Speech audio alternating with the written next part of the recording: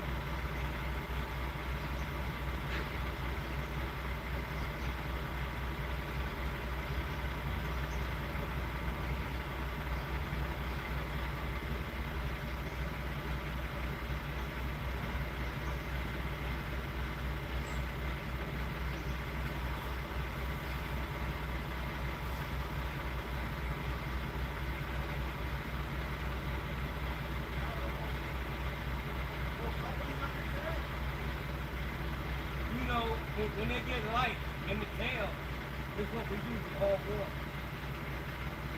Because everybody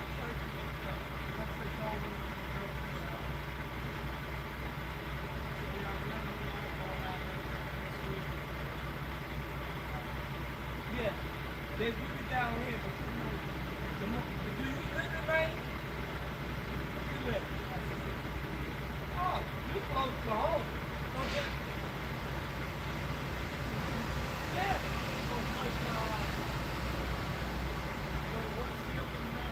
Uh-huh. Wow. So you picking up out of Mass, going to New Jersey and all that, is a sweet deal. You coming out of PA, right there, man, you can go home. Yeah.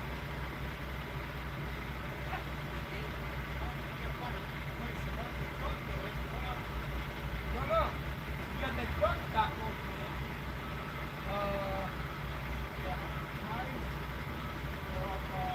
You talking about Route 1 over there by the, Route 1, down there by the, casino. Okay, yeah.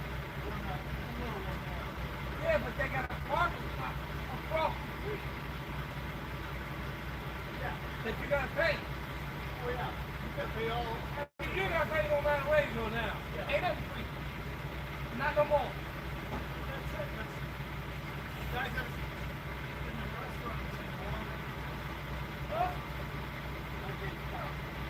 You free driving. Nasty. Who wants to go back? It is what it is. But you need us to deliver your food that you got. Smarter to be nice to drive. It would be smarter to be nice in the kitchen.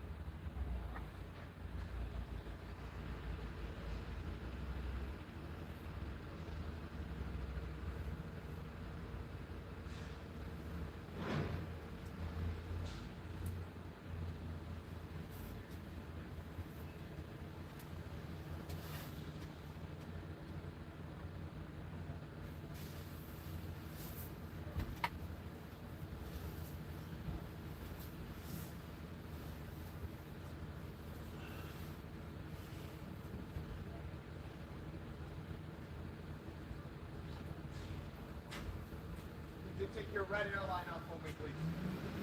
Thank you very much. You gonna load me that? You gonna load me that? Yeah, once I get, well, I'll not run it. Why not? Somebody else. You said you not. Well, we got guys that can't do that. Teamwork, right? Yes, sir. Thank you. You as well.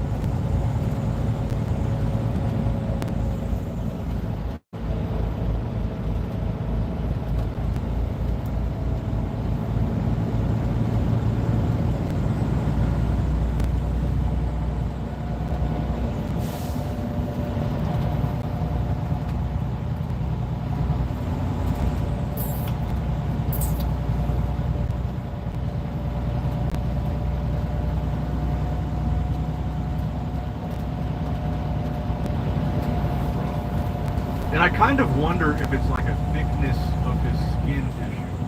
Because if you look at his upper body in this update, he looks a lot smoother through the upper body than he looked in that Magic Mirror picture. You look at his arms, you look at his delts, you look at his chest. It looks pretty smooth all throughout that upper body, but I think more importantly, the thing that he's known for is his crazy legs, crazy quads specifically. And someone made a good point in the comment section of this post, how in both this update and the last update, he posed in a lighting that kind of cast a shadow on his lower body. You can see his lower body a little bit more now.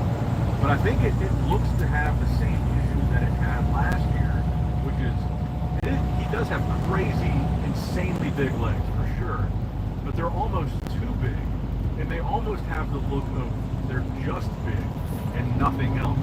Like you can see some separation, you can see some lines in this video, but you don't see deep cuts in the quads. You don't see deep cuts from the side. You can see kind of faintly, and again, maybe that was strategic with the way that the lighting is, where it kind of shows the lower body in a darker light. Maybe he's not in shape for the lower body, but you're not seeing those really deep splits in the quads. It's just like he looks really pumped and really cool throughout the quads, but they just don't have that crazy level of separation. So when he's on stage, yes, he might have the biggest legs, but it really doesn't mean anything if they're not detailed, if they're not separated. And I feel like that's kind of what we're getting a glimpse of here in this update. This to me does not make me feel like we're going to see an evolution, the next level of Nextzilla in 2 days. Again, this is 2 days out. I believe in yesterday's video where I made my prediction I think I said Nextzilla is fourth or fifth. I think I'm still going to stick with that. Maybe more likely fifth than fourth. Especially after seeing this update, because I kind of had a feeling those Magic Mirror pictures, his name was most muscular and crazy. I had a feeling a lot of that could have just been the lighting, the Magic Mirror itself. And looking at him here in different lighting, I think that probably was the case. But let me know what you guys think in the comments down below. Do you think that Nextzilla still has a shot at winning this show, being top 3, or do you think it's more likely he's going to be in? I think after seeing this update, I'm sticking with that 4th or 5th rank. Now, you can kind of take the Nextzilla update in contrast to this update. We got another new update from the actual day 2 days out. So talking about lighting, like when you looked at Nextzilla's, the most muscular picture, and even the video that we just looked at, it's like that kind of shadowy gym, darker down lighting that kind of casts shadows on your physique and kind of enhances the detail in some cases. Whereas like what Nathan's doing here in what looks like in front of like an open gym door, it's good lighting, it's natural lighting, but his whole physique is lit even. It's not the same as like what we saw from Nextzilla, where it's like that shadow casting type of down lighting. And look how much detail you can see on Nathan's physique without that shadow cast down lighting. I think if you saw that same most muscular shot from Nextzilla in this type of lighting, I don't think it would look nearly as impressive as it did in the Magic Mirror type of lighting, or I don't think it would look nearly as impressive as Nathan's does here. Because Nathan is in the type of condition where it comes across in any lighting. I just don't think that's the case with Nextzilla.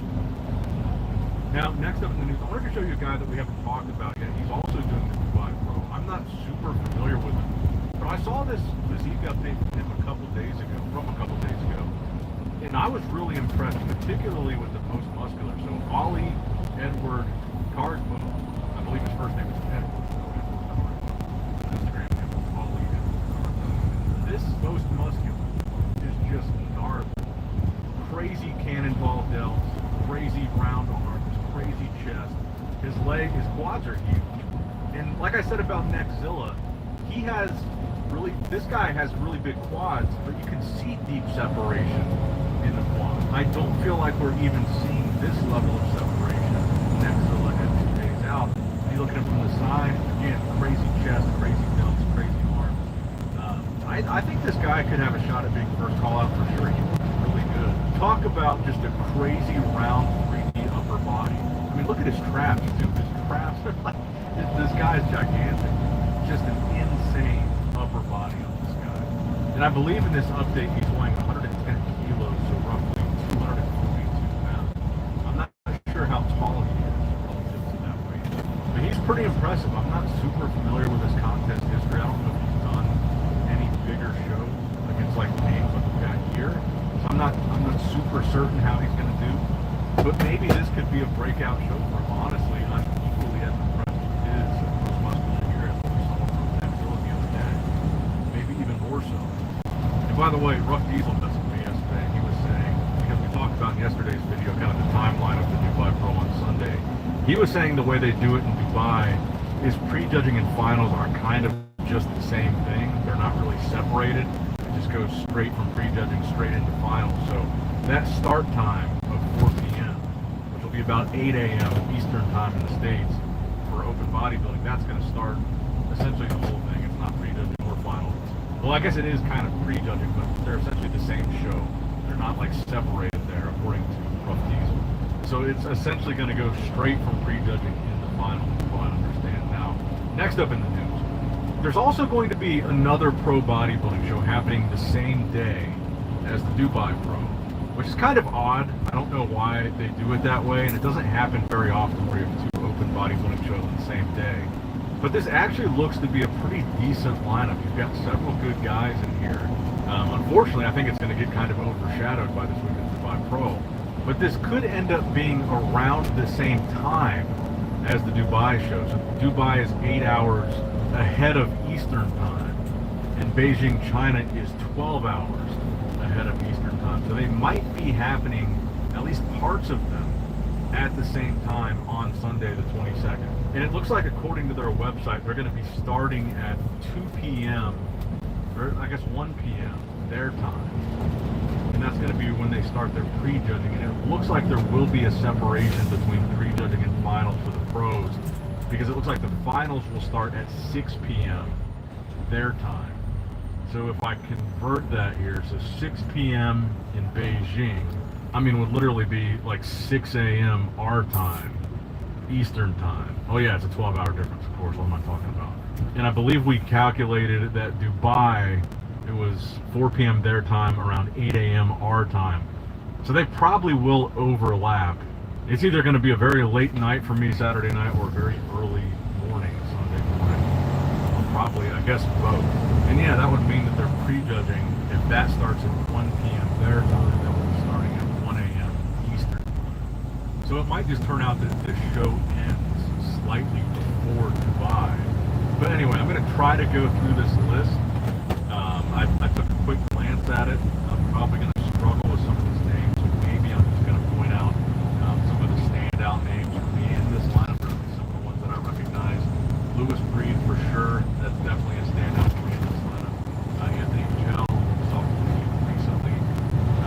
Andrea Musi, that's a good one. Andrea Presti, also in this lineup. You got both Musi and Presti. Joan Pradels, Florian Corson, we saw him compete recently. I'm trying to go through some of these other names here. I'm going to say that Presti is probably Andrea Presti is probably one of the biggest standouts for me. He's been to the Olympia 2023, I believe it was. Yeah, 2023 Olympia. He placed 12. That same year, he won the Mr. Big Evolution. He was second at the M-Pro Classic, sixth in the Romanian Muscle Fest, and he competed a bunch of times in 2024. A lot of top two placings. Second at the Tsunami Pro to Samson Dauda. That was a big one. Second at the Europa Pro.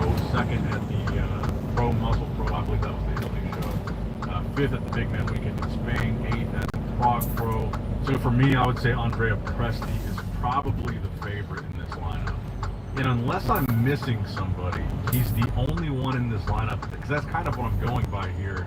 He's the only one in this lineup with the resume of having won a show to compete at the Olympia. I don't think anybody else on this list has been able to do that, unless I'm missing somebody. There's a lot of names on here, but I don't think anyone else on this list has won a show to then go compete at the Olympia.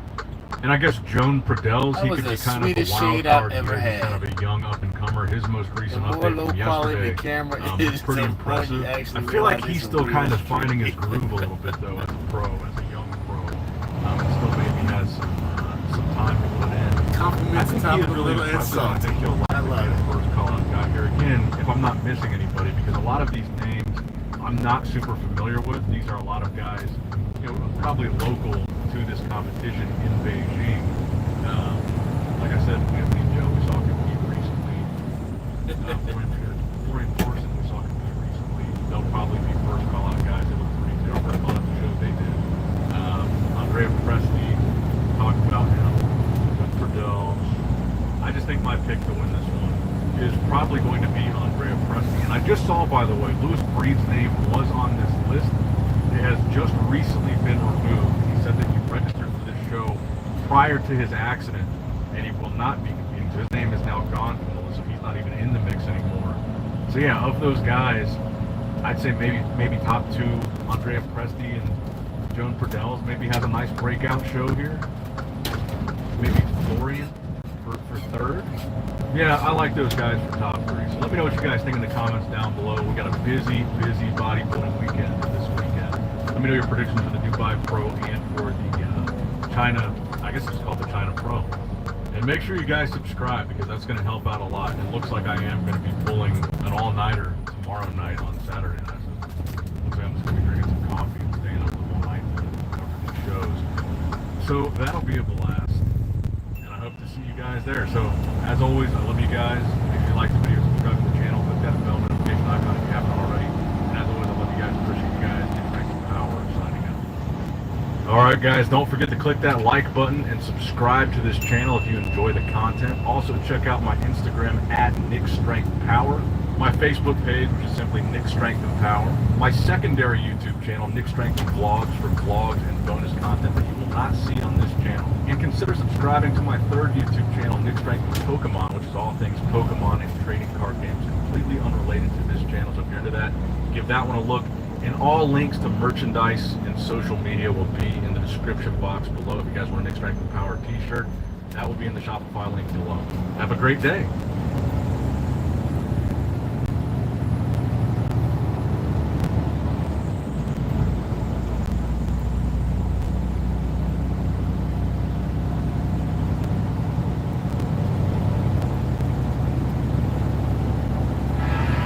You love caring for your skin.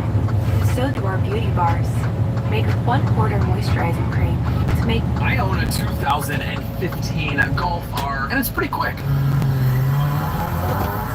my gosh, everything is flying.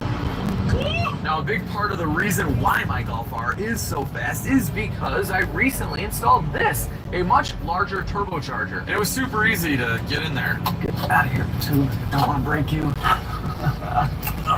It's right here, people. Now, although the turbo was kind of a pain in the butt to install, the APR exhaust system was not, and it's absolutely gorgeous, and that's why my Golf R sounds so good.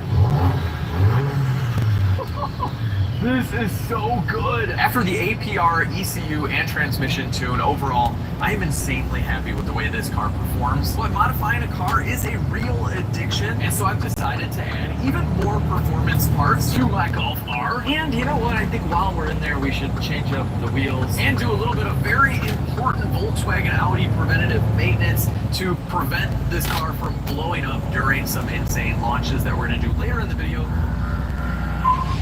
And I want to see if we can make our Golf R faster than a factory Nissan GTR. So let's add a little bit more race to our Golf R and get right to work.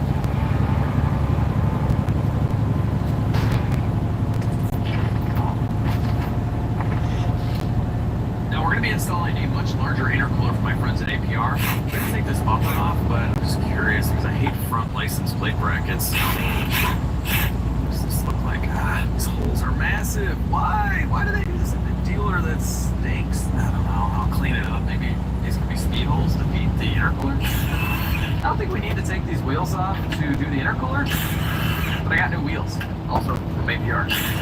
They literally make everything for the Volkswagen itself. It's awesome. And I must say, I do like these wheels a lot, but 2 out of 4 of them are heavily damaged and they're very, very heavy. We're gonna be getting some really nice looking wheels that are a lot lighter. So before you pull the corner of the rear bumper, you do have to remove a little torque screw here. There we are. And then we can remove the grill, a couple of torques for that too. And yes, PPF has definitely seen better days. Just on this headlight that it's failed.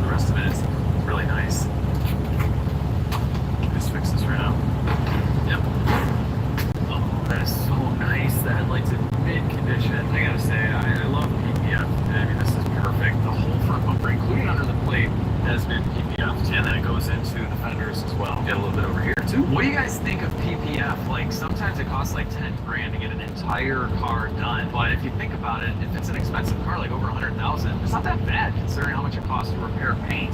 So what do you guys think of PPF?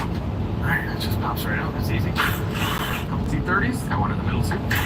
Hang on, before we take the front bumper off to install the intercooler, I should do the maintenance first, and I really want to show you guys this. And so many of you commented about the Haldex system. So the rear differential on the Golf actually has a clutch pack in here with an electronic motor, and that is what activates rear wheel drive. So if you guys remember when I first tried doing 0 to 60, we were just burning the front tires, and that's because the Haldex system wasn't working, and I had to reset adaptations to get this thing to activate. And a lot of you guys say that you can burn up the clutches, so we're going to do a little maintenance. First, servicing the Haldex is to open the fill. This is the 5mm, and you open the fill before you do the drain.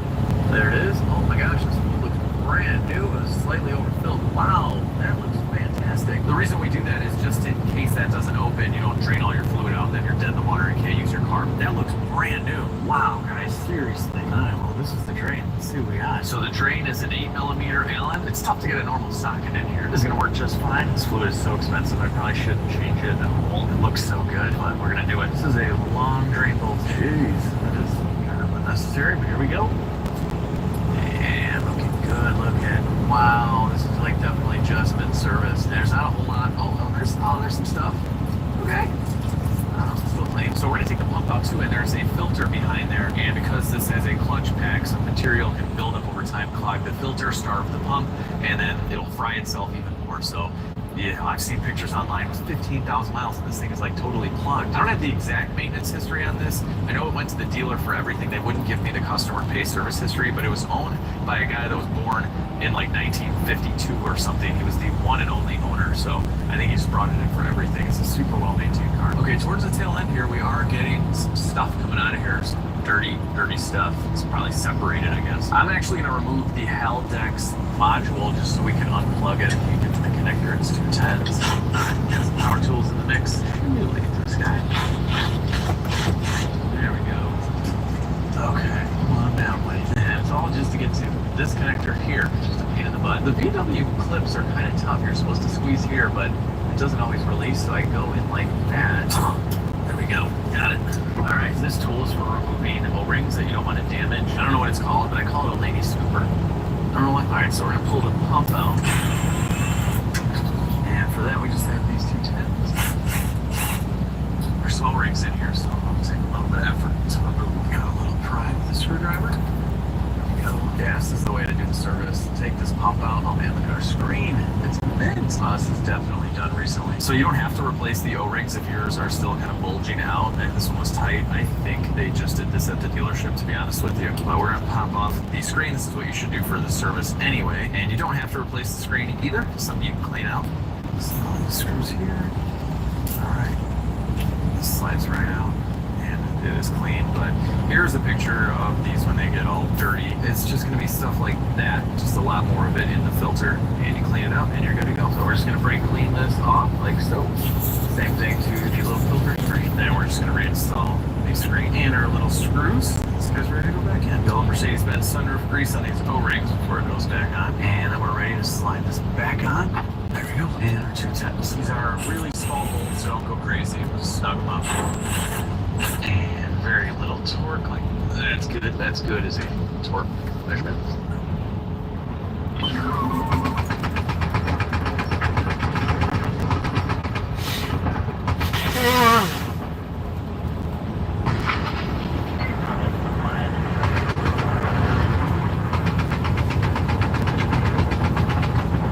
That's good as a torque measurement.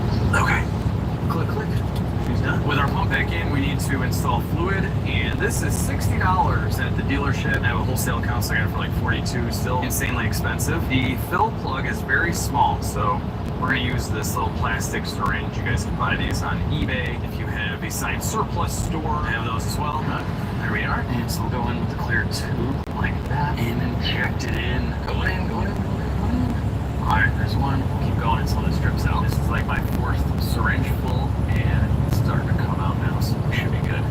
Oh yeah, she's dribbling. Once it starts coming out, we can cap it off. We are all done. The dealer will tell you need a new fill and drain. You do not. So I'll tighten this up, click, give it a wipe, and congratulations, you have just serviced your Haldex system. And then, don't forget to put this back in and plug it in. Okay, actually there's one more step here. We want to start the car. You can do this with a computer, but we just want to activate the Haldex system, and you can do that by putting it into sport mode. So we're in comfort, normal, or race mode, whatever, sport, race, same thing. So I believe we put it into race mode, and we shift down into drive, and then we click this down. That gives us sport mode, see the S1 there. And let's see if the rear spins, we know it's activated. There we go. All right, Haldex pump is working. So now that we've activated the pump, we are going to recheck fluid. There is a temperature spec. I think it's like 20 to 40 Celsius, which is kind of like room temperature. It's definitely that right now. So I don't think that's super important. So now we will give it a check. And yeah, wrap that a little bit. Now we'll go back together with some more syringe fulls until it's leaking out again. A little bit right there. Oh, cool. All right, so now we'll get our drain plug in and tighten this thing up. And there we go. So from the research I found, if you take the pump out in the screen, you can usually fit about 700, 750 milliliters. And that's about exactly what we got. So definitely activate the system if you want to drive it around a little bit and then check.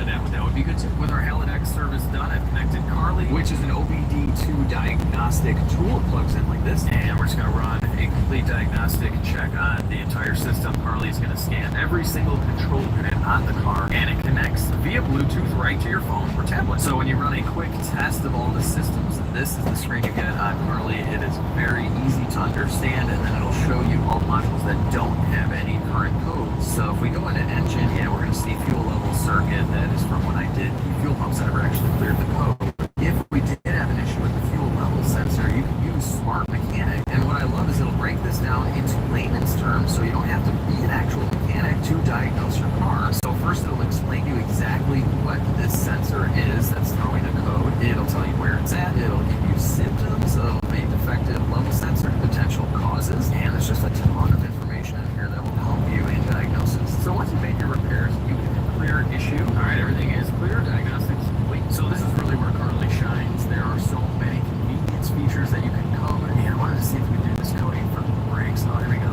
Brake disc drying. So you can actually change the setting of how much this will apply to brakes to dry them from rain. This is nice if you're running into a squeak situation, but if you're not, it is technically wearing the pads a little bit. So I'm going to go ahead and turn it off. And then we just code car, and she is coding our brake pads off. All right, coding was successful. We're done with that. Oh, memory for the seat heater. So normally when you turn this on after a few minutes, it will reduce the heat. I don't like that. I just like to pick whatever level of heat I want, and it just sticks with that. So we can turn this off and then code our car. All right, just like that, coding is successful. And now that will stay as hot as I want. There's so many other great features with Carly. You can check live data. They have some repair guides. You can reset service and maintenance lights. Oh, and this is something else that is invaluable, especially if you're going to go look at a used car. They have a used car mileage check. So this has already ran the check, and it's verified through multiple control units. No tampering is detected. This is in kilometers, and that lines up with the mileage kit. So anyway, I am a big fan of this little guy. You can keep it in your glove box, you can keep it in your computer bag,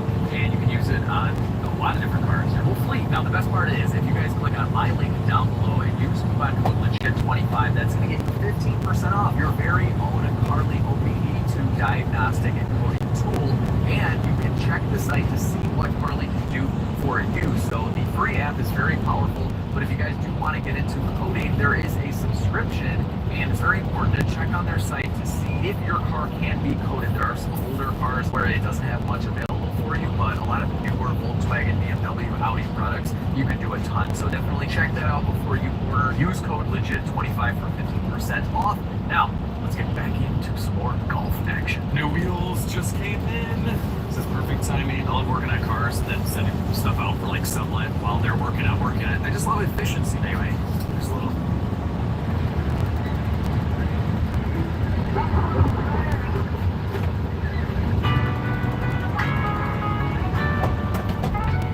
These are just little things. Out for like sublet while they're working on it. I just love efficiency. Anyway, there's a little sneak peek. Oh.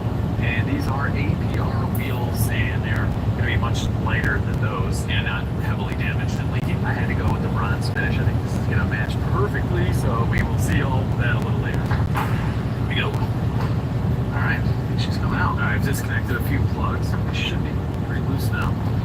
Where'd it go? Free? Ah, we're free. Ah, it's off. Oh, they want the black foam for the crash bar. I like that. Way better than the white foam. So we can see here what the bumper removed is. This is the AC condenser, and the second guy here is the factory intercooler. And so we're replacing it with a more efficient intercooler and a larger intercooler from APR. So this is going to keep our intake air temperatures down so we can do pull after pull, and it's not going to pull ignition timing, which is what the EC will do if it sees intake air temperature climb too high. And that's a good thing. It'll save your engine. Now, of course, while we're in there, we're going to be replacing all of the piping as well. So this is a much better quality piping. In some areas, it's larger as well, so less restriction. And this looks pretty cool. I'm going to remove this. Tom's really doesn't do anything anymore. It used to channel air into the intake, but now we have that. I guess it does scoop it from the bottom and then connects it in here. Probably doesn't do anything. All right, we're going to pull the crash bar, so this is just the foam. Wow, look at that. It's actually kind of like RTV'd in, but it never cured. It's like glued in. It's cool. Now we do have to pull these headlights to get the crash bar out of the way. So we have T30 this side here. And then we're going to remove this upper core support. It's got a couple bolts that are holding the headlights in as well. Alright, headlight coming out. Just disconnect the plug. Sheet off for now. Alright, we're going to pull off part of the hood latch assembly. This is the support for it. Very long bolts. Now we can remove the big bolts for the crash bar. Ooh, she's about to come off. There we got the other side. Sometimes you just gotta drop stuff. Worry about that later. Reattached. Alright, hang on, I forgot something. We gotta put a bolt back. Bolted on the crash bar is the horn. It is a triple square. Leave that dangling. And then even more. Should be good now. Now this thing should come off. Yeah, got it. You know what? I'm gonna hang up this radiator a little bit. Suspend it. Right now it's essentially just on the hoses. Alright, so I'm attaching some bungee cords here just to kind of give this a little bit more support. No need for any extra tension. Next, we're going to remove the air channels on both sides, 3 clips. There we are, and the other one. And we started a pile of old parts that are going back on. Speaking of old parts, I think after this video especially, I'm going to have the ultimate Golf R starter kit. Don't mind the Saturn parts, but this is the complete Golf R exhaust system, minus the downpipe, but it's got the 4 tips and the provisions for the active exhaust. On the toolbox, I have the factory Golf R turbocharger. Parts are literally spread out all over the shop, and I have them all. I have the original high pressure pump as well, this hose, a downpipe clamp. I also have the factory airbox, and like I said, soon to be the intercooler, and I believe the Golf R turbocharger is larger than the GTI turbocharger, and possibly some of the turbos on the Audis as well. Most of the time I save all the factory parts, like every single one of them, I box it up, and then whenever I eventually sell a car, the new owner has all of the stock parts too. You never know. So now we're going to remove our AC condenser. So we're just pried up, a little shimmy sham finagling. We don't have to discharge the system at all. I'm just going to kind of put it right there in its service position. I'm loosening up this clamp to remove it. This hose from the intercooler, and I removed this hose here. We're going to be replacing those, but for now, let's just get the intercooler in. There's some plastic tabs in here. You have to squeeze them. This old little plastic case will come out. Okay, there we are. Now, you can see our intercooler, our factory intercooler. Now we just have to pry the intercooler tabs here. Very gentle, so we don't break the radiator. This is a little nerve-wracking. Okay, I got this thing off. Okay, ready to the other side. There's the intercooler. Be very careful, take your time, because the tab you don't want to break is the radiator, because when I'm replacing that, it's in good shape. But here is our factory intercooler. Let's compare. One of the biggest differences here is plastic end tanks versus all aluminum construction. So this is crimped on, lots of potential for leakage. So you can have a little bit of leakage from everywhere. It might add up to 1 pound of loose lost or something. Not enough to maybe set a light, but enough to lose some power. You can't have that. Oh wow, look at the difference in size. The APR is thicker and the core itself is larger, so it's going to cool our air even better. So now we just have to transfer these, and I'm just going to slide it on like so. Alright, you know what? We are going to do all the tubing first. It's mostly in the front here. We got to take off our intake, loosen that clamp.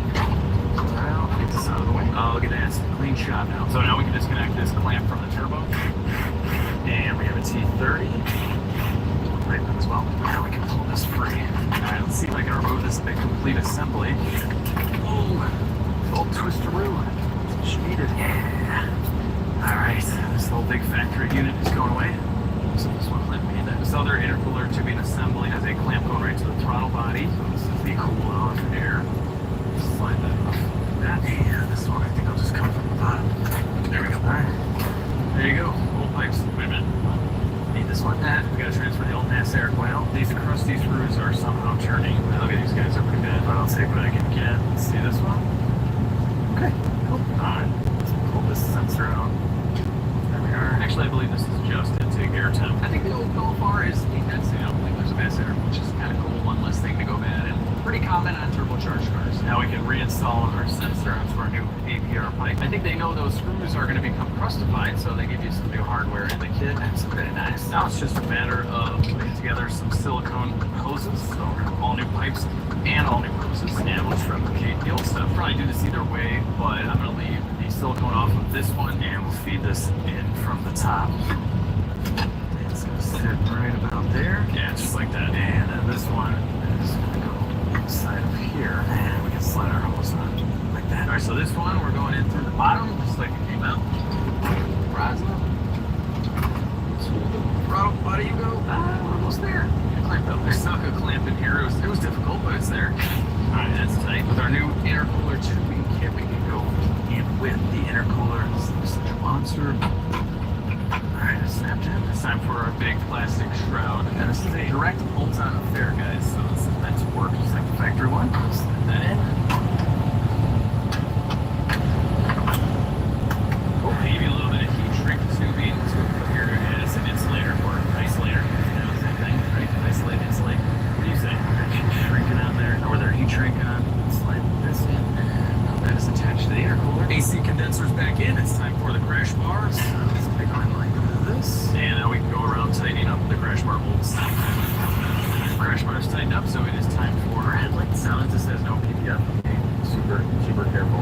Another connector in there. And we slide it in. Cool. Foam is going on. We have the air channels on. Horns are back on. Everything is on. But it's lumber. So let's fix that and get the lumber on. Stay. Okay. Sliding this up. Here's foam. Looks like we've told people Liberty Mutual customizes your car insurance so you only pay for what you need. The last time. Only pay for what you need. Liberty, liberty, liberty, liberty. Walmart Plus. It's the membership that saves you time plus money.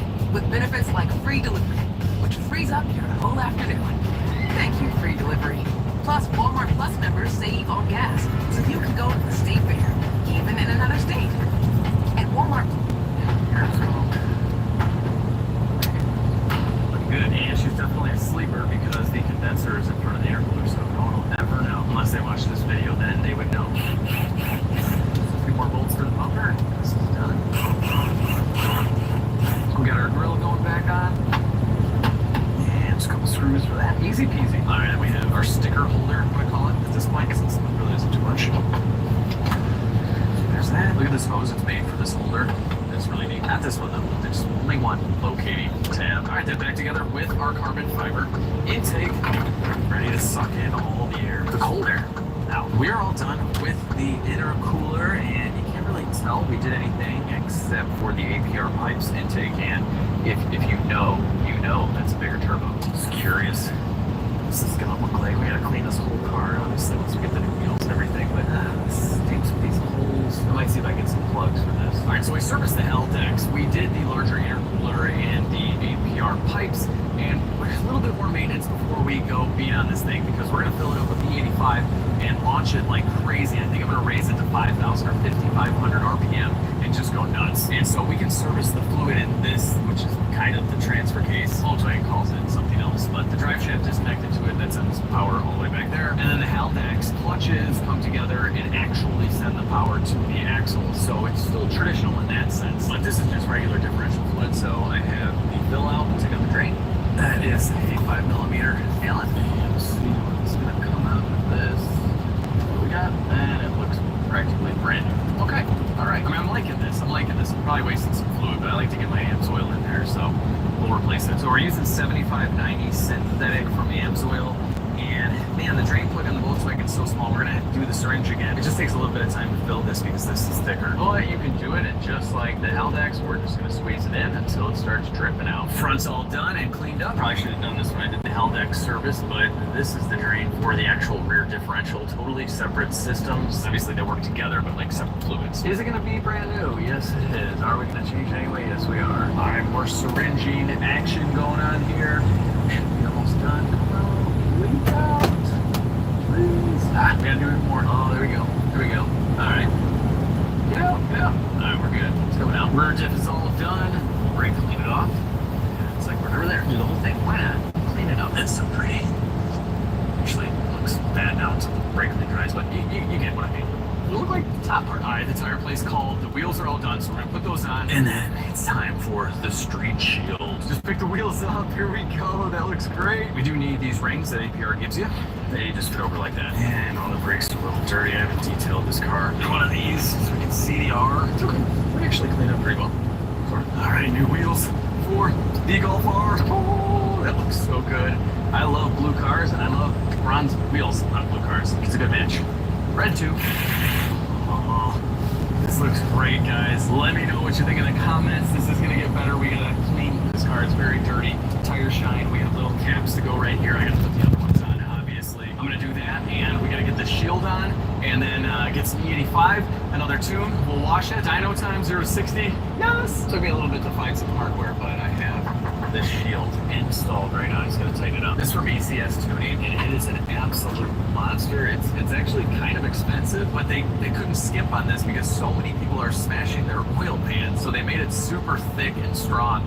And now I essentially have a skid plate. I can go off-roading in my Golf R. I know this is tight. This thing is rock solid, guys. This is awesome. APR tubes right here. This is like the only part of the intercooler you can see. Yeah, she is a sleeper. We got the other wheels on as well. Oh, and if you guys are wondering about the hole that's in the trans and the oil pan, I'm not going to do anything about it, especially with that shield. There are so many cars that have an inspection cover about that size, so you can look at the flywheel and everything, and that is now the inspection cover. It's not going to cause any issues whatsoever. I've already pulling 2,000 miles on the car, and now it's fully protected. So the fix for that would be a new trans case, which means all the guts would need to be transferred over. It's not worth it. The trans works fine. And also the little ear section of the oil pan that broke off has nothing to do with sealing. It doesn't have anything to do with anything. So anyway, right now we are draining out the 93 octane fuel. With the computer we can activate the fuel pump on, and I got 6 gallons of E85. But all 6 gallons, we're almost done. E85 goodness. So the APR tune has a minimum rating of E60 and then on up from there. So we'll be good. With our 85 in, all we need to do is select ethanol, and this will reflash the computer. Always have a battery charger on, and I'll configure. And we're off to the races. Got this thing running. Oh, it smells so good. I'm getting a little bit more E85 at the station. It's 50 cents more here versus where I live in Chicago. That makes no sense around the country. I don't know why, but I gotta get that much. Need to save money. If you're living with severe alopecia areata, it's time to grow out loud. I just need to save money for the car. All right, that's good enough. All right, we're driving a Cannonball right now. Oh my gosh. Yes, you can definitely feel the power on E85. E85 in boosted cars, it's the best thing in the world. It's like 105 octanes. It can run more boosted timing and everything. If you have a boosted car and you can do it, I highly recommend the 85. This is a 4-cylinder. It pulls on the highway. That is hard to do. Guys, this thing is just too much fun out in the country. Can you guys hear those shifts? They're so quick. Alright, before we dyno it, it's a beautiful day. I gotta get a car wash. Normally I wash cars myself, but just ran out of time today. With the new wheels, I want to show you guys what this really looks like. Basic wash, $5. Groove wash, extreme shine. I'm gonna do this hot wax and a lava bath. You're not gonna get the lava bath. That is, but lava's cool. There we go. Complete your purchase. Insert cash on card. I would just like to say $20 for a machine wash is a rip-off. Seriously. You are now ready for this. Thank you. I'm just more curious what the lava thing is. And the hot wax, what are they going to possibly do here? All right, here we go. Thank you, sir. Like the Tesla tunnel thing. Thank you. All right, stop. Neutral. And here we go. I don't recommend car washes like this. I like to call them the scratch and shine because these things are being used over and over again. Parking sensors going crazy. Where's that button? Oh, there it is. There consistently washing cars, and some of them are really dirty and all that stuff kind of gets on the brushes, and then that could scratch your car. But I haven't detailed this car. It's probably been scratched and shined a million times before me. So once I detail and ceramic coat a car, I don't ever do these. I must say, it is fun though. You know, it's like brings back memories as a kid. Everybody likes going through the car wash, all the lights and everything. This thing is going nuts. We just got rinsed, and now we're going through the heated dry. I honestly don't know where the lava was or the hot wax. I don't know what happened. Is this the same as the basic wash? Probably. These things never fully dry the car. I brought my own LSC gigantic dry until one swipe and it's just dry. Vacuum in the interior. Again, $20 for this. Total rip-off. Out here working. Clean my own car. $20 again. Come on. So much. $5. Good. Extra $5. I'm done washing my own car. Yeah, I got ripped off on the car wash, but man, does this thing look good.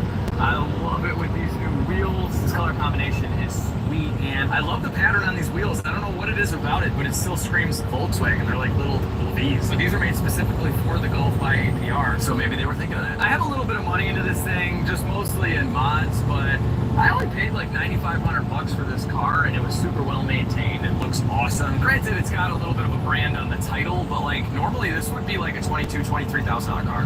We made it, Cannonball Garage. Ooh, really cool GTR. My Silverado's actually here for a different video. Dyno testing. Lots of McLarens and the Cannonball Dyno. Here we go. Here we go. I didn't get it. Alright, here we go. Alright, we're all set up on the dyno. We're in race mode, traction control off. There we go.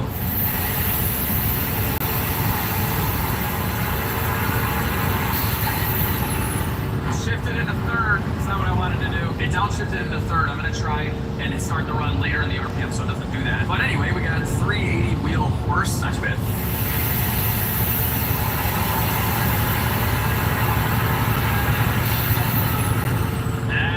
Shifting, it's downshifting. That stinks. Same horsepower. In the tune, we've turned off the downshifting, so we should be okay now. Fourth gear should provide the most accurate reading. It's close to 1-to-1 ratio.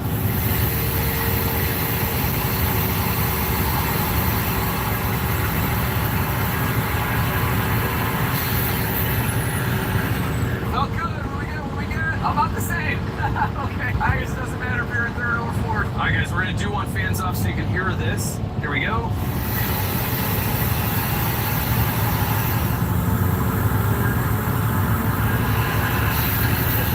This Golf R sounds so great. I wanted you guys to hear that. Let's see what we get for power. 380. All right. At 398 foot-pounds torque, that was our best run. That is absolutely perfect. So APR claims like about 450 crank horsepower. We're at 380. You know, all-wheel drive, 20-ish% drop. So that is spot on. The torque is insane at 400 foot-pounds of torque to the wheels. So we already raised the RPM for the launch. Last time we were actually only at 4,000. This time we are at 5,000. So let's go out in the middle of Gilbert, Illinois, Mexico, and test 0-60. Here we go, 0-60.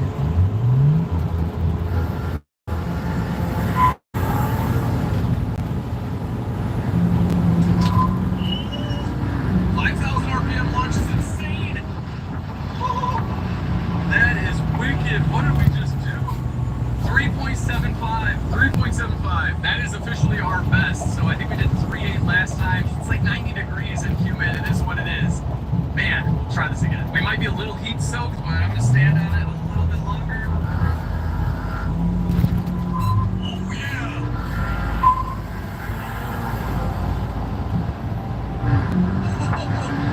I've never spun the tires before. That is insane. Oh my gosh, what was that? It was about the same as 3.79. Oh man, it's heat soaked. This feels so good though, but I think it's pulling timing up top. Again, you can only do so much. Gosh, if it was more like boost weather right now, this has 3.5 to 60 all day, which is what the factory 2009 Nissan GTR would do to 60. So we're not quite there. We're so close though. It's just starting to be summer though, so it's in Chicago, it is like 100% humidity all the time, so we're not going to get much better weather anytime soon. But man, this thing feels like off the line, just feels like a completely different car with the 5,000 RPM launch, the E85 and all that stuff we did. don't even know anymore. This is awesome.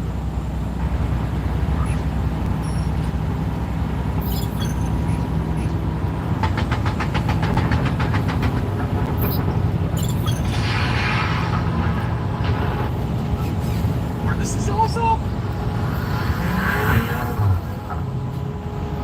You guys got to see the instrument cluster here with these ships. They're awesome.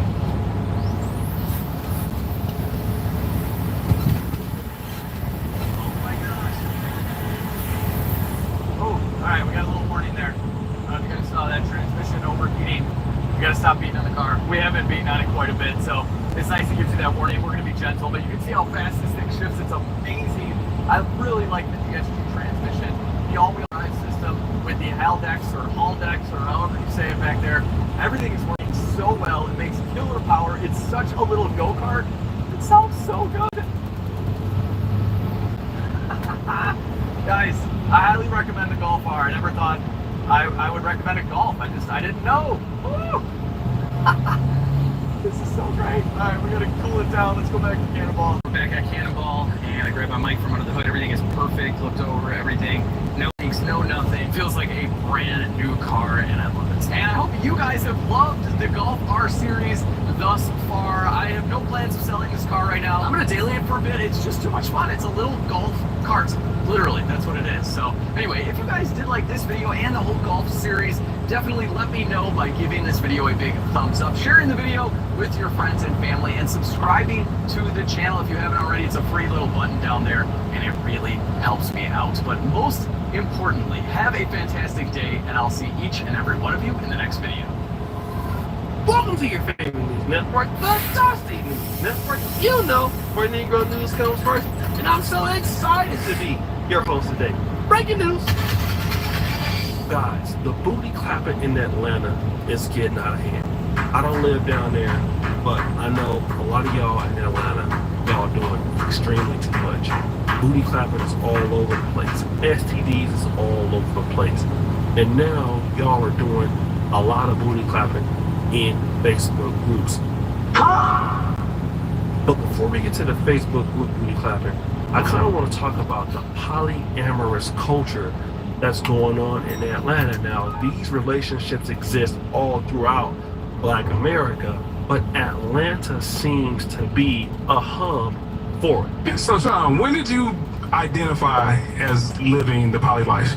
2013. I was like a really bad cheat, right? Cheating on everybody, right? I was great women, cheating on them, and I was only happy when I was cheating. What made you happy? What do you mean? What are you What talking about? assortment of options? Or was it the thrill of having some new coochie? I was complete. And find a woman that 100% completed me. And I always hear that you're never going to get 100%, you're only going to get 80 or 70 or, oh, I don't settle. If I wanted to be at 100, I was going to be at 100. So whenever I lacked over here with her, I would find somebody else. I would be complete. I'll be completely happy. And I was the best spouse for both of them because I was completely happy. That's what I got out of it. Human nature. Two forces intertwined. What? Somebody else, I would be complete. I'll be completely happy. And I was the best spouse for both of them because I was completely happy. That's what I got out of it. And it's not just the men who are involved. You have women. I just had a quick question. Am I on the wrong side of TikTok? Because where are the poly girls? Where's the girls looking for a sister wife, looking for couples? I know it ain't that many, so don't get in the comments and do too much. Be nice, because we not ugly. Now, this particular lady had to make another video after she was looking for a sister wife. In this video, she's going to make it very clear what she's looking for. I am not looking for no couples. I have a man at home. If y'all want to come over here and figure out how to cohabitate with us, and we can go from there, we can go on a little date and figure it out. But listen, I am so tired of the, yeah, me and my wife, we look for somebody like you. I am not looking for couples. I am not looking for men. I am looking for a female. Now, there is a Facebook group that's going viral because of booty clapping conditions, and we're going to get into that particular group in Atlanta. Alright guys, so there is this particular group called Singles in Atlanta. And this group is for like anybody. You could be single, looking for a girlfriend or a boyfriend. But in certain cases, you will have situations where you have couples trying to join in on the booty clap sessions. And this is where we get this particular couple. Shout out to the sister. Her name is Angela.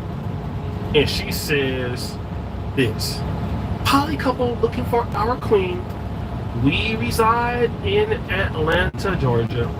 He's 40 in 38.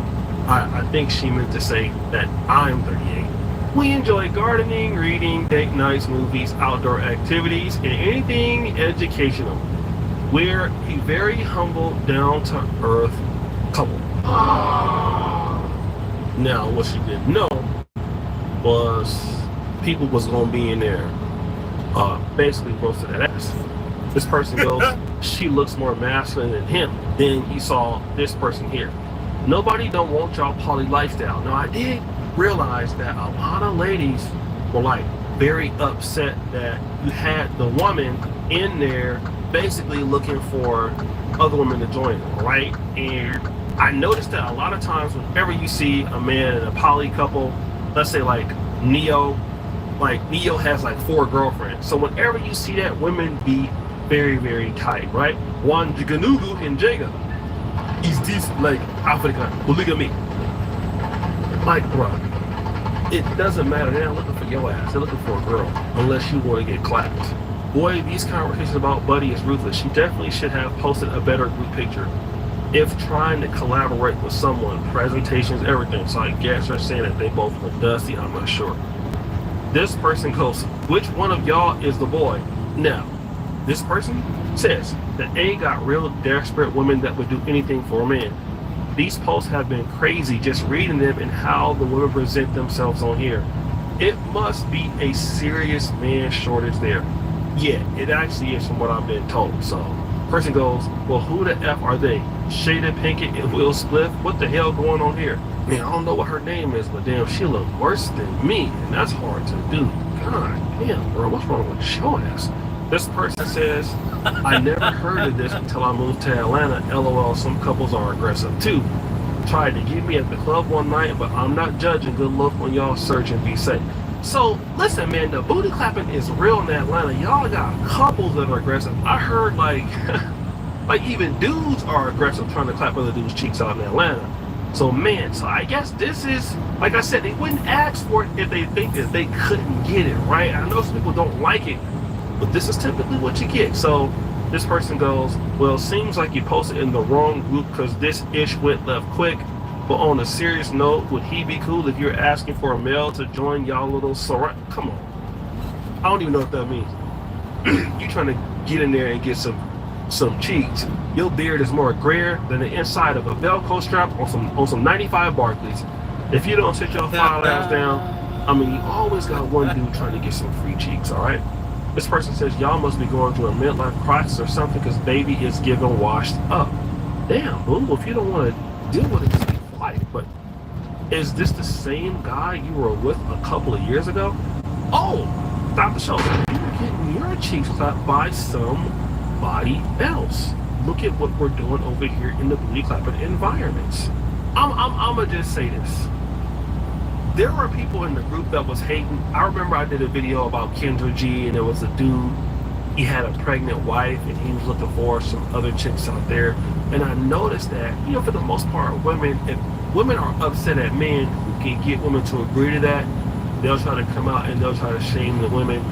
But here's something that I noticed also is that these couples in their booty clapping conditions and their claptivities, they go out and they pretty much recruit other women, and the strategy is for the woman to go out and seek the other woman, which it makes sense because for a dude to do that, it's probably gonna look thirsty and all of that.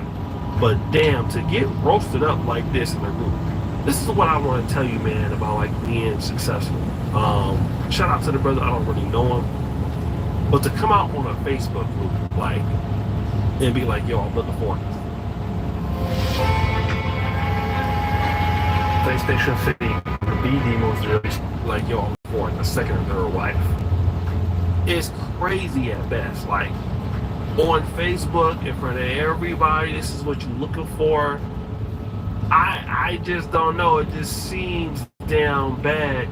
And then, you know, now you're on my show because y'all ain't got y'all clapping together, brother. I mean, you know, you just need to go ahead on and not be on my show when your claptivities is all out here in the streets.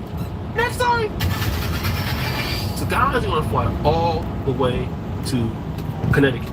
Typically, Connecticut never makes it to my news. So today, y'all want to be like Florida, Georgia, Tennessee, and the rest of them, North Carolina. You want to be dusty, so it's okay. Come on up. Now, this happened in church, family. A drummer got into it with somebody. Somebody came looking for the drummer. What to do?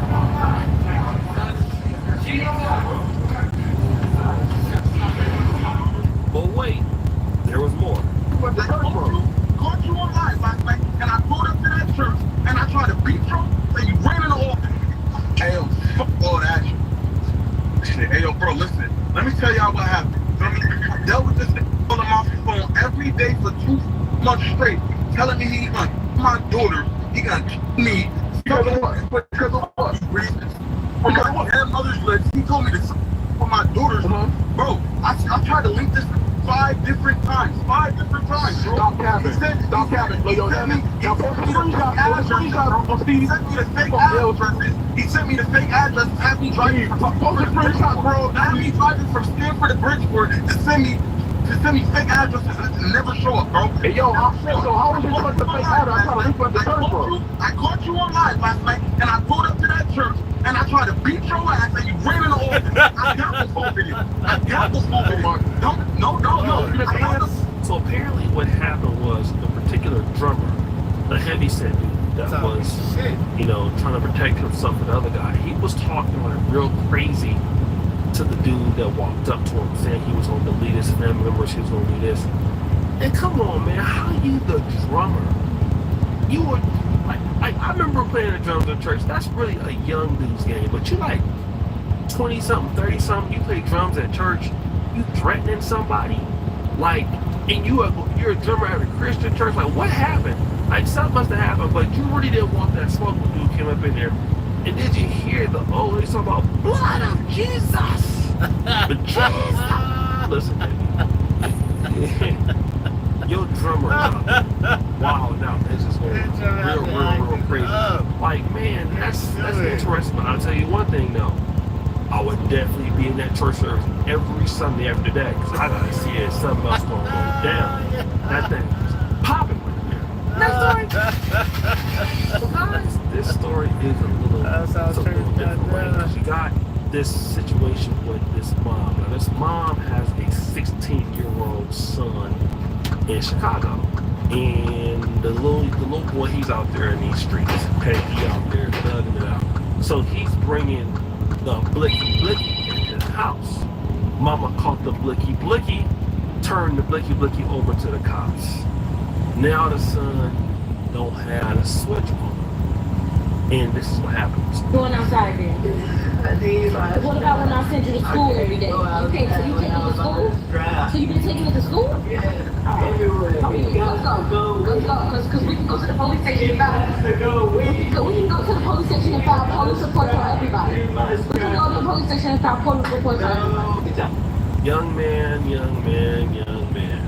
He's like, you trying to be with the ops too? Listen, man. Where you going? If you don't get shot, you go to the jailhouse, bro. And you can't use the blicky up in there. And Big Pookie and Big Daryl is trying to get in them cheeks. You don't have to use these to get folk off. But in this life, you gotta use this.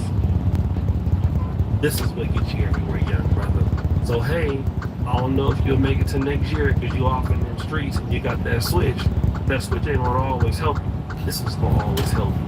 I'm tell all you young brothers out there and you dudes out there right now living a life where you gotta carry a switch everywhere because you're afraid somebody gonna do something to you. That must mean that you're in the wrong lifestyle. You need to change that stuff up right now while the blood is still running warm in your veins. You got an opportunity to stop, and you should. That's all. So guys, we had a really great show. We had the Atlanta cheek clappers who were out there getting looking for a polyamorous relationship. You got the drummer who's threatening to delete people, who's a Christian drummer in the church. Dude pulls up at church, you running in the back room trying to hit people in the head with chairs. Then you got the young YN who's crying tears because mama then took the switch from his ass. Ooh, boy, that's crazy. Who is the Dusty Award of the day winner? Cherry music! Drum roll, please! It's the drummer. I'm sorry, man. I wanted to give it to him, but he's 16. I can't give it to minor. Bruh, you a Christian drummer making threats. Dude came to where you was playing the drums at, bruh, in church. Imagine an organ player or a choir director talking about he gonna catch fame or something. Not saying a choir director can't catch fame. I used to know a dude that played the organ. I won't tell you what church he was at, but he was good, and he sold weed on the side. But it's just how bad for you to be out here acting like you gonna be doing all this. People come and see about you in church. What if the dude would have had a gun? Your ass on the drum set, you would hit all of them. Quick, shout out to the dude coming up there and just trying to catch a fade with you, though. Because he could have caught you slipping for real. It could have been ugly. It could have been all through that church. So shout out to the bro. I mean, again, he did say he had something outside for you, but I don't think he did that. But now that dust over. It's over. But guys, that's my time. It's your boy Ocean Jackson. I gotta get up out of here. Thank you for watching the Dusty Network. Be out.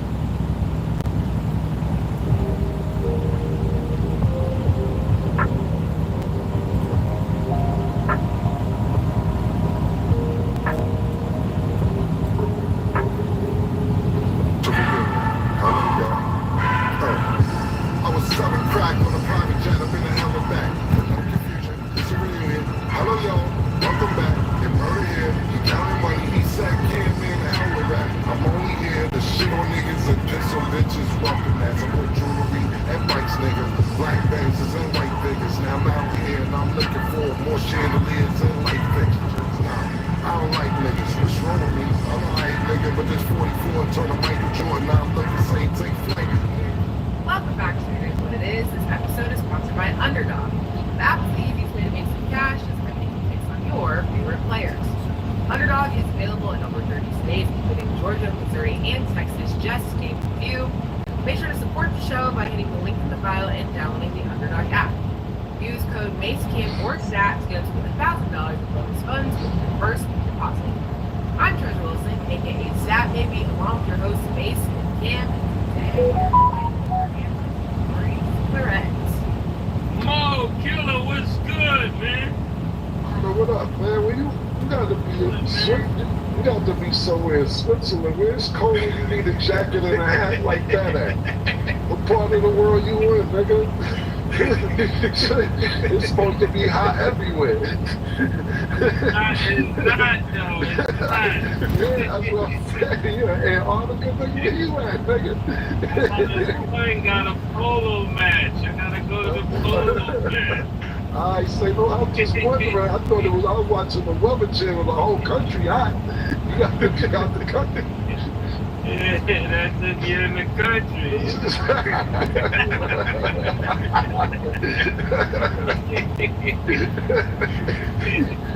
And Mo, what's up with your camera, man? You see how my camera look, killer? I don't know, Oh, man. the nigga trying to flash the ring. He trying to flash your ring. The nigga flash the ring to get the most out of them. Okay, Mo. Watch your mouth. Mo got better lighting though, murder. Mo lighting and all that together, man. Tomatoes.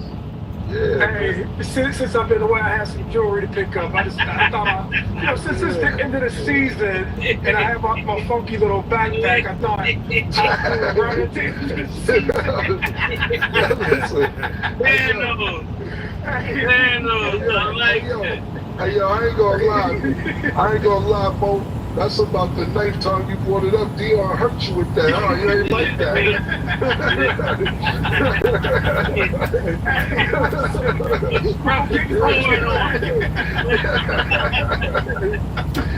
Yeah, you like that. You ain't like that. It's about the ninth time he brought it up, bro.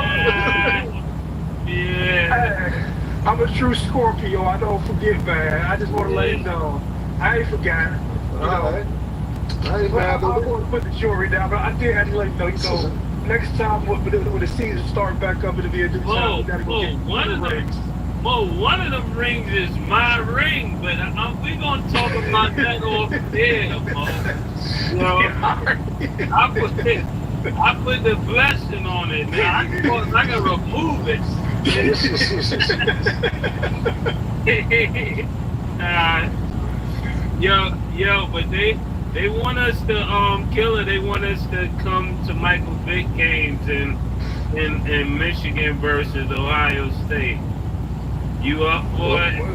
Michael Vick in Michigan. What they got to do with Michigan and Michael Vick got to do with each other? It's different games.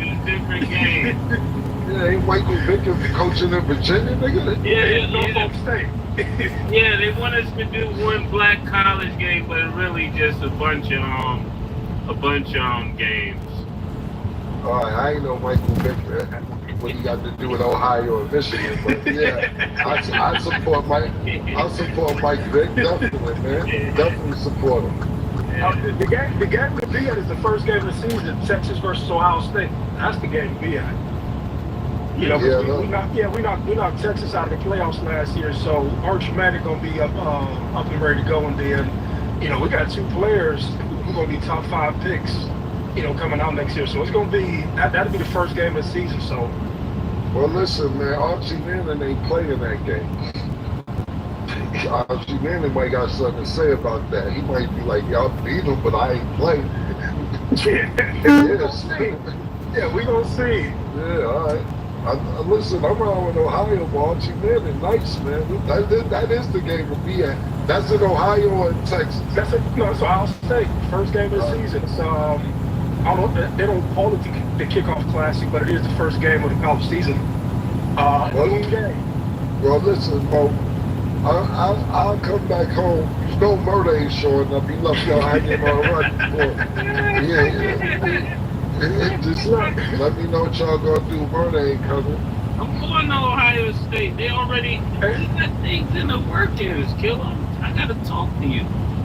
Well, look, y'all come to town. We're gonna roll the red carpet out, and it's gonna be a wonderful experience. We already been here. This is home for you, Cam.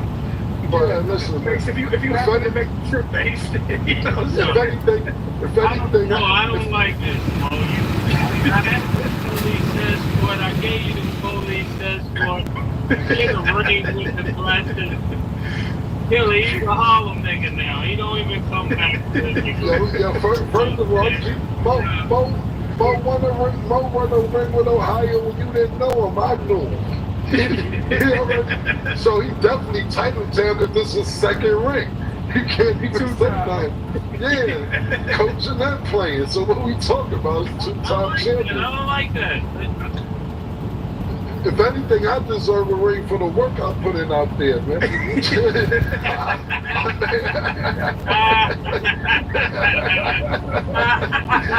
You're right. Yeah, man, I'm And he gave us an alumni. anthem. You see what I'm Yeah, saying? yeah. Yeah, nigga, I used to get them in Ohio, man. They need to come out to that, bro. Get the DJ in order and all that, man. Yeah, get the DJ in order and all that, man.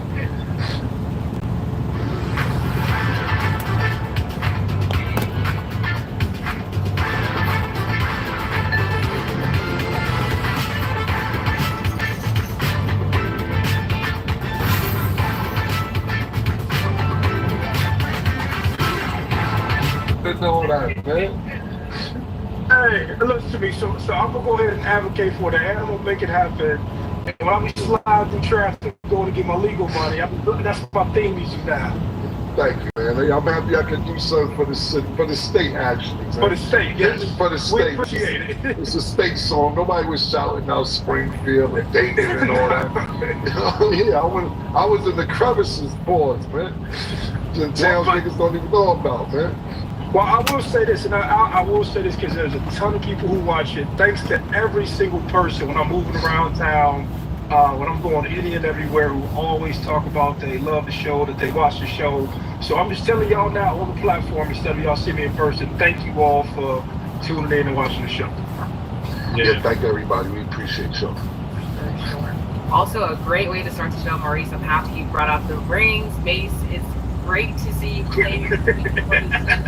We'll see if that stays consistent, because we know it's not terrible. How can I? Man, let me go grab. I have to go grab me something, man. Since we doing it, you know what I'm saying? We gonna do shit. We gonna start doing all this. I'm champion my own right, man. Oh, hold on.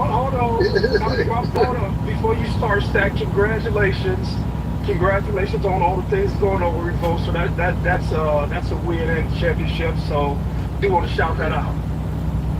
Yeah, man. For me? Oh, thank you, bro. I appreciate it. What are you talking about? Thank you, brother. I appreciate it, man. Yeah, Murder, I have to go up there and straighten it out, make sure it was oil free for us.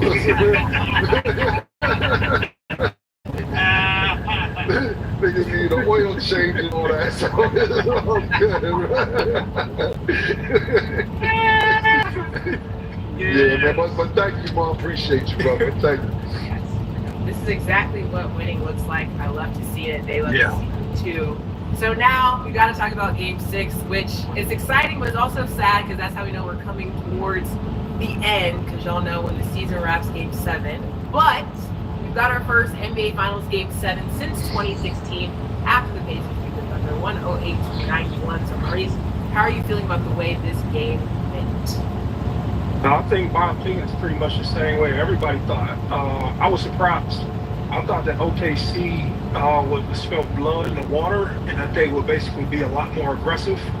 But if you looked at body language from the first 2 quarters, it just looked like the OKC was, I don't know if it was just overwhelmed from the crowd. I don't know if it was just like, hey man, we got another Game 7 and we're not playing with urgency. But from the start of it, and I just know from being around championship programs, man, attitude is everything. Attitude and mentality determines, your approach, how you behave, how you run, jump, rebound, how you get in past the lanes, how you, go for second shots. Just all of that championship effort, it was basically on display by the Pacers. And by the end of the second quarter, that's when things started to look fuzzy for OKC. When Shea couldn't get going, and you had the rotation of Indiana's bench, guys coming off the bench and being super productive. And the crowd got into it, which they call the 6th man or the 11th man in football, the 12th man in football. It was just a whooping, to say the least. And so I don't know, and I was thinking to myself, I said, man, after you beat somebody that bad and you have one more game with Game 7, I said, man, do you really just a mental shift? Do you have the ability to come back from that? I don't know. So I love to hear these guys' takes on it, but just like the rest of the world, I was surprised. But Indiana looks like that they want to win the championship. I think that's it's all derived from Coach Carlisle, from him being a champion as a player.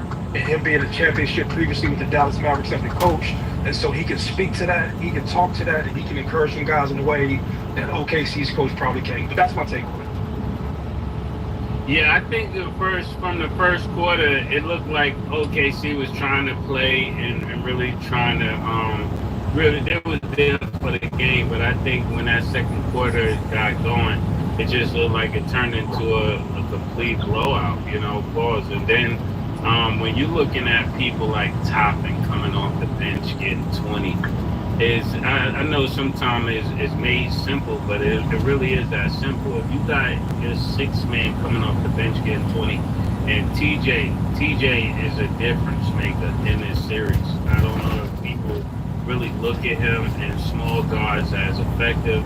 I know a lot of times I say you don't win championships with small guards, but when you got him coming off the bench, I forgot the little guy name that was on Dallas that made the difference between LeBron and D-Wade, and then he came off the bench. Barrera or something like that played on Dallas Mavericks. He changed that series in the same way TJ is making a difference in this thing. I think when it comes to Game 7, if they could play even close to the way they played this game, they have a great chance of bringing the championship back home to Indiana. And it'll be a beautiful thing because all along, I've been telling y'all, Indiana looks like the team that came to win it all. I mean, you got little hiccups here and there, but I wouldn't be surprised if they pull it off. I don't think they'll pull it off, but I wouldn't be surprised if they pull it off because I think when they go back to OKC, Shea is not going to lose on that floor. He's just not. What happened this game was a one-off, and it's not going to happen again. After all, I would feel comfortable knowing I got the MVP with the ball in his hand in any sport.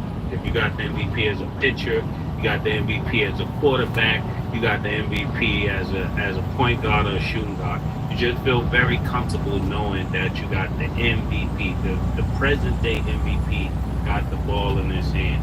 And I was happy to see even Halliburton come back, but he's gonna have to have more than 17 in order to win this championship.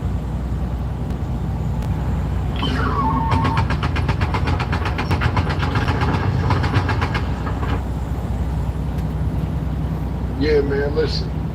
Let me tell you what happened is this, man. First of all, what's that dog name? Rico. This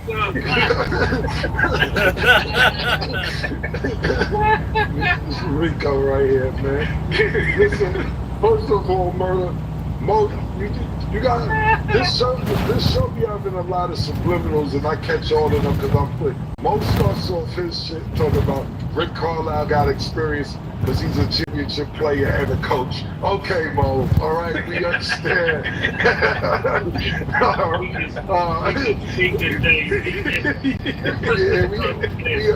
We understand that you got championship experience. We understand that you got championship. As a player and the coach, we get it. Secondly, Murder, you talking about JJ Barrera, you called him white last week, and the Spanish community got a little upset with you with the Dallas. You was talking about it. It's a little upset about it. Said he's not white, Murder, so he's not talking about Dallas. Yeah, they was upset with you. But yeah, listen, to me, they're not. It's not a sense of, it didn't look like a sense of urgency to me when it comes to, I'm not going to give me numbers, but yeah, from the second quarter, the middle second quarter, this game was over.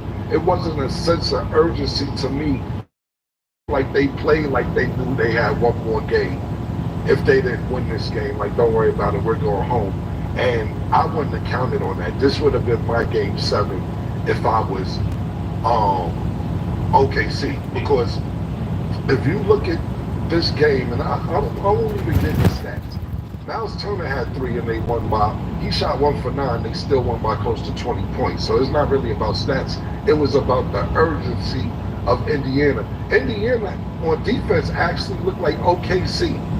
They actually Shea Gilgeous had 8 turnovers, which matched the career high, but you could see the pressure on him. Even I was watching the highlights afterwards, and his lack of turning the ball over and then getting back on defense. Tim Legler, I love Tim Legler. Shout out to Tim Legler when he does his analyst and shit. He circled and pointed out every time Shea Gildress didn't run back on defense. But he's turning the ball over, then jogging back on defense. Not just when he turned the ball over, even on this shot. His lack of effort, and we know what Shea can do. I'm not taking nothing away from him, but he didn't play like it's a sense of urgency. We all talk about, you know, who's the greatest basketball player, so on and so forth. And of course, Shea is putting up great numbers this season. But, and of course, you know, everybody got their choice, whether it's LeBron, whether it's Jordan, whether, you know, Kobe, whatever. But I know one thing for sure, Michael Jordan didn't do game sevens. You know, he didn't even let it ever get to a game 7. So when you think about that, he always said we can't get that because to me, this is a pick-em game. Now it's like, yo, if Indiana come in there with that same energy, who knows? And then we see what Rick Carlisle is doing game to game to game, changing up his strategy. And that may be the difference in this series when it's all said and done. So we'll see what happens, but to me, OKC did not look like it was like an urgency. It looked like there was some niggas that knew they had another game. We got J-Dub going from 40 to getting less than 20. That's also going to be a problem. We see he needs to get 25 or better for them. Everybody knows the attention's going to be on Shai Gilgeous-Alexander. She made some great points off the bench. Obi Toppin's coming in getting 20 points. And we're not just going to count the points from TJ McConnell. We're going to count the scrappiness. We're going to count him getting rebounds over Harstein, him getting the loose balls, creating fast breaks. And there was just beautiful basketball to watch from the Indiana Pacers. Siakam, very, very consistent, man. If they win this thing, I don't know his age, but he got to be up for some more chicken. You know, that nigga has been real good throughout these playoffs. We know that we actually see Halliburton hitting these big shots, and those shots were big to get them to the next round. But the consistency of Siakam is really with the Halliburton in them positions to do what he had to do. So we'll see. But I know I picked OKC to win. I'm not going against my pick, but this is a pick-up game coming up. Yeah. Hey Cam, before we go, is that dog an emotional support dog? I just found my papers. I just found my papers to make it an emotional support. You gotta fill out paperwork. So yeah. You gotta fill out paperwork. Where did this line come from? It's my nigga, this Rico, man. Why? Okay. To answer your question really quick about Siakam, so he is 31 years old, and given now we're seeing the Game 7, it's gonna be in Oklahoma. Need you guys' predictions. So Maurice, who do you think is gonna win? I'm going with Indiana. The reason I say this is because I can give you UConn, I can give you Ohio State. Sometimes at some point of the season, it doesn't matter who's better on paper, it's who's playing best in that moment and who wants it more. And right now, Indiana just looks like they want it more. Okay, Mo, you coming home, Mo. Coming home, Mo. I like momentum. It's all momentum with being sports. You gotta have momentum. Yeah. They got momentum right now. You know I'm going with Indiana. This is my team. I just gotta double check and ask. Like, Oh! That was that double emotional. What's the other name? Customize and save at Liberty Mutual. Very funny, Limu. Have you seen that ad? Control the pods to the left and to the right. +2, -3, kind of a running forward and getting stronger, maybe?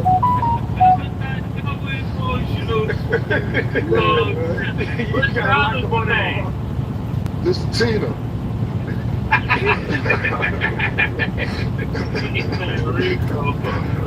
Rico and Tina, man. You know what I'm saying?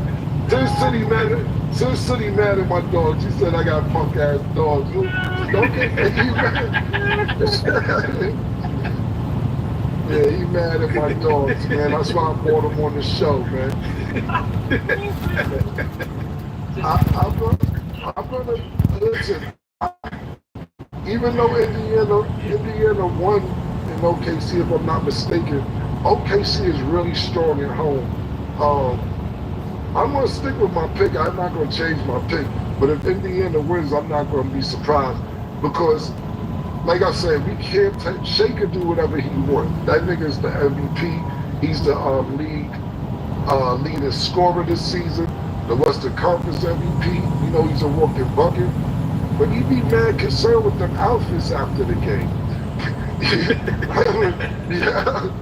Yeah, yo, you be too. I give it to him. He a fresh nigga, but yo, you gotta come in not so fresh when you lose by 20. You gotta act like it was a rough night, my nigga. He be coming there still acting like he killed it, my nigga. You didn't kill it. Take that outfit and come in with a fucked up t-shirt. Like niggas know you got a problem. But you see what they did to him. The biggest difference what I seen from every game was, you know how he take out at the top of the key and he claps him, he got that spin move inside the lane. They even claps as soon as he turned his back. They just take that whole move away. And it felt like when they took that move away, it felt like that kept on, like it was like that they got so used to him scoring buckets out of that they didn't have another second or third option off of that. And I just wonder if he's gonna go back to that to just take that away from him. Because he causes so much havoc with that get in the paint, spin off somebody, or just that little 7-foot bucket that he always shoot. 7 feet, 15-foot buckets. I don't know. Yeah, it's crazy because if they shut SGA down, I don't think it won't even be a close game again. If they could repeat that, and I think this goes back to what one of you, I think Killer was saying about Carlisle. He just understands things that he's saving in his bag. We was talking about that earlier in this series, that he probably let one game get away from him just so, you know, like you save that steal you can get for the end of the game, or a boxer save that punch that he know he can get off for the later rounds. That's what it looks like he's doing right here. Okay, well, in the comments, make sure you guys let us know your predictions for Game 7. We will see who comes out victorious. So, of course, Game 7 is on Sunday. Underdog has Siakam at 31.5 points, rebounds, and assists. Do you have higher or lower Mace? I'm going higher for everything. You gotta show up. Okay. Yeah, I'm agreeing with Mace. I gotta go higher because if everything's on the line for everybody. Yeah. So at the end of the day, if you want to win, it's gonna have to be higher than that. Absolutely. Okay. TJ McConnell's at 9.5 points. Do you have higher or lower Cam? That's a good one right there. That's a good one because he's been coming off getting 11, 12 points, but I don't even think it's about the points, it's about the effort. Yeah, I'm gonna go higher for TJ as well. Yeah, I'm definitely going higher. Okay, and Jalen Williams is at 33.5 points, rebounds, and assists. Do you have higher or lower Mace? I'm going lower, of course. Yeah, that's a good one, man. That's a good one, man. But he's been playing good at home. I think that to Mo's point, like he said, like having the 12th man on the field in football, having that 6th person on the court in basketball. If you thought Indiana was crazy last night, OKC is going to be a fucking zoo on Sunday. So I'm going to go with higher for J-Dub. Okay. Make sure to download the Underdog app and you can make your picks too. So this is kind of a loaded question. We're going to kind of pick it apart. So Stephen A says, players don't feel safe in Memphis. He said, you're going to tell folks why nobody wants to be in Memphis, or you want me to do it? Cats like Jimmy Butler and others don't feel like it's the safest environment. I'm talking to the local authorities in Memphis. So then they went on to have a conversation discussing whether Memphis should move on from Ja Morant or not. Ja Morant ended up indirectly responding by tweeting, instead of focusing on the performances we've seen from J-Dub, Shea, TJ, Siakam, how this series is going, we say some negative about a city and team on a national level. He also said that people are talking about the Grizz more than the finals with these cap-ass sources. So, like I said, it's a lot of things to unpack, but let's start with what Stephen A. said, Maurice. How do you feel about his comments on Memphis, and then do you think that the Grizzlies should move on from Ja Morant? Oh, I mean, those are just his comments, but I had 2 speaking engagements at the University of Memphis. And I got my ass in a rental car. I took my ass to the facility. And when I was hungry, I drove to Arkansas. You know what I'm saying? And I'll be fucking around. And you can drive around. Yeah. Listen to me. It's my safety first. I can roll around and see what I'm doing. And so I ain't got no business getting out the car. I ain't got no business going to no gas station. I ain't got no business going to the Walmart. I ain't from here. So I'm gonna go drive my ass right over by the safe Home Depot and the safe Walmart, and I'm gonna go to Cracker Barrel out there in Memphis by the FedEx facility.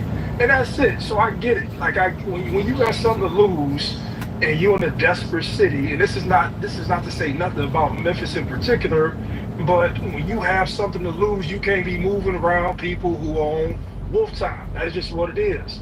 And so he's talking about dudes who made 20, 30, 40, 50 million dollars in a very violent city.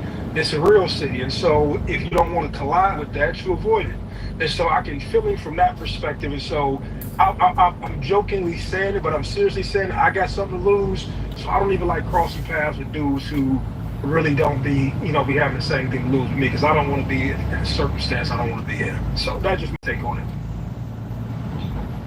I agree with Mo. Yo, listen, when I do shows in certain cities, any city I do a show, I send a nigga out there to get a rented, and depending on which city it is, I go to the next town. I'm not spending the night in that city. That serious, I'm on that same type of time, depending on which city it is. My nigga go out there, I don't want your car service, do not book me for no hotel, I don't want you booking my hotel.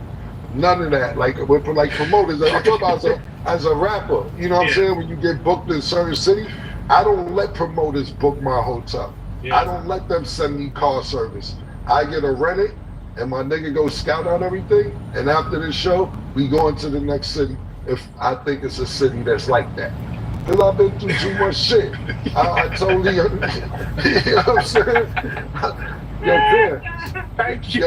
this is a dead serious story, right? This is dead serious, right? Yeah. Listen, I had a show in North Carolina. Like it was the I don't even remember the town. It wasn't like Charlotte or nothing. It was like a small town.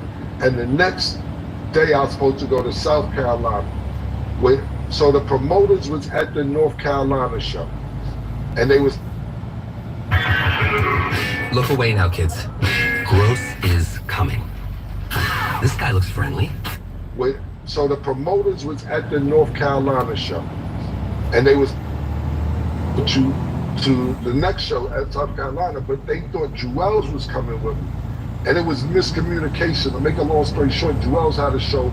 He was in North Carolina, but he wasn't going to South Carolina. He had a show somewhere else. So the dude who booked the show on our behalf, which we didn't know him that well, he was there. I come out my hotel room, he duct tape squirming down the hallway like this. I'm like this, yo, what's up? Niggas say. And the niggas come out the room with the hammer like, killer, don't worry about that nigga lying to us. We good, we going to the next town. Don't even worry about this nigga right here. Fuck shit up though. I'm like, nah, I'm not going with y'all niggas nowhere, bro. I'm not going to motherfucking place with y'all niggas. They said, nah, it ain't about you, it's with him. I said, yo, I got in my car. I'm getting to my car. They walk to the car. They say, yo, here, take a burn. I'm talking about a gun.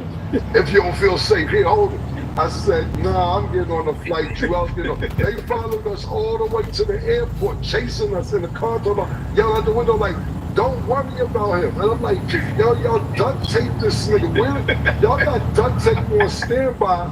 It's crazy, my nigga. Nah, I'm not going with y'all, bro. He good. Yeah, that's what happened, brother. Just like Bird the Mother. Just like that. That's exactly what he said. They trying to convince me that I'm good. Don't worry about it. I said, ain't no show. Do whatever more you got to do to him. Go ahead. I don't know the nigga like that. I'm getting on this flight out of here. And I left. So Mo, I totally get what you said. Murder, you talk about if you tough, you can play. And niggas came to play basketball, Murder. Niggas said not to be tough, my nigga. I'm saying it just for the show because they look different than them. You know me, I'm not even going there to get my money. My money before I get there, I can't even come. I'm not spending no money at the hotel. You ain't bringing nothing to the car.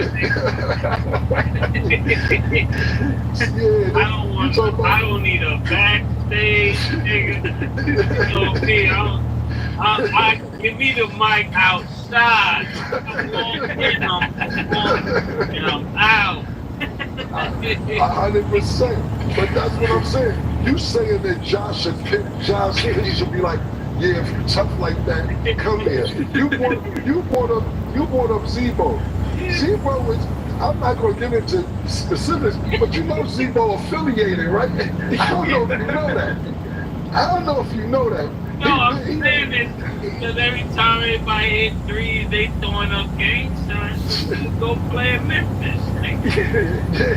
That nigga Zebo is the big homie, man. He's super duper affiliated. A lot of people don't know that. I remember we had a show in LA, and he was coming to see Jewels, and we in the back of the parking lot. All I see is wild bloods, the bloods with the barrettes in their hair in LA with the, you know, the plaid shirts. This ain't the other city bloods. This the Converse, all that. So I'm like, oh shit, niggas coming to get us. I didn't know what was going on. So I'm talking to niggas out the blue, a 7-foot nigga come out there, all them niggas talking about, nah, the big homie want to speak to y'all. It's Zach Randall.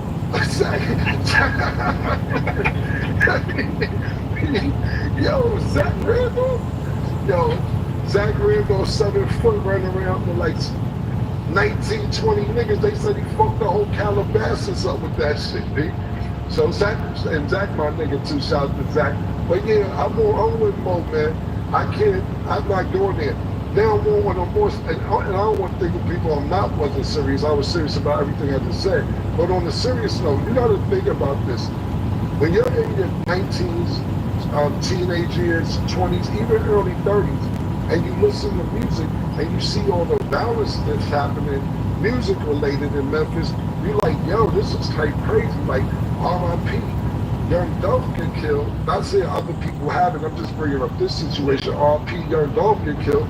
Then, I'm not speculating. I don't have nothing to do with Memphis business. I have nothing to do with it. But then Yo Gotti brother get killed. Yeah. After that, niggas like at a funeral. He get killed at a funeral. Storch Walker was just out there, hanging out. He was just with a nigga, and he got shot up. You know what I'm saying? That's in front of the arena. This in front of the arena. Yes. Yeah, brother, so you talking about only the struts of life of the finish. I'm not laughing, but this is what niggas is seeing. You know what I'm saying? You know niggas always talk tough when they got camo on. Yeah, listen, so, like I said, man, I got much love for Memphis and much respect for Memphis. And like I said, it's a few unfortunate events that happen there. You got to think about the stuff that doesn't make the news. Yeah. You get what I'm saying? So I love Memphis. I love them. Memphis is super violent. I mean, even in teenagers, it's crazy. I just was saying that for a different take than Mo. I would never go to Memphis. It didn't the money you gotta leave with that, man. So I understand, like I said, I don't know if Stephen A knows the details of rap music and everything else. So you got to think about it from whatever perspective he's looking at it from. Because I'm pretty sure he's not in the rap trenches to be knowing Sauce Walker got shot. So, you know what I'm saying? So what is his perspective of the balance of other people he's talking about? So listen, I got love for Memphis, but I understand. Yeah, you get a big house in Memphis, it's like a big house in Compton. And then back to I understand.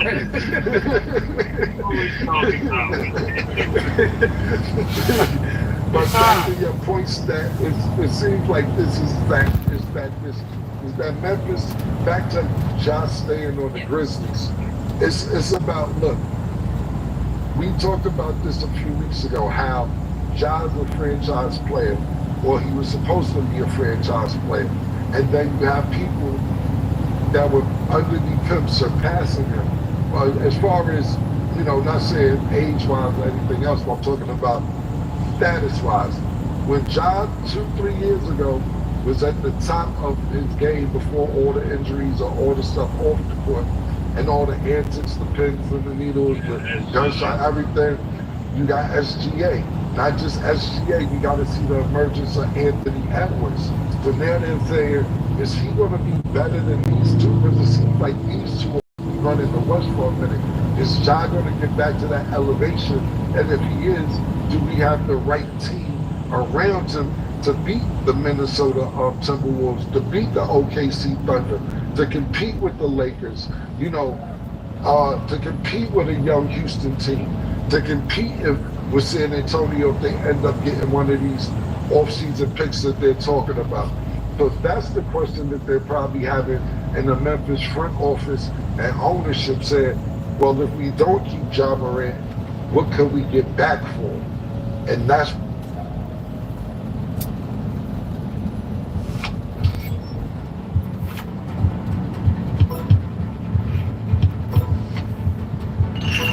keep Ja Morant, what could we get back for? And that's, they could get back some great assets. I don't think that they'll be against that. Only problem for Ja and them is Ja bought a house that was like $20 million and bought his parents' house down the block worth like $12 million. So gotta put them on the market. Yeah, I would. You want to see Ja in Miami or somewhere like that anyway? It'd be better off in Miami. It really would.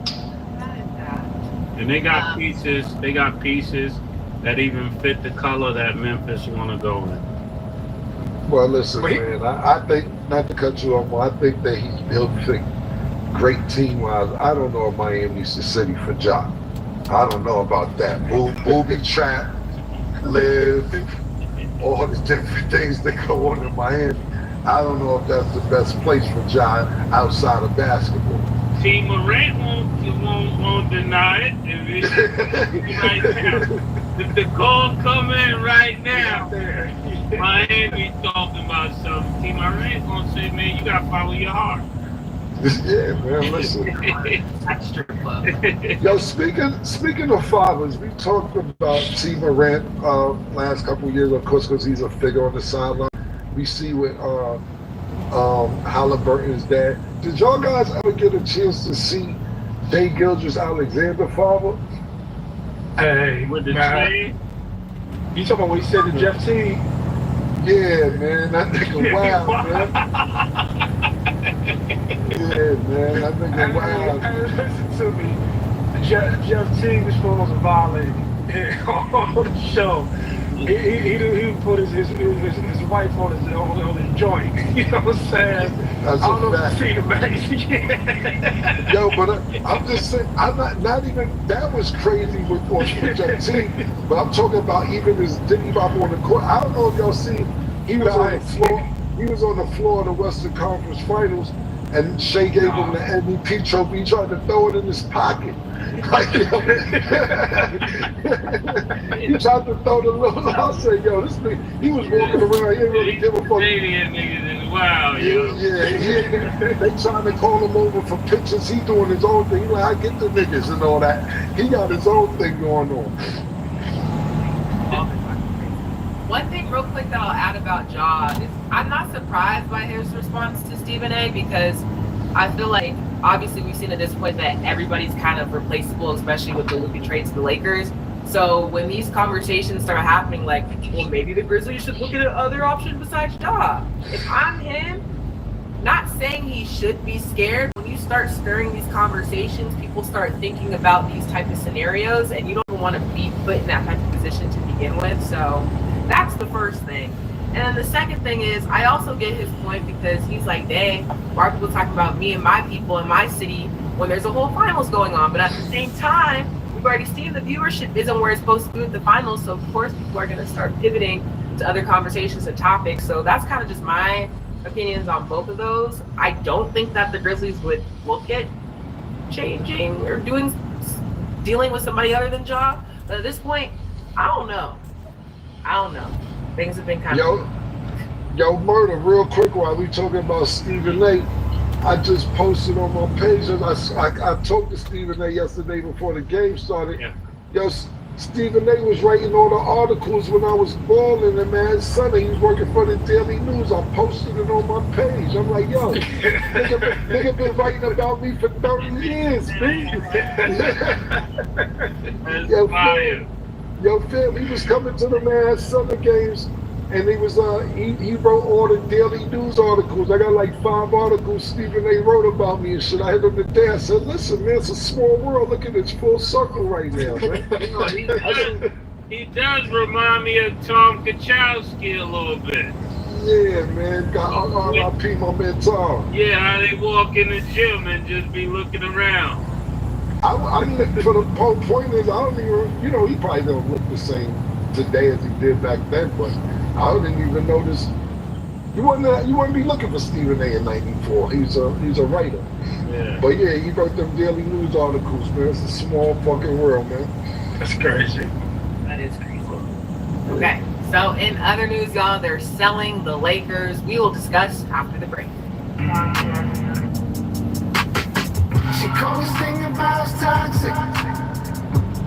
4 years and counting. Got you feeling like an option. Maybe I'm my own problem, babe. She tired of hearing I don't know. My stubborn and me won't fall. Dealing with this thing called trust. But she really thinking about it wanna be free.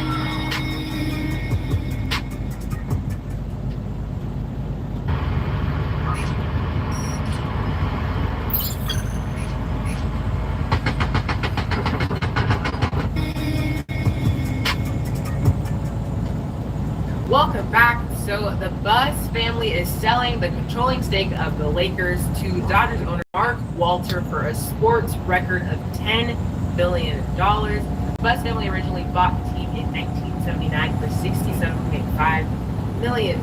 So this is really the end of an era. Maurice, if you were in their shoes, would you have sold it? And then 2, what's your thoughts on them selling it? When I first heard it, I just thought like most things, all things come to an end. And I think that the father probably grew Jeannie up in the business, but then as she's gotten older, her kids probably didn't want to take care of the business, and they had different resources to go out and start things that they wanted to get into, things that they liked, and they just probably had different interests. I remember when I read about the Lakers a few years ago, and I looked at the ownership group and looked at what her kids had done. These kids are in Hollywood, so you can get into real estate, you can get into television, you can get into so many other things, and you have a tremendous amount of resources. And obviously, when I look at this kind of like you do with music. Like for me, I'm 41. I had a golden era of music where people were, music felt a certain way, and we listened to it a certain way, and it performed a certain way. And I'm pretty sure with the Lakers franchise, when you think about all of the greats who probably came through there, played, performed, and so on and so forth, they probably look at LeBron as like the last guy like that, and they don't really want to deal with the future. And so they said, hey, here's a great time to sell and get into some of the other stuff that we want to get into. So all things come to an end. It's just the end of an era. The Lakers will continue to be a great franchise, but just the end of an era, and nothing more, nothing less. Oh man, I think this is a very, very important time for the city of Los Angeles. This is not just a changing of an era, I would say, because it's still staying in LA. You get what I'm saying? I believe it's the Dodgers owner that's getting the property, right, and getting the team. So then this just keeps it all LA. It's so many hidden wars that I see happening right here in this particular purchase, right? So you got Magic Johnson, who leaves the Lakers, but he goes with the Dodgers, and then he doubled back, with the group to get to get the Lakers, right? So it's like a lot of hitting successes in this. Also, I look at this win for the Lakers again as us beating Boston.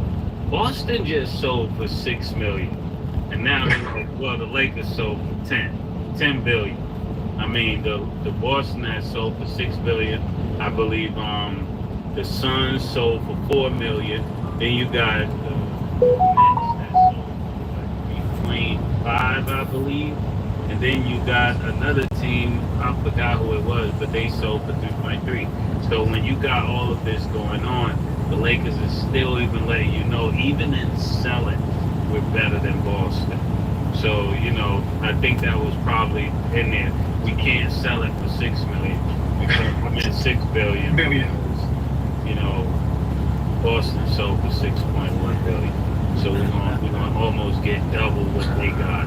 And I think that was an offer they couldn't refuse it, especially if you got family members that are growing up and they don't want to continue that tradition. This would be the perfect time to do it when LeBron is going out, like you said. And we don't know exactly what the future will hold, but it's going to be a new Los Angeles Lakers. Yo, that's some great points, Murder, man. Nigga said Jerry Buss and Red Auerbach beefing from heaven. Like, yo, we still winning. I mean, you know how successful niggas think. They're like, nigga. Yeah, that's a great point. Yeah, that's really a great point. Like, yo, we still worth $4 billion more. This is a franchise, like they said, been beefing since 1980. Yeah. So that's a really great point. But look, think about this. They still own Jeannie Buss and the family still own 40%. They sold 60% for $10 billion.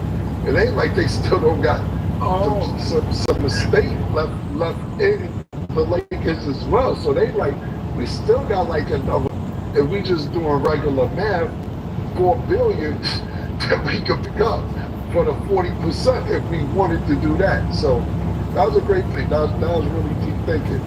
But yeah, listen, Mark Walters, the thing about it is this, when it comes to owners, all the owners in professional sports are wealthy, and especially to the average person, their job, especially to the average athlete, actually, that they have way more money than the average athlete, which we, as a society, look at super duper rich. But it's levels when you get there. Some owners got $1 billion, some owners got $9 billion, some owners got $7 billion, some owners got $2.5 billion. So it's different levels, because now you got to think about this. When you're in those type of rooms, they're like, oh, hey, we see you climbing charts on Forbes, you're 225, man.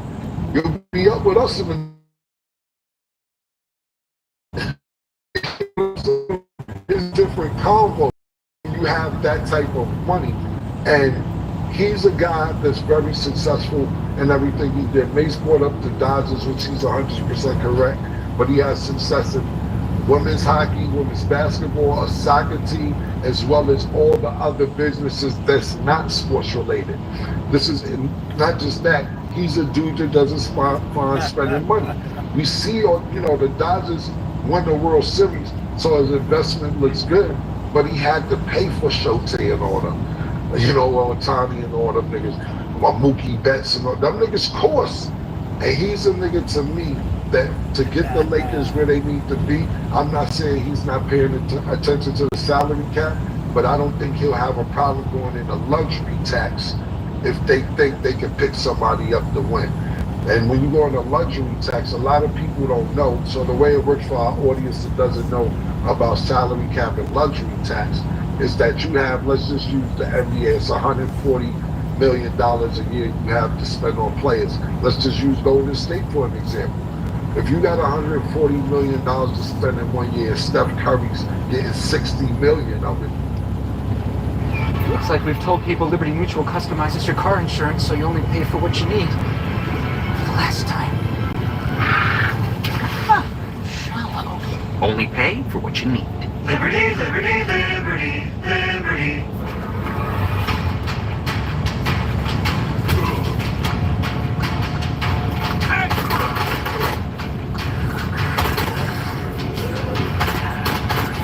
60 million of it. You got to figure it out with the other 80 million about your roster. Now, if you want to go over 140 million, you can, but on every dollar, if I'm not mistaken, it's 80% on the dollar that goes to the NBA. You really only get 20% on the dollar, if I'm not mistaken.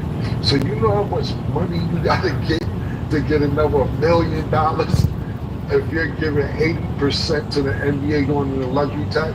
I don't think the Bucks family could afford that, because Tristan called it a mom and pop shop because it was a family orientated business. They don't really have any other business outside of the Laker brand. A lot of these owners, let's just go back to, we can sit there and talk about the owner for the Knicks. His main hustle ain't the Knicks or the Rangers. His main hustle is Wall Street. You know, the Knicks is his playground after he gets off work. You go see what we do on my team and all that. You know what I'm saying? James Dolan is a Wall Street tycoon. The Knicks is some fun shit he's doing. The Spheres in Vegas, that's James Dolan. He built that. You know what I'm saying? Like, he has wild other businesses. So I think that the Lakers will be really good because you have an owner that's going to be willing to spend extra money if need be. This whole conversation to me is crazy, and this is exactly how the rich get richer, because even having money to just gamble like that, like, yeah, I'll just put up 200 bill, I'll put up 500 bill, maybe I'll put in $1 billion. Like, yeah, I don't like losing money. I don't even like gambling. Only picks I'll make is on underdog. So with that being said, the fact that they can even just throw that around to me is just crazy for my mind to even think. But it always works because you get the right players. Right, like, let's think about this, right? I'm just talking about owners. If you think about, let's just say a team, let's do an average team, 5-6 billion, or let's say 3 billion, because you know Boston's 6 billion, they're a historic franchise. Yeah. Steve Ballmer, who owns the Clippers, got 56 billion. You know what I'm saying? He got $56 billion. So he like, they selling that shit for 3? Not cop that. You know what? Build our own stadium. I don't even want to be in there with the motherfucking Lakers. Go to Inglewood to the old Forum. Build that shit out. How much does it cost? Another 800 million? Yeah. We gonna get that back next week. Some niggas think like that. You know what I'm saying? Because they can afford to place that, to your point. And when you buy those teams, you're not going to lose money. Like, if you look at the Lakers, like, what they bought that actual franchise for and what they ended up getting is crazy. The flip was crazy. Yes, to get $10 billion, and like Cam said, they keep that 15%. They're basically pay for the 66%. So you still get a cut regardless. You still can make decisions. Then you're making a profit of $10 million. Like, your kids, like, y'all are straight, y'all are set, and that's the beginning. I can't. That's crazy. This is what I was talking about when I said that not me, I'm talking about societies. So when we talk about society, I be saying shit so niggas be laughing, but I be saying, with society, our rich niggas that we think are rich are not as rich. Remember I was saying niggas want to buy the team, and I'm like, Jay-Z and Oprah's money can't afford to buy the Celtics. If you put it together, they can't afford it. You get what I'm saying? So I wasn't being funny because I don't have nowhere near Jay-Z or Oprah's money. But I was just saying that we and don't get it wrong, it's always an accomplishment for a nigga to make $100 million, let alone a 1 or 2 billion. But I'm just saying in general, according to to these owners, y'all ain't got it like that.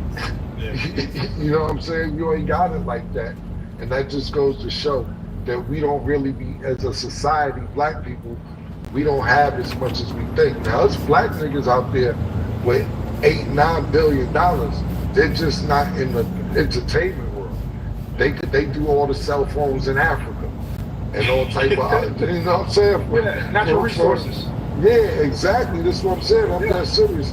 I realized one thing, I was watching a special probably 25 years ago, 20 years ago. I wish I could remember who this dude was. He was a big time rock and roll star. And he was selling a bunch of albums, everything, but he wasn't getting what he's supposed to get from his record company. And he became a millionaire. I think he made close to 20 million. It was like 18, 19 million off selling shower rings.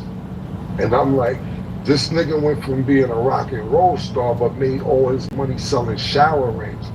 We just think we gotta dance, rap, and entertain, and jump around and dunk the basketball and catch touchdowns for us to get some money. When there's other ways to get money out there.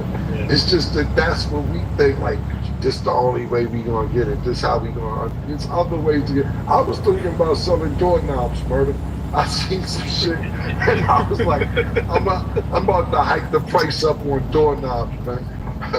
Because it's not a big market. Yeah. And there's not a lot of competition, and there's a lot of doors that don't have doorknobs. Yeah, that's true.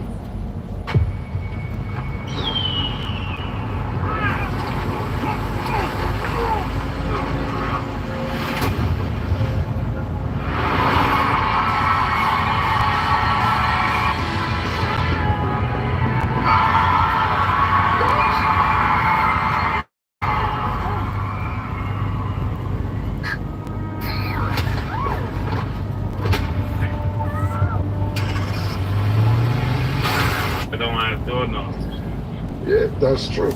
Yeah. Also, to that point, you also don't know what you don't know, which is why I always encourage people to like think outside the box. I learned a lot, especially when I went to Miami, because people had occupations that I didn't even think were real jobs. Like, I remember there was somebody on my floor, and they told me that their like father owned gas. So I'm like, oh, like weed, or like no, like gas mines, like in the Middle East, like the gasoline. I'm like, oh. I'm not thinking that. What do you mean they own gas? Like, I never thought that in my life. Like, it was a whole world, being around different people and learning things. I said, y'all got that. I want to get there one day. That's going to take some time. So hopefully, we can start owning more things like that, seeing our kids like that too, because it is dope, but it's just a different world. Okay. Well, that is all the time that we have for today, Maurice. Pleasure to have you this entire season. And as always, bring that again too. Okay.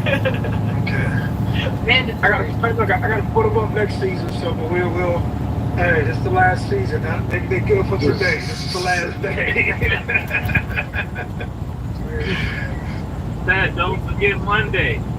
Oh yeah, not at all. I'm just gonna say we appreciate you. If you guys are watching the show, you guys can also follow Maurice on Instagram to see what he's doing in the summer. And then if you guys are watching right now, also make sure you guys subscribe. We're on the road to a milli, so make sure you guys hit that subscribe button. Monday will be our last episode. Like I said earlier, Game 7 is on Sunday. So unfortunately, when the finals end, so do we. But you make sure you can keep up with us by following the Instagram or all of our Instagrams here. So, yeah. Hold on, let's be clear. Our last show of the season will be back late August, September. Yeah, we were definitely running it back. Just the season, just the summer. And I'm putting yellow cowboy hats on all y'all.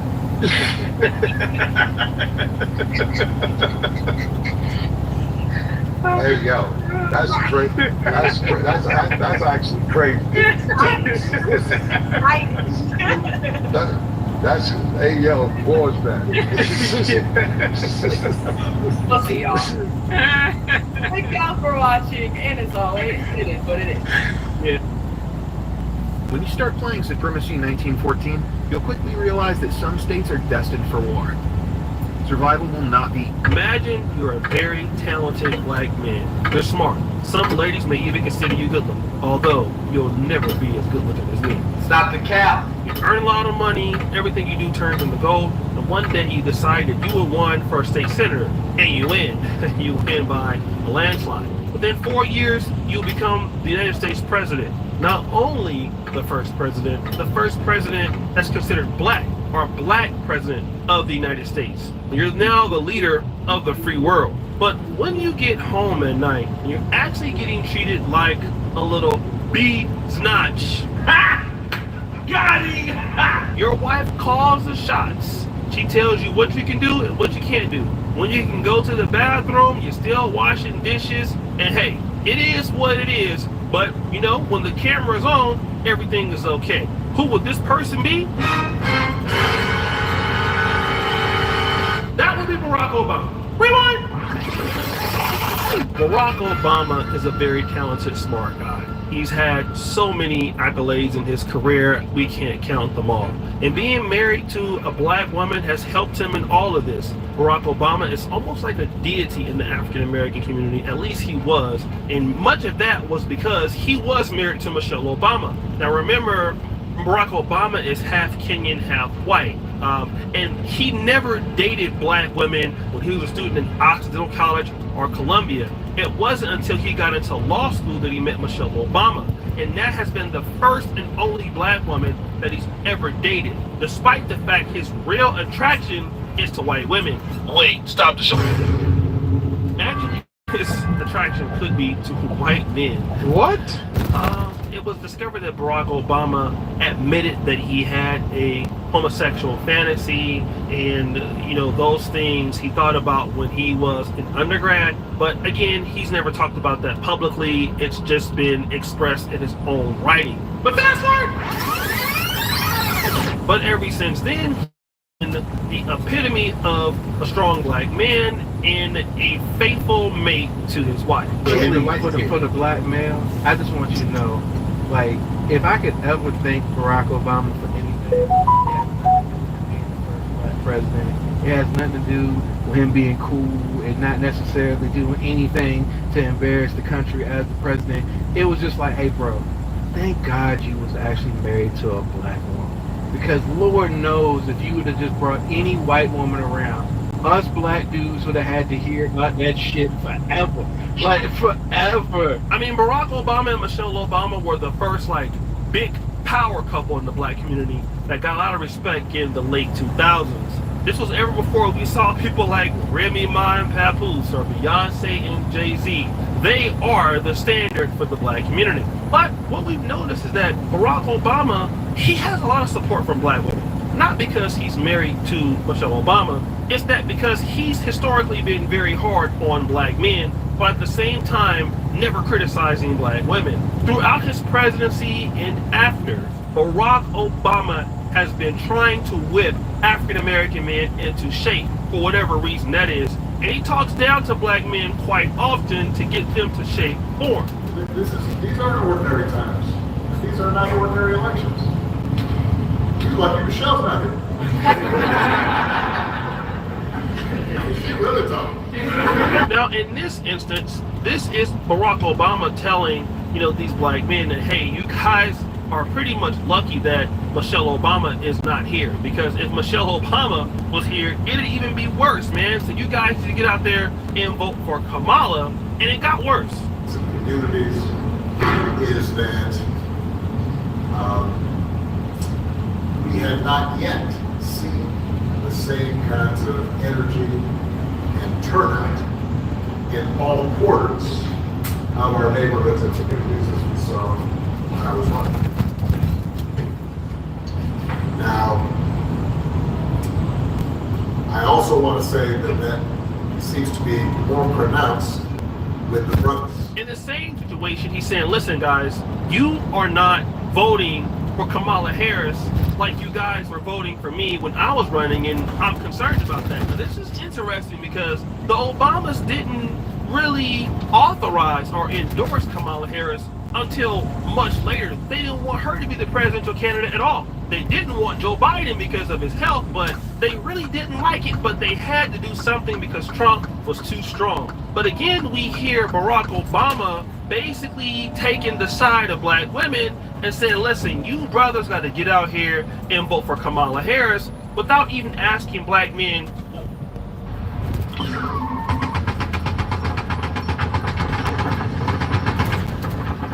Got to get out here and vote for Kamala Harris without even asking black men, well, why is it that, you know, the numbers are low? Why are black men not interested in voting Democratic? What is going on with black men? Why do black men feel the way they do?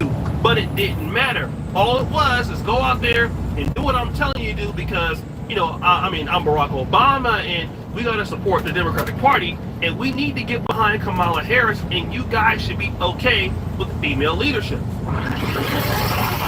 Now, depending on who you are, you may be okay with male leadership or female leadership. Whichever you want to do is, like I said, it's up to you. But leadership should always come with a certain level of respect. If you're going to give your time and submit to a woman or submit to a man, and they have some level of authority over you, or they recognize your authority, it should be a level of respect that, basically they should honor whoever you are, husband, wife, employee, manager, or something, because with respect comes appreciation. And Michelle Obama had a particular podcast in which she said something interesting about Barack. It's about what he needs as a grown man in the world. That would be. You should have threw a boy in the mix. I'm so glad I didn't have the boy.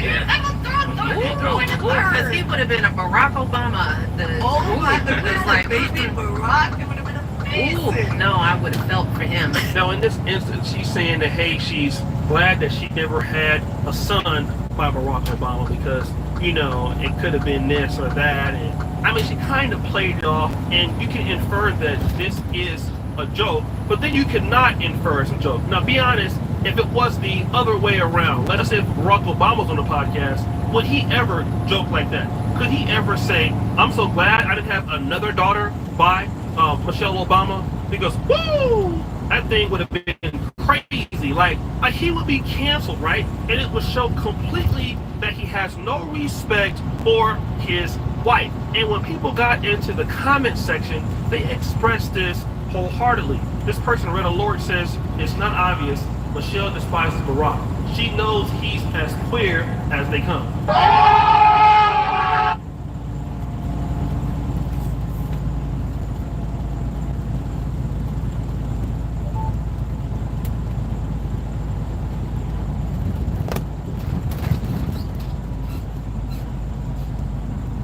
Oh, there she is.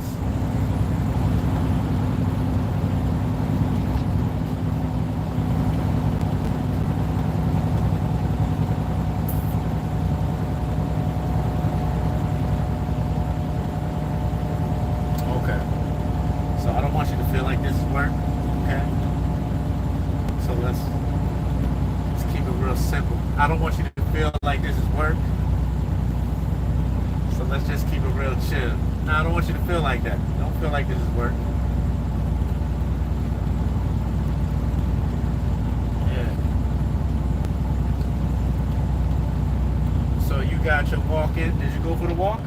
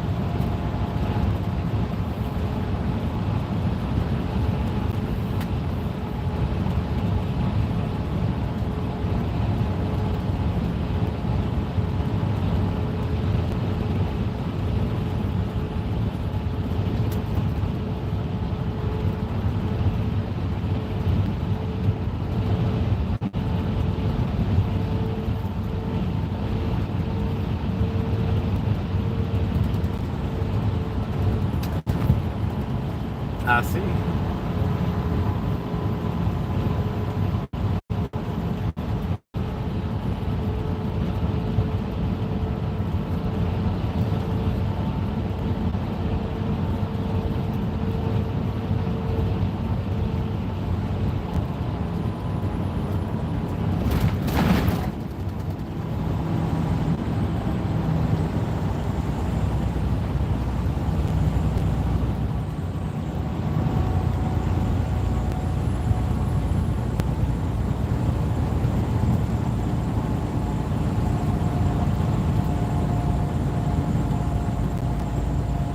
You gotta sort them out when it's time to sort them.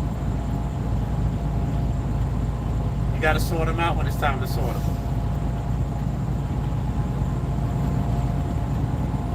That don't mean she know what she doing.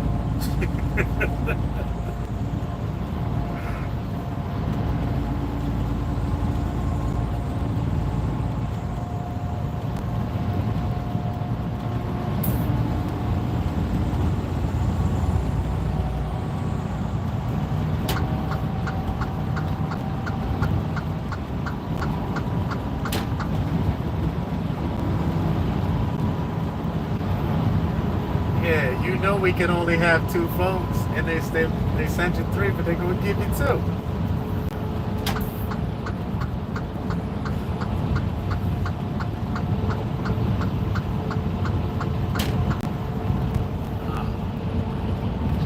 Yeah, I don't know what to tell you, sweetie.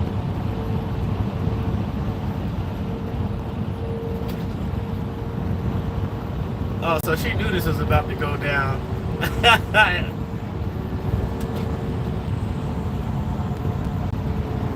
It didn't plan for the slack.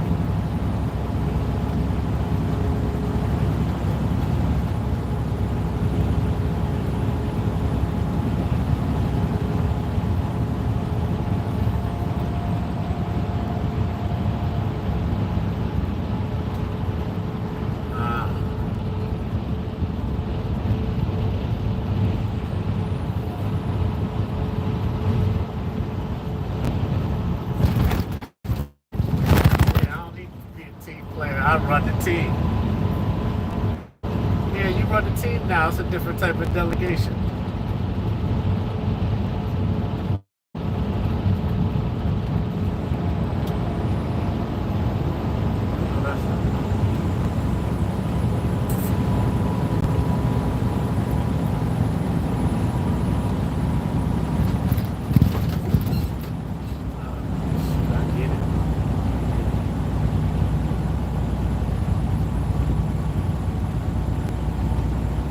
Dial it back.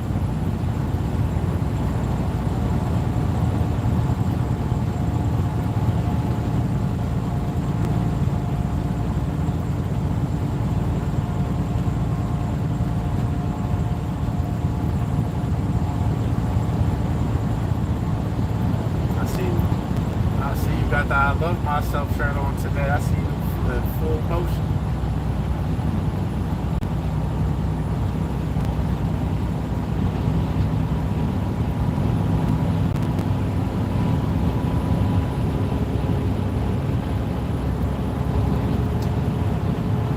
That's all right. That's LA style.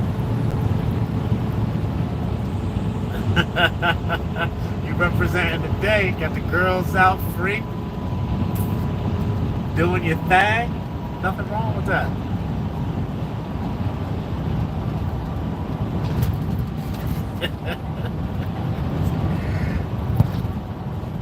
Oh, you're cute. You're like, they're not out.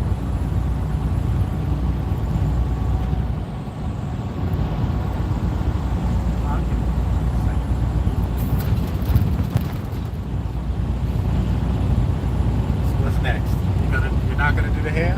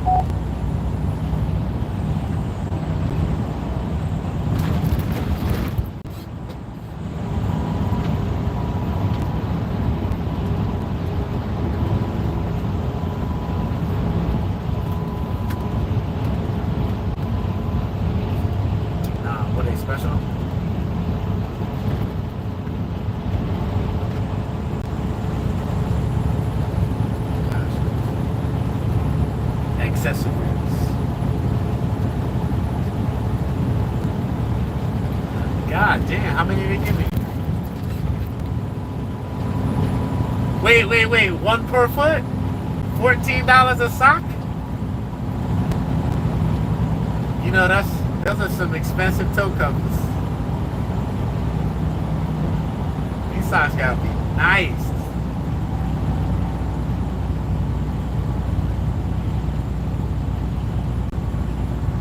Them socks must massage your pinky toes.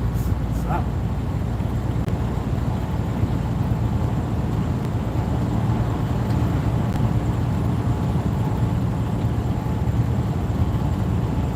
Never have to tie your shoe again. Slide right into shoe size. Coffee. I didn't eat nothing yet.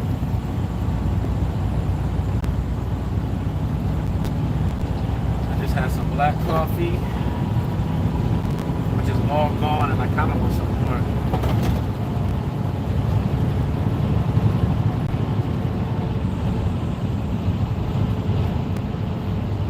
How are you breaking up a little bit?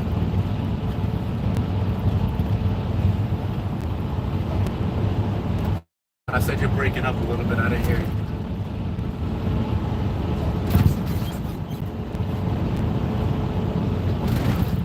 Here, I'm gonna call you. I know, I'm gonna call you on a regular phone. It's taking too much.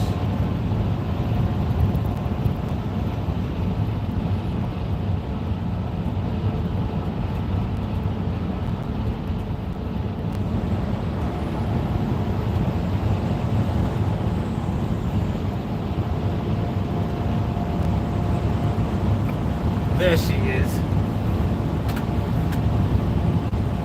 Yeah, that was taking up too much service, I guess. It wasn't getting a good connection.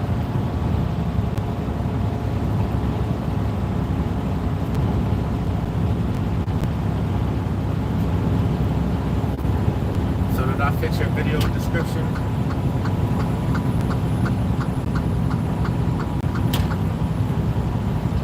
There we go. That's all I need to know. Do I look like me? I passed the meat test. The no cap test. I ain't capping on my photos. No photo chops.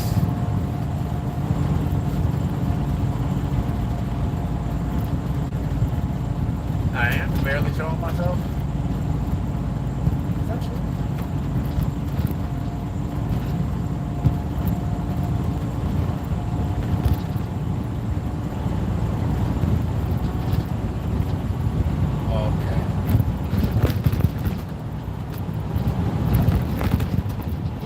Taking a chance on a nigga. Okay. I wonder I got that African vibe.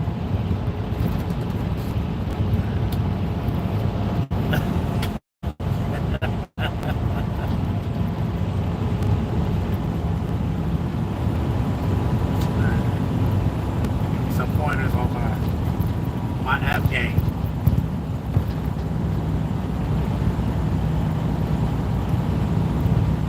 Yeah.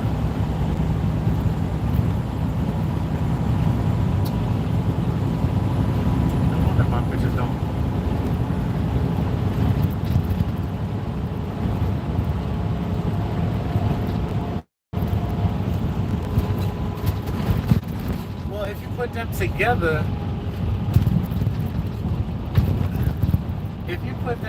that's my whole grill. Right out here. Got both sides, the top of my head, everything.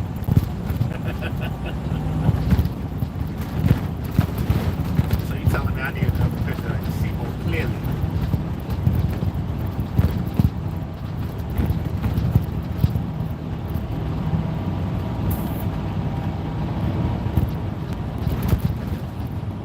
Yeah. One in the morning, one in the evening.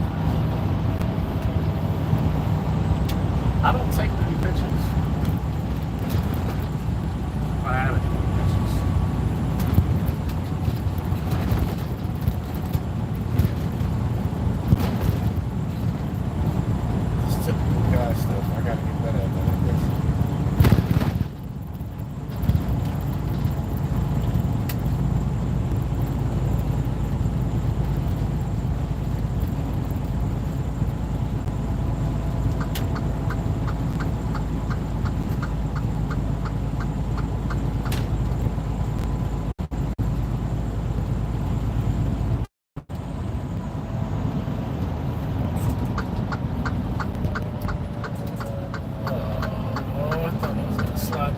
traffic.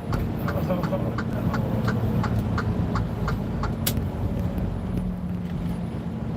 Like this.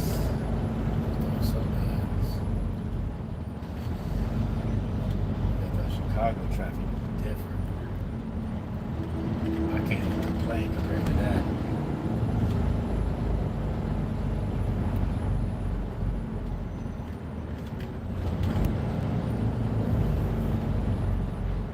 The Bronx.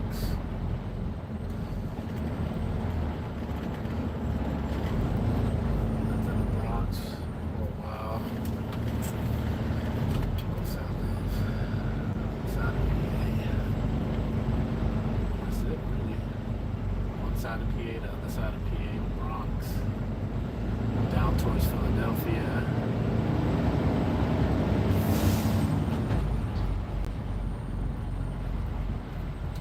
I'm really in the midst of choosing where I'm going to live next. I haven't made a choice yet.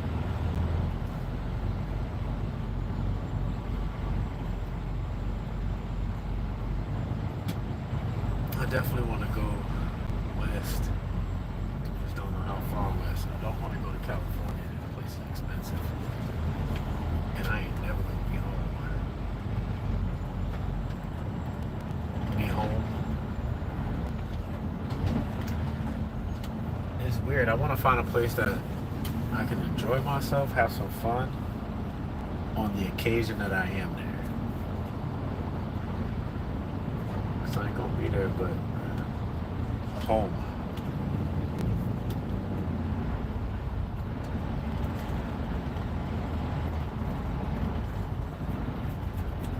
Oh, man. This traffic just killed my whole flow. It was cooking. I'd have been home in 3 hours. I'd have been back in PA 3 hours. Come on, traffic. Let's go.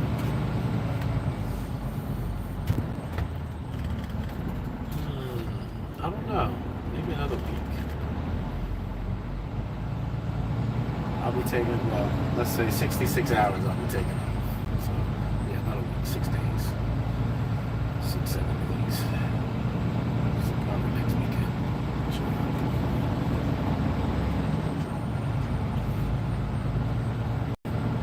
See where I end up. What do I like about being in church? I'm never in the same place twice. I kind of like that. And I always feel like I'm getting something accomplished. I think it's the second. I feel like I'm always getting something accomplished. When I'm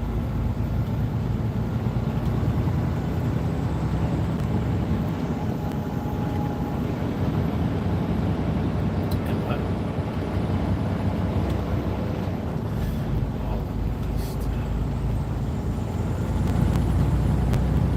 It's probably the same thing that I'm never in a place long enough to really be able to settle. I like the adventure. I like going different places all the time. I like being in an environment and keep me from getting comfortable. But it's also a double-edged sword because I never know. Which is something that I kind of miss.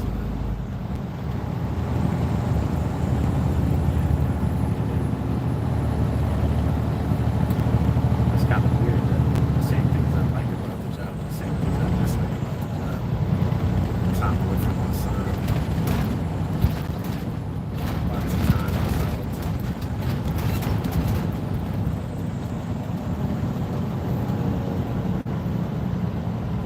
Which I really like. My boy, he's jumping between scientist and architect because he likes doing, he likes coding, he likes drawing, he likes building buildings in Minecraft.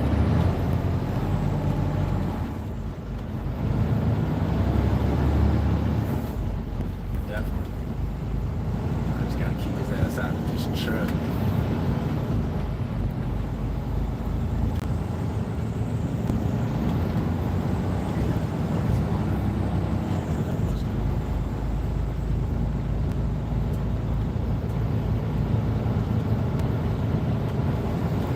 No, no, no, nope. My cousin talked about that shit so much. My cousin talked about that so much. I probably know more about it than you do. I can't even, I don't even need to watch it. She always giving me updates about these crazy folks. Love is Blind and the fiance joint. 30-day fiance or whatever. Listen, I don't know who be watching this thing.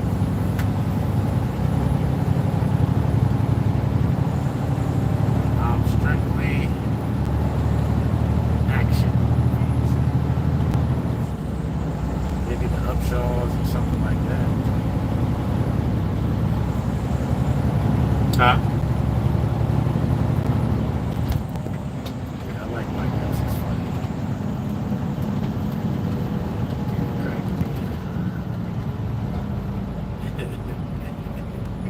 Him and Wanda Sykes be going back and forth. I like that.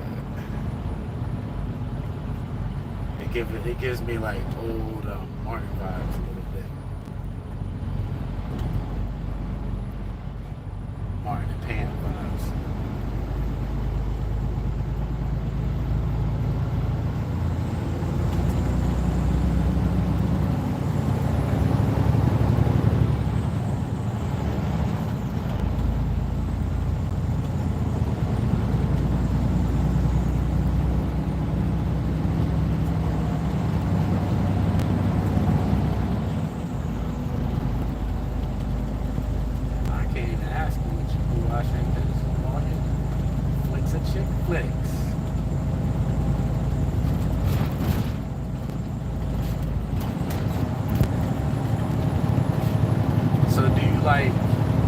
Do you like horror movies?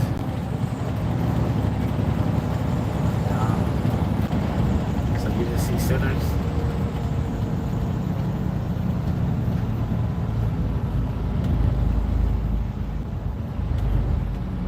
Okay. There's still time. I'm not gonna threaten you with blackness.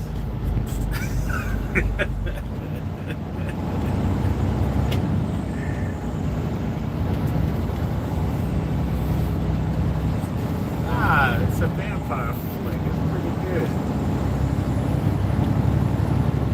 It's pretty dope. I like it. Throwback old school movies. Let me see what else.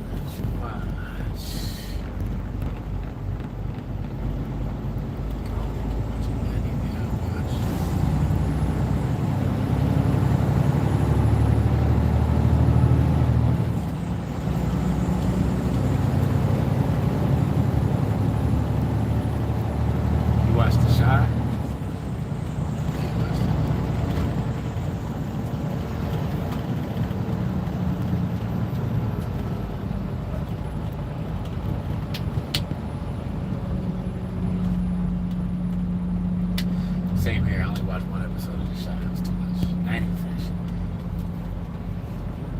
What was I watching lately? I was watching Watson. But I don't watch No Time to Die. All his joints is the same. It's like different actors. You watched 3 of those joints. You watched 3 of them joints. You just seen all of them.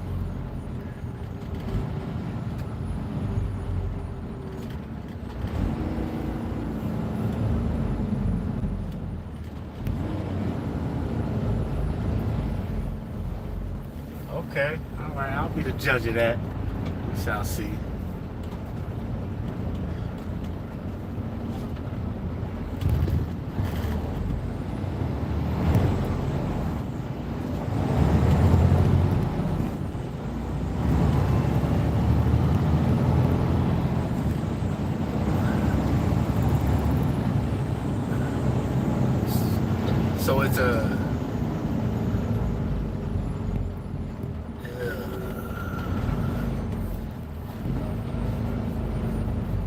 So it's a series. Okay. Beauty and Black.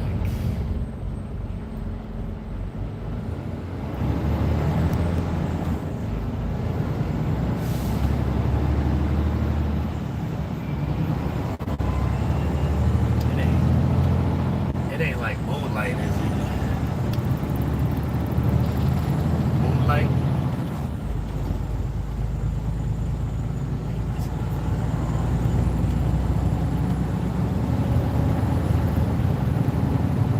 I mean, yeah, it's part of like this world.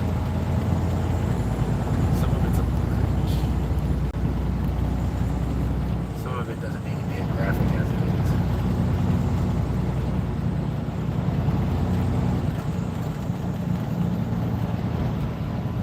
What's that?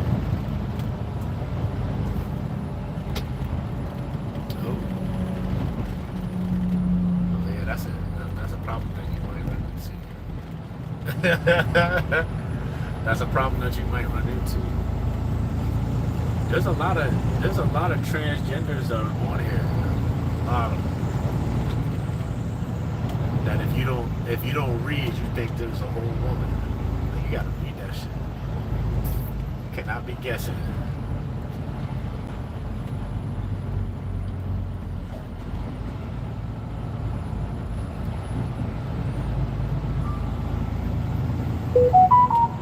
Yeah, that's odd. I don't even know what that means. Like, every once in a while, someone will pop up on my likes, like, nah, nigga, what you doing? I don't even know how you even got on here. Like, how did you get through my settings? Shit is weird.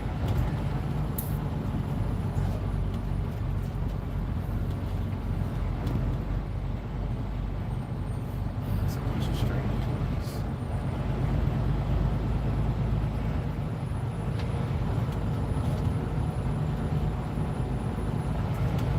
I barely made the cut. Damn.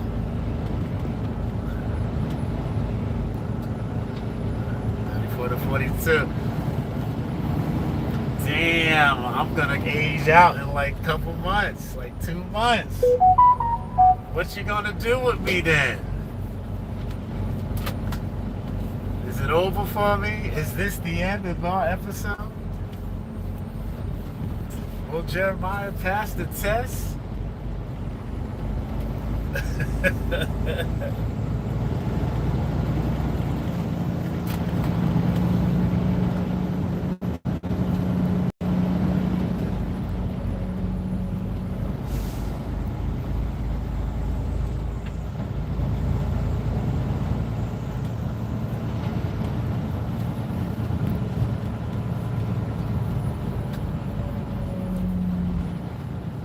Oh, they swindled you.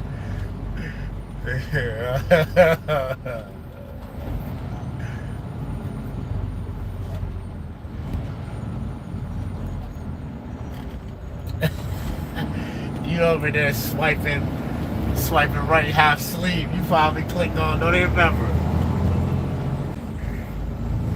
Uh-huh. Yeah. You pocket swiping.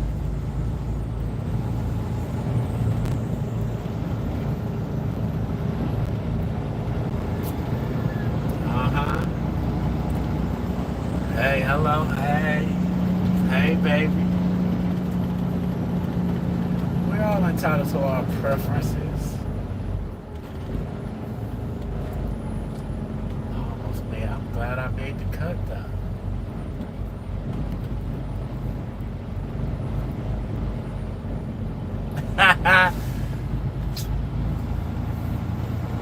Who's this nigga giving me compliments? Who does he think he is? Ladies are mean as hell. Maybe he's choose to be bald.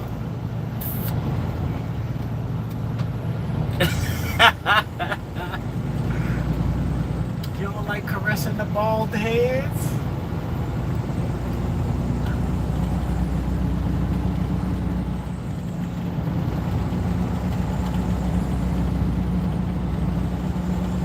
That was for him. Okay.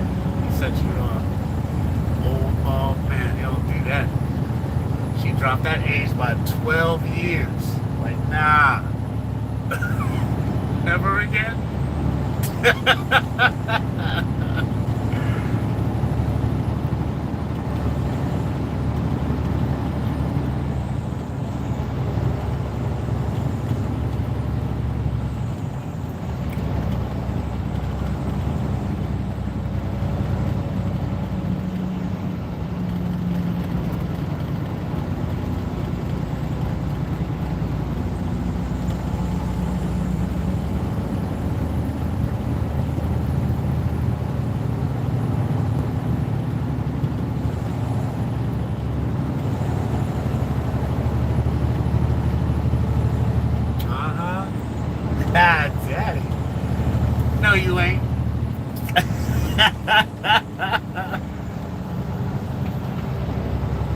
Surprise,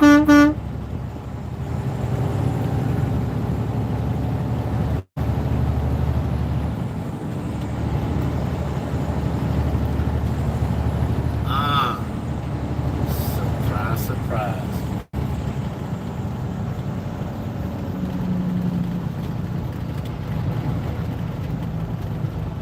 It wasn't on your radar.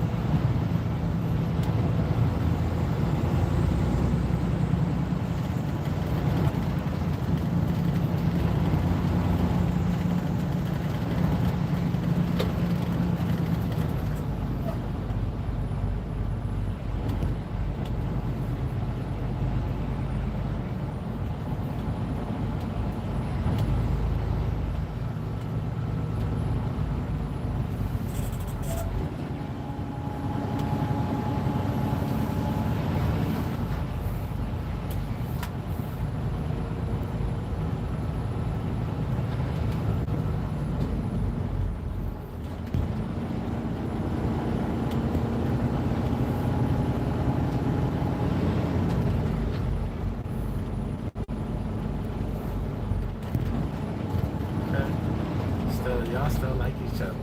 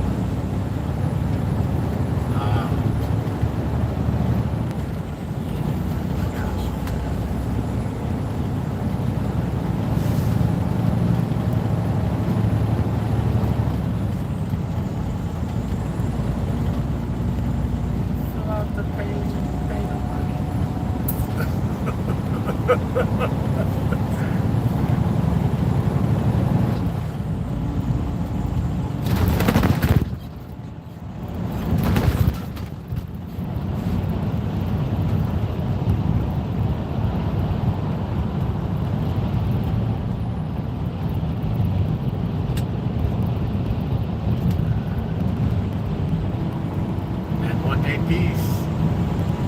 You'll win out every time with some peace. I'm telling you. Girls don't get it. That peace is a killer. Give me some peace. I'm there.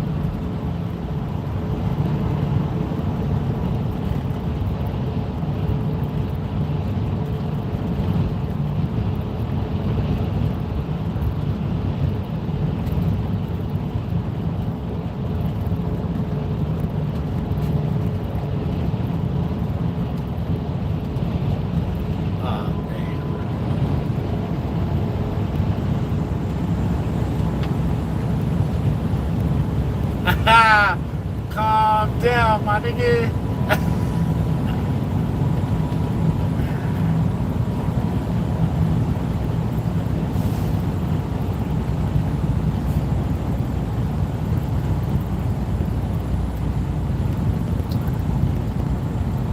Yeah, you making it hot, my boy. What are you doing?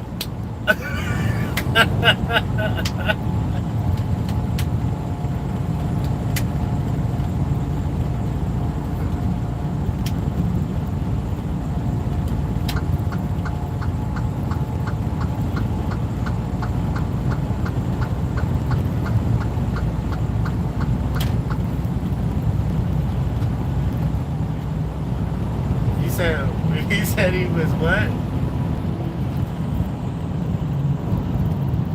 I mean, it's fine. Okay.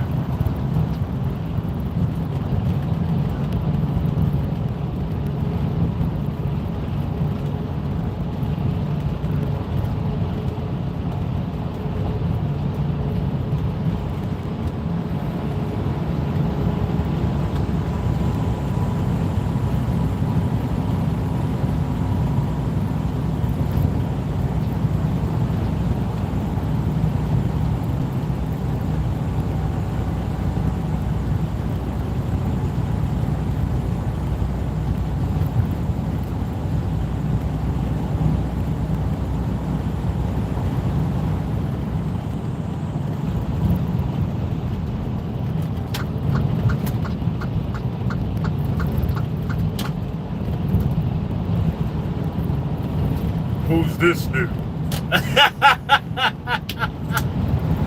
Oh shit! Busted!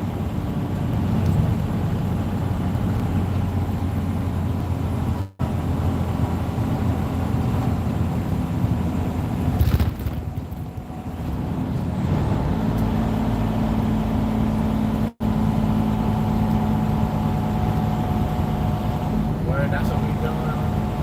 That's what we doing today.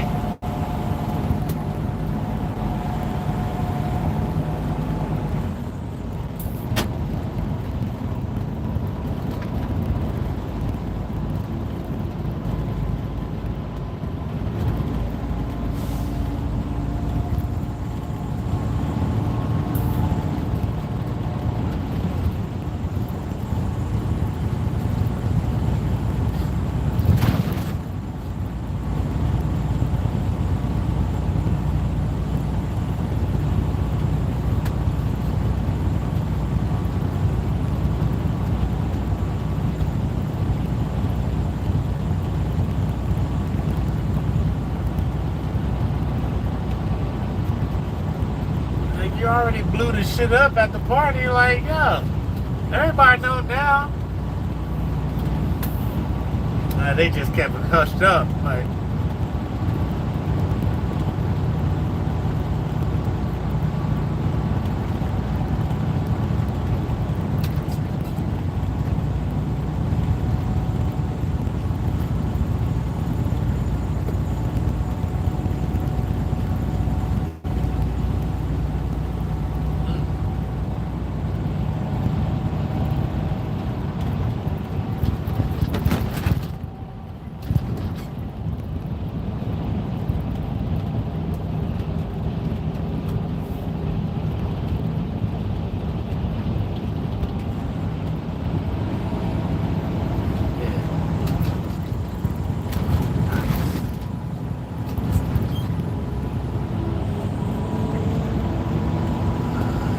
Party was not over yet.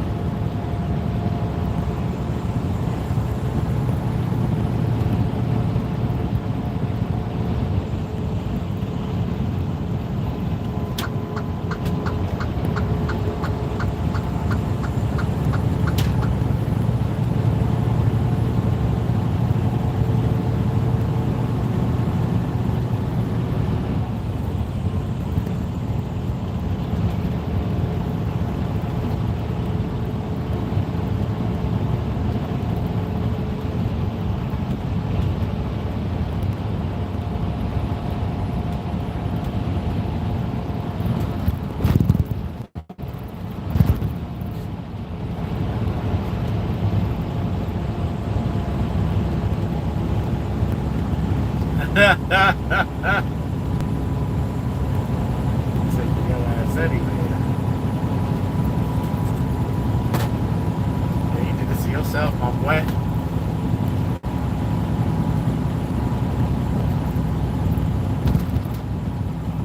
Oh,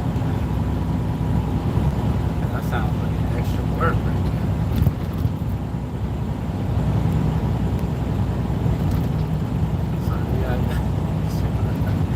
So that's your boo thing, huh?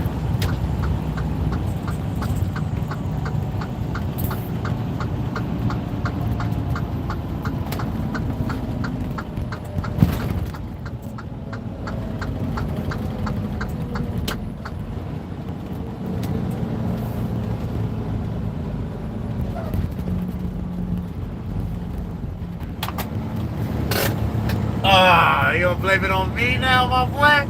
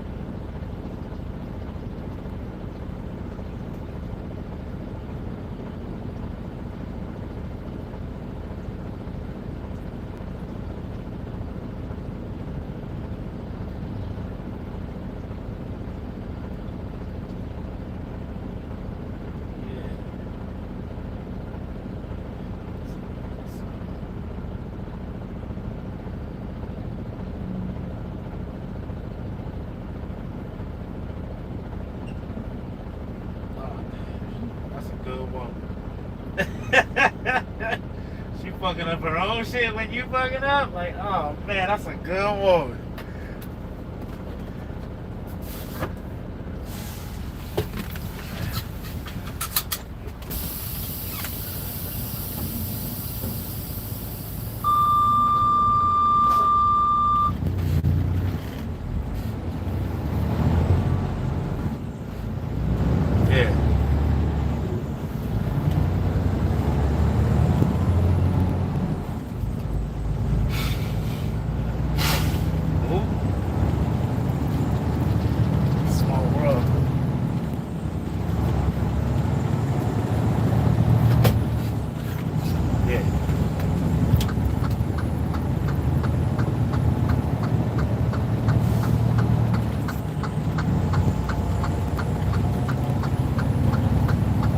Oh man, you doing the most. Oh, and she know from the party, like kids know what's up. Yeah, you know, you gotta hold that one in. You fuck with the household with that shit.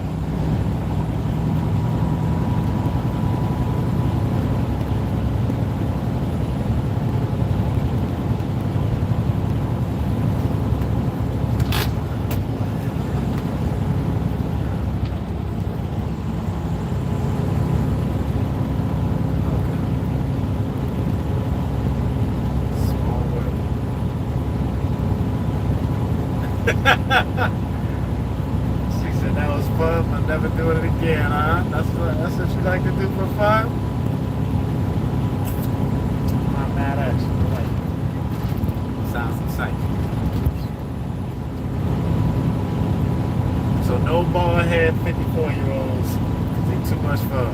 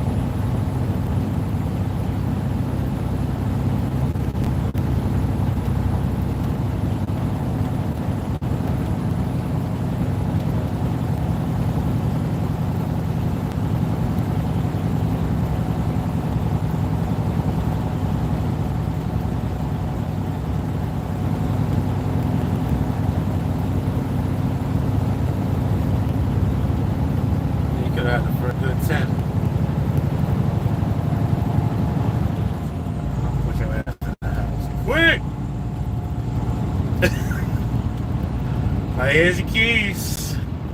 First of the month, I'll expect that bread. I'll come for that ass.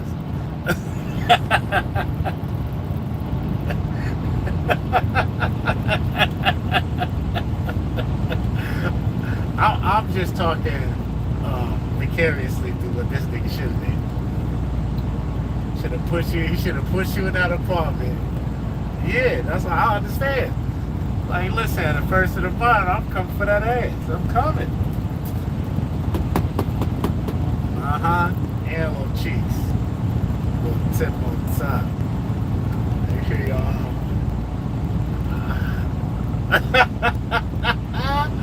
Yeah, put your ass in there. You'd have been living for free. You knew what you was doing. I see the game. I like it.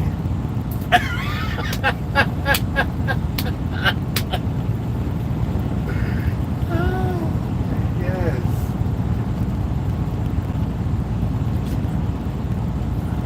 That's a dangerous situation. This old boy was clingy too. He would have been all up in your house. He had keys to the place, everything. It sounds good. But you were done. Was he done?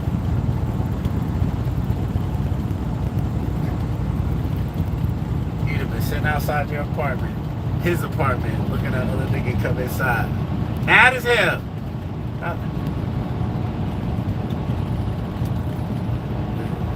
Yeah, it's dead, huh? He has a right to know what's going on in his property.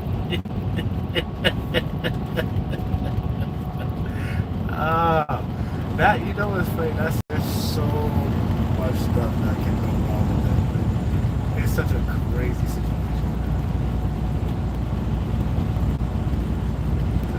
He sound a little unhinged. Nah, he wasn't.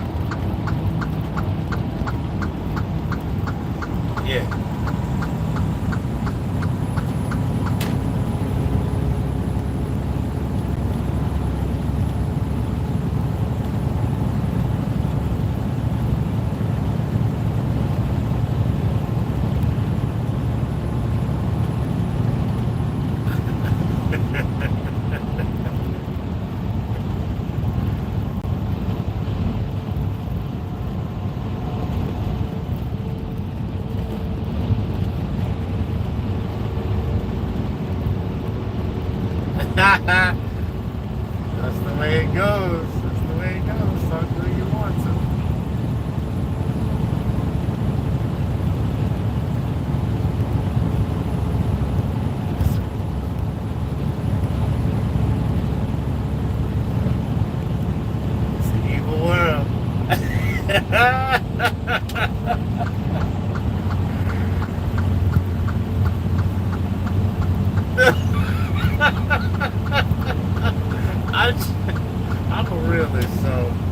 sometimes when you see these things happen, it's like, you know,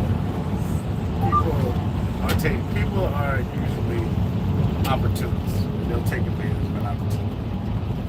Not looking for give anything in return.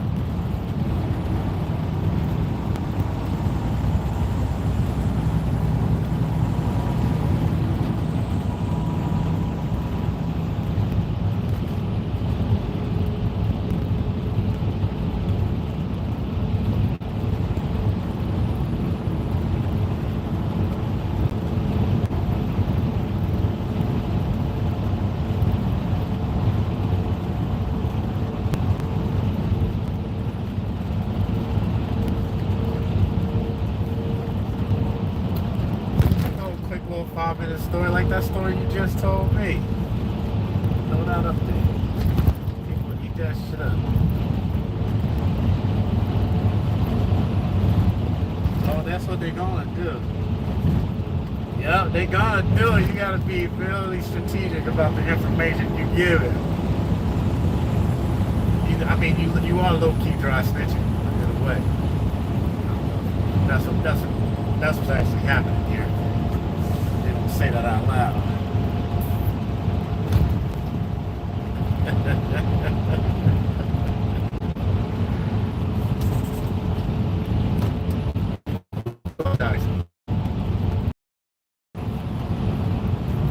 Why not do that?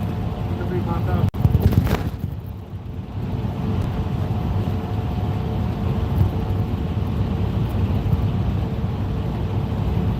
Do you feel you are toxic?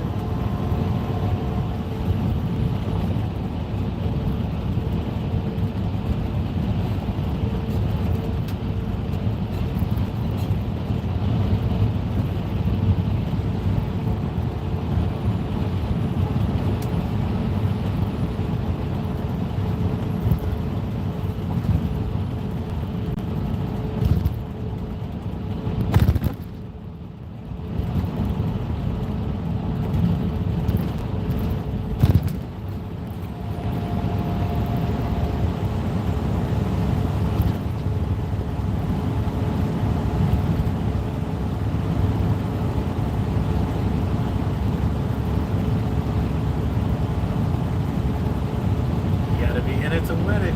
You gotta be in it to win it. Is it toxic anymore?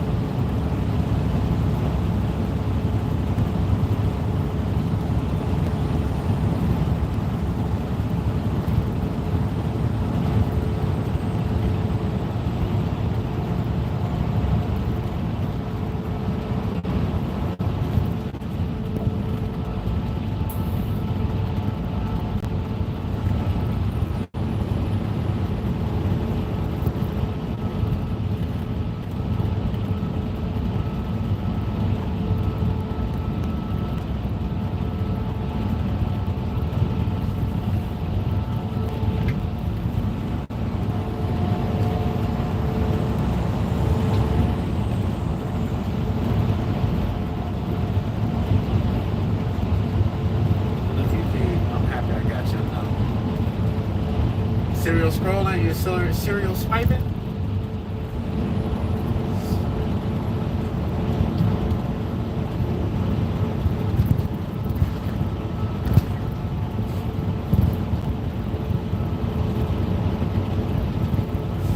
Social.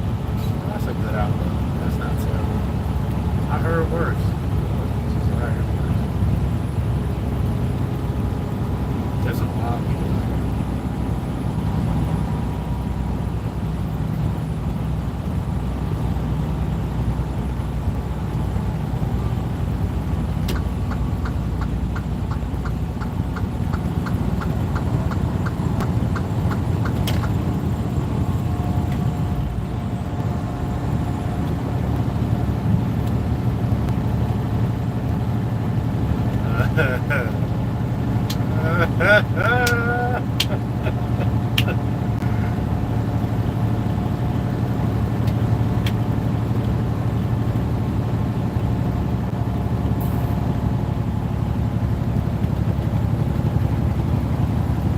them angles make it look different. Yeah, the angles make it look different. Yeah. It was there. It was just the light, it was right.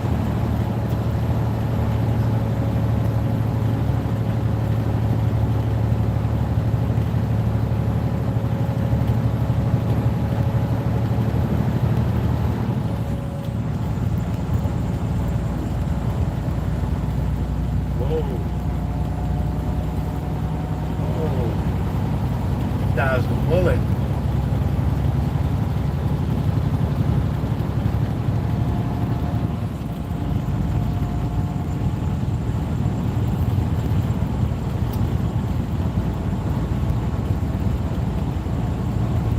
Oh, she party fouling. She party fouling and didn't have the spark. Whoa.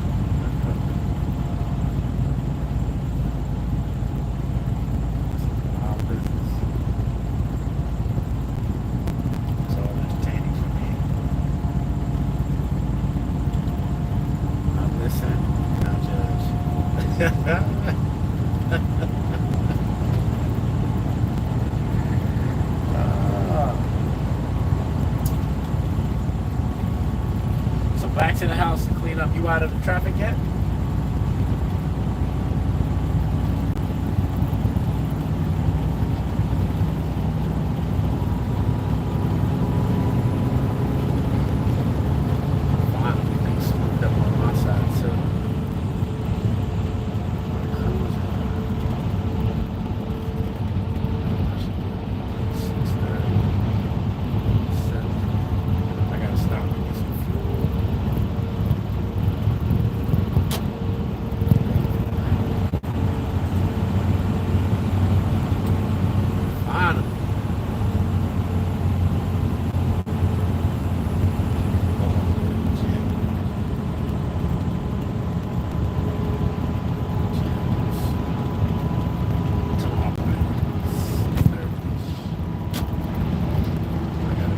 Poconos, which I'll be about 45 minutes away.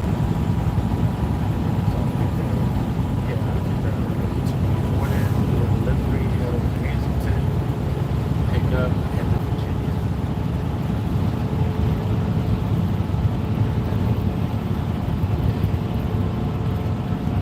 I cleared all my bills for this week.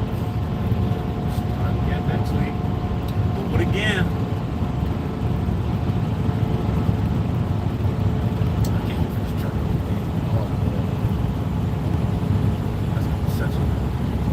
Truck to be paid off is going to be such a good raise because it's overhead and I get to take depreciation on the truck, which I'm already taking now. Oh, save some bread. Then life will change one more time. I like it.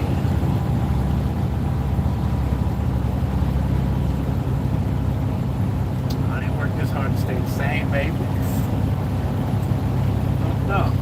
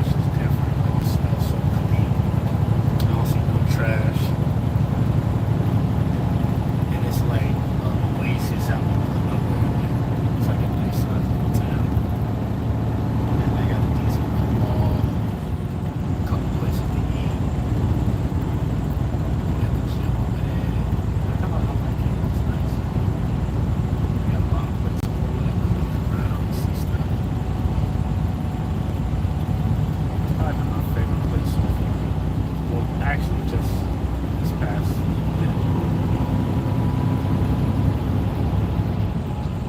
Before that was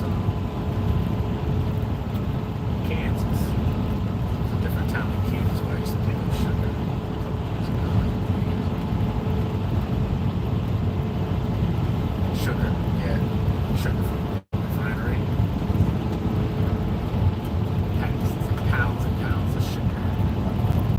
Dorn, that affected us. It was dorn and cocaine because it was an essential item. So I could run exempt. But there's places in which the highway going there was 70 miles an hour. And it was just straight farmland. There was no hills. And then you come across an area and there's towns and cities. Nice to visit. Black guys around that town. Yeah. What?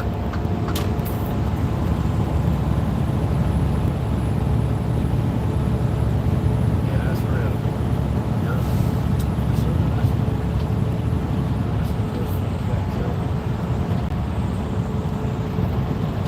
Yeah, out towards West area, like, if you're outside of the city, it's like people like you as long as you're not staying. People real staying. People real nice if you visit.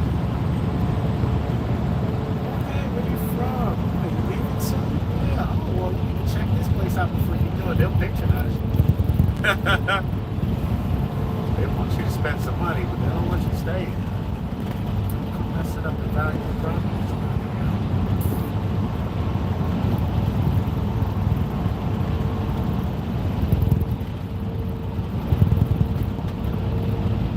I found out that black folks were trying to trifle around about that.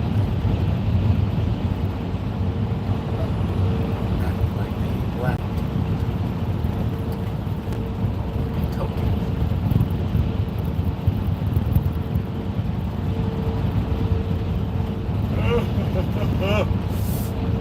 Oh, bad sandwich. Huh? No, not at all. Just stretching. Body's just getting a little bit tight. So I'm driving for 4 hours. I need to get to the gym. Do some pull-ups. Hang. Spine. Press. Do some dips. Get that good shoulder mobility. Some chest pressing. Some squats. Gotta keep the legs strong, you know what I mean? Legs strong. Gotta stay sturdy out here. And then I'm gonna do some cardio.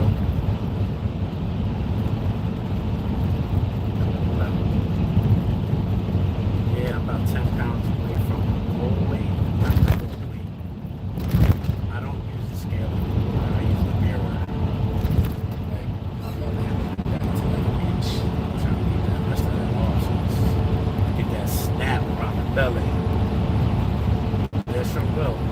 That's the goal. Try to eat once, maybe twice a day. Lots of fruits, protein, carbs, real clean, seafood, chicken. Piece of steak, maybe twice a week. Once or twice a week. Snacking on like regular stuff like popcorn, snap peas. Got these Harvest snap peas that are delicious. Air fried. Same thing, just a protein hit. But steak has creatine in it. And a little bit of red meat's always good for testosterone. I don't eat much eggs because I don't do breakfast, but sometimes I'll do breakfast. If I feel like I wake up, because sometimes I wake up and like I'm super hungry, and I'm like, I gotta eat something, or I'm gonna binge with something. That's that gives me I'm so hungry that I just go ravage the kitchen.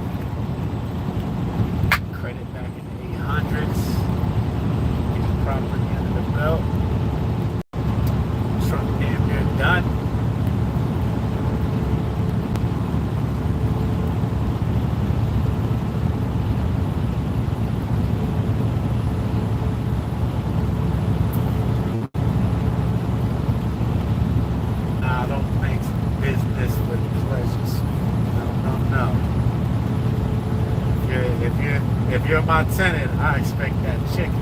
Let's go. Nah, you can't swindle me with that thing.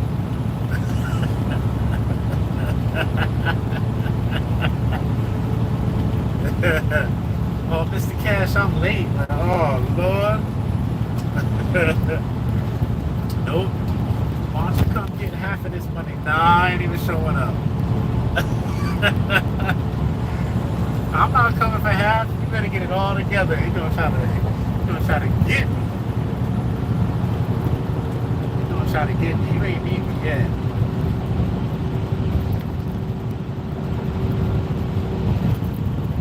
That's true. That's why I'm not gonna come over there, because I do want to. But I want this bread. Can't let nothing get in the way of the pocket growth. Trying to get slim and keep pockets fat. Yeah, out here looking husky in these streets. What was that? Yeah. I look husky out here.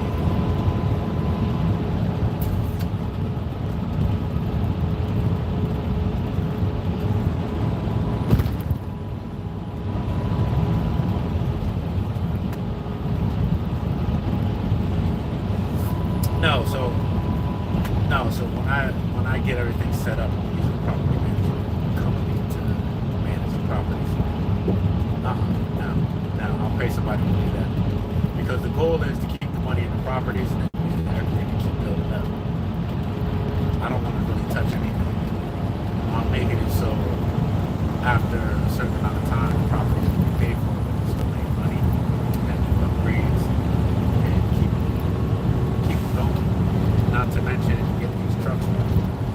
But right now, everything is me powered. I gotta get to the point where it's not just me powered. Because there's gonna come a time, Mr. Cash will shit out a little bit. Right now, when I'm young and sturdy, I gotta keep it pushing.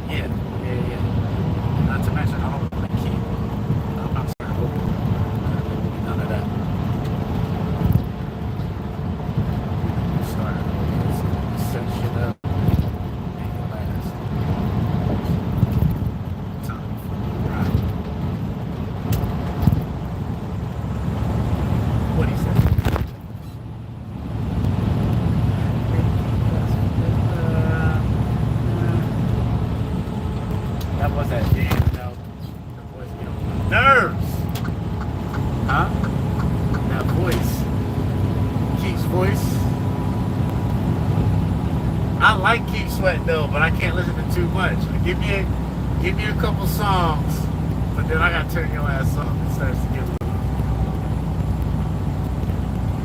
You was about made off Keith Sweat.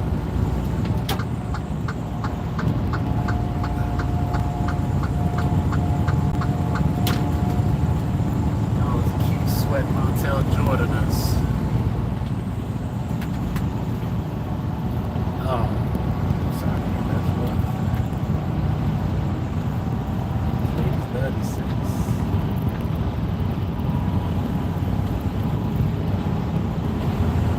Yeah, all right now.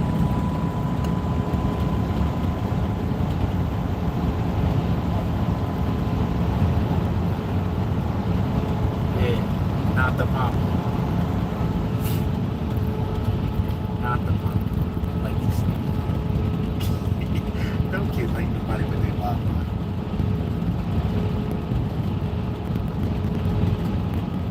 That's another thing. I like this. Good for her. Like, he's upset.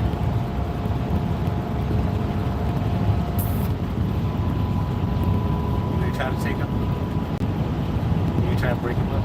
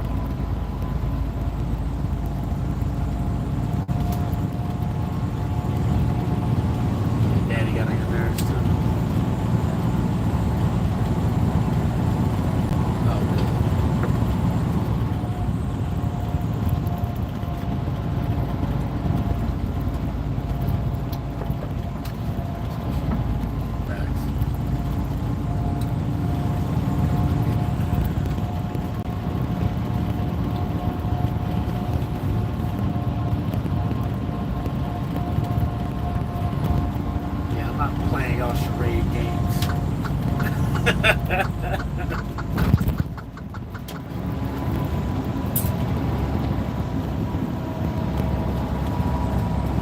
Yeah. Yeah, especially after you get to a certain age. Drop me off around the corner. Yeah. Sitting here yelling, I love you out the door. Forgot your sandwich. Your Powerpuff lunchbox. Like, Dad.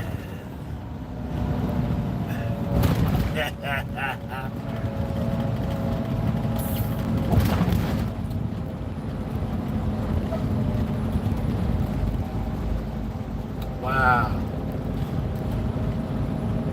Yeah.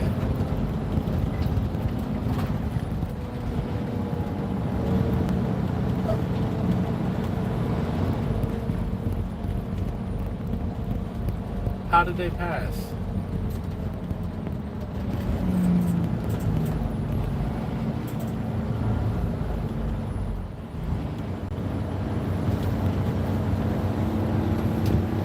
Wow.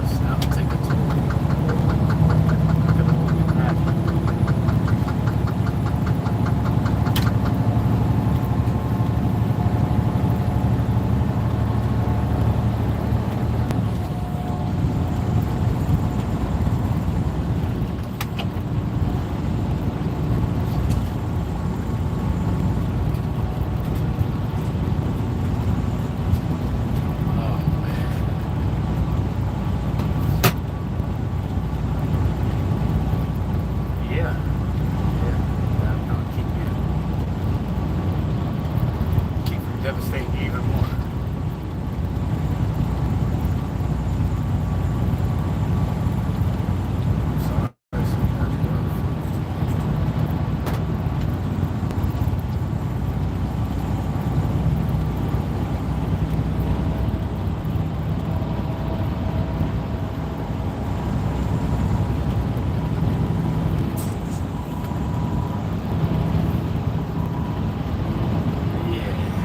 Got nothing to give. Drained.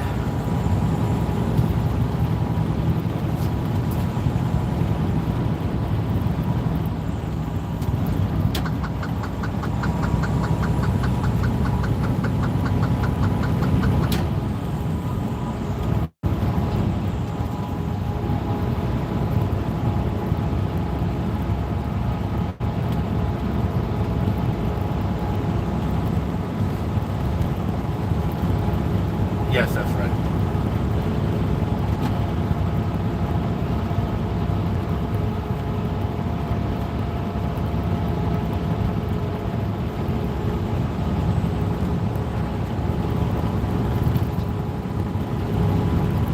Yeah.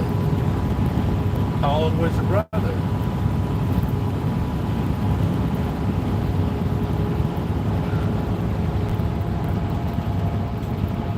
We all lucky to be here.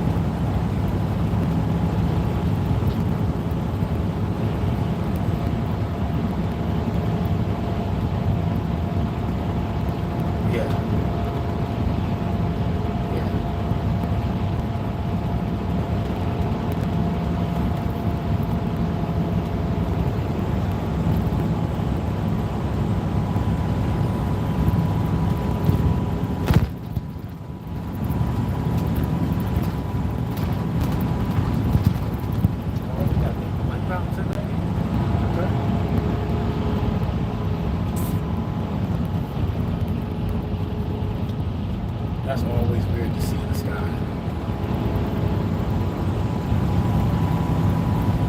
Up the lip. I'm seeing my kids.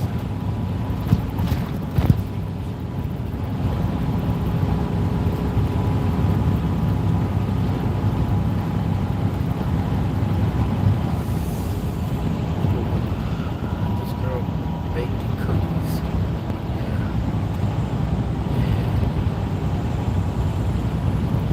The cookies were so good. I rented a limo, filled it with flowers, and took a trip. I rented a limo, filled it up with flowers, and took a drive to the countryside right after the snow.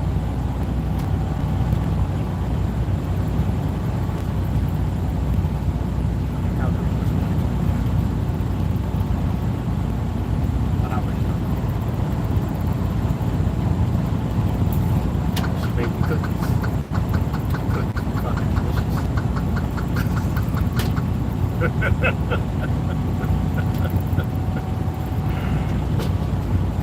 that good. I was like, I got you something for this bitch. She gave me these cookies. Ooh, she knew what she was doing. I don't like cookies and cheeks. They can do weird things. And the limo, cookies and cheeks, and the limo picked us up from school.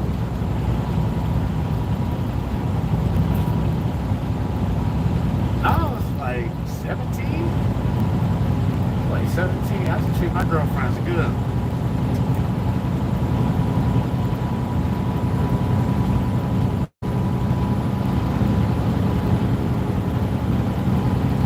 Don't ask. No, I'm just playing. I'm just playing. No, so I like to do nice things. Like I like to plan. I like to plan nice excursions.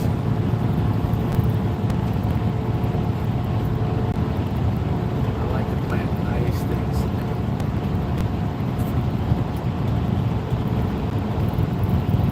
Yeah, we can do all that stuff. Horseback riding, wine tasting.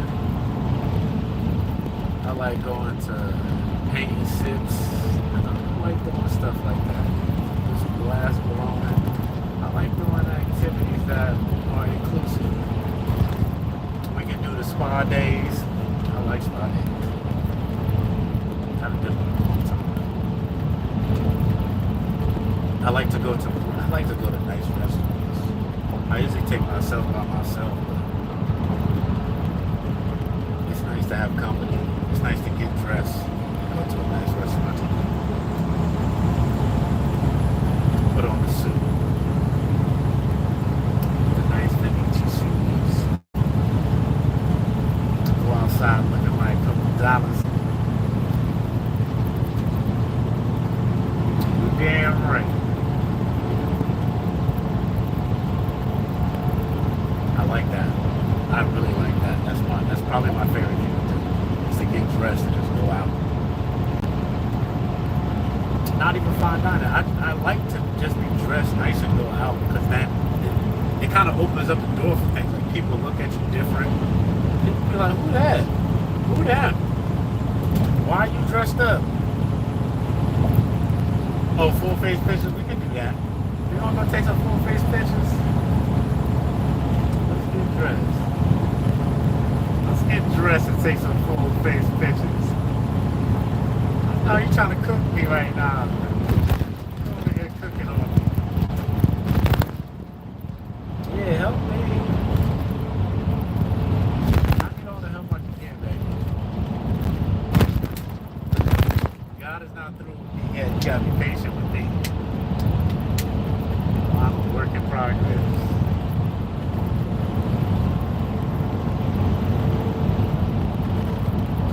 Yeah, I like doing stuff like that.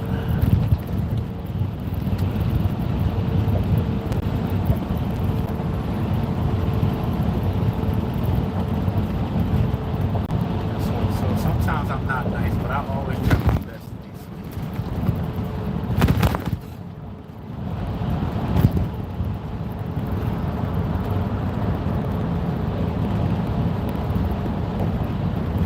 like Sour Patch Kids.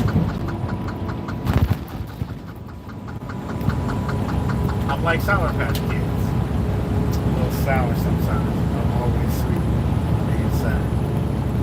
Huh?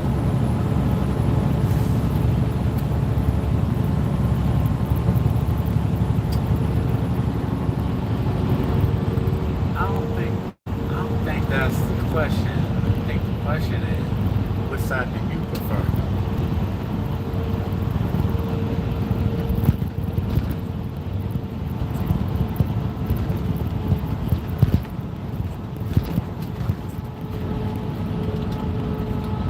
You'll see.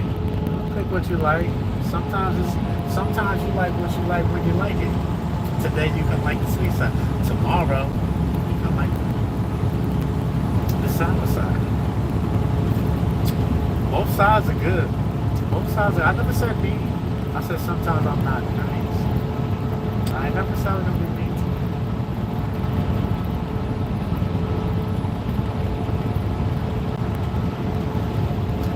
you. So let's say you came out with an outfit on that I didn't like, and I'll say I don't like that outfit, but then I pull a box out with an outfit I just got you.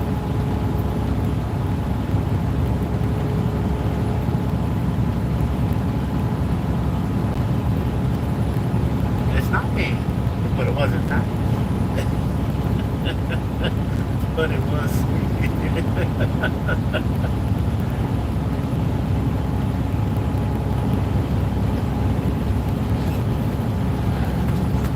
Yeah, because I'm going to be honest with you. Yeah, I'm going to be honest with you. There you go. There you go. You got the metaphor.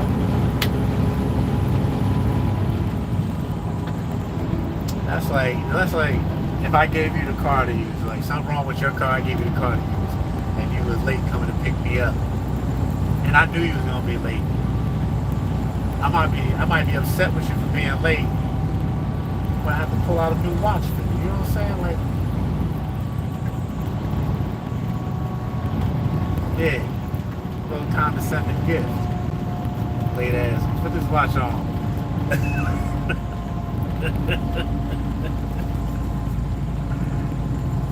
I think that keeps it funky.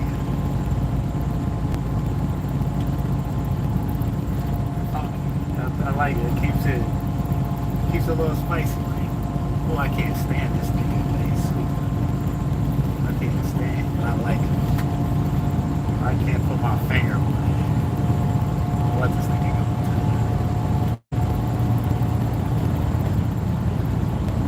I can show you, but I can tell you. I can't just talk shit. I can talk shit all day. We'd have to get to a place. Get to a nice place.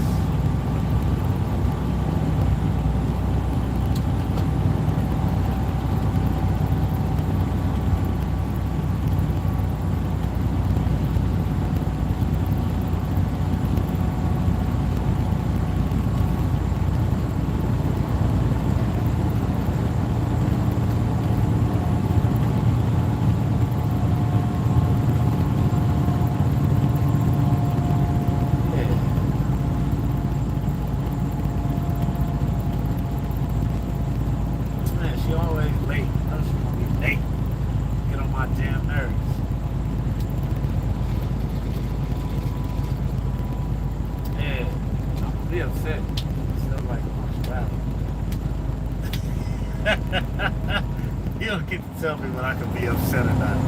We ain't doing that. But I'll try to turn it around.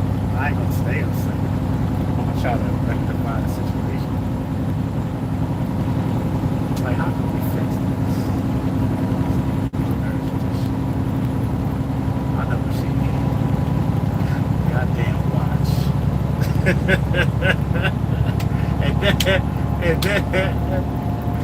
I know. But if something's on your wrist and you like it, you'll be a little prone to wearing it, looking at it, hopefully setting the time and keeping it right.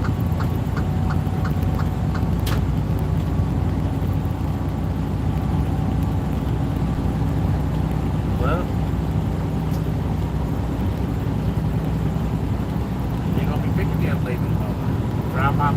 where I need to be.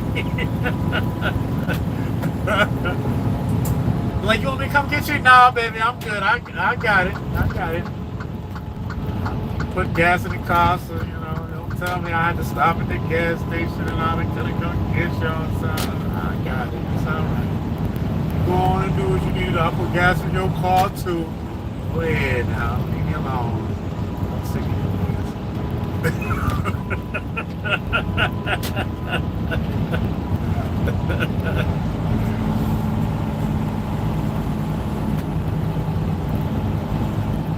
And I'm the type of person to look at you like, if you have to ask.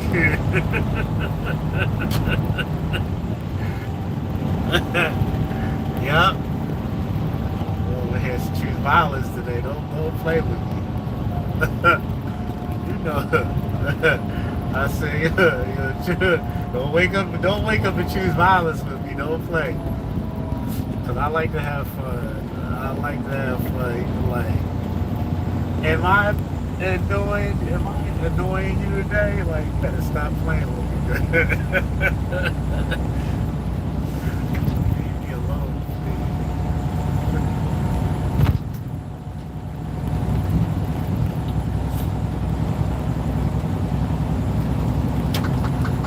Could be, or you could be picking up on the vibrations you're giving off. That's annoying. And then asking me if I'm gonna validate them. That's true. And that's probably what would happen if you was a hey, your ass don't. I'm not listening to you. That's not playing. No? Sound good. Talk a good game, girl. I like it. You talk a good game, but the truth will set me free.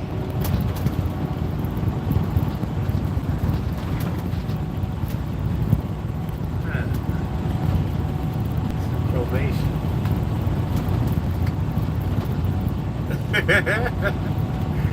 It's probation. I gotta feel you out. I don't know if I like you. I like you. I like you. I don't know if I like you.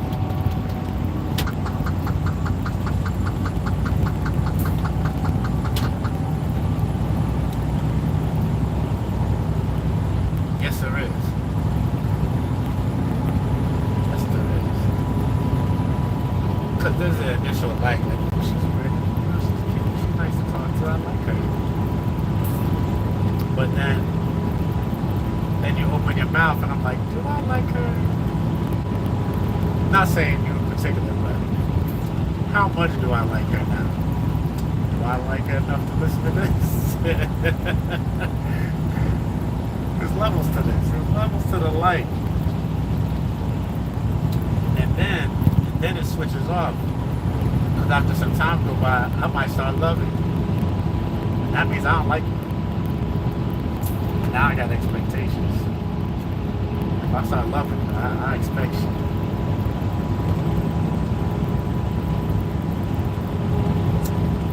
I expect a certain treatment.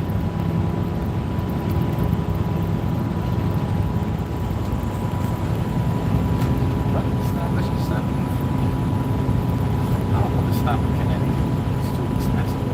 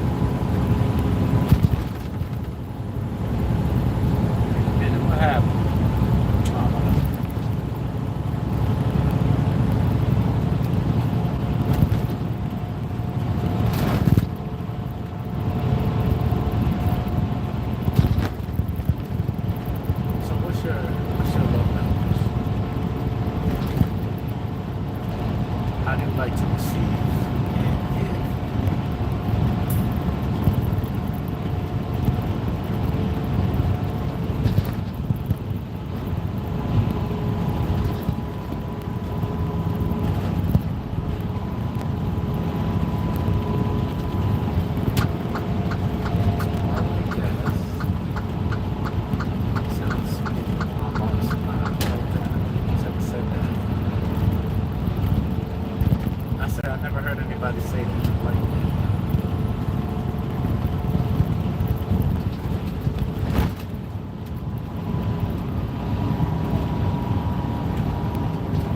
oh, I'm a physical touch and acts of kindness. I like that. I really acts of kindness. So like, if you see that I need something, just go ahead. Knowing that I need it. And I didn't have to say nothing. Or I was about to do it. So I like this. Paying attention. Paying attention to me. Nothing you see. And that goes along with peace. Like, it's just like,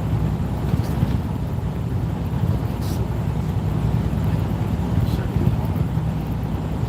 We're gonna have hard conversations all the time. Things shouldn't be sweet.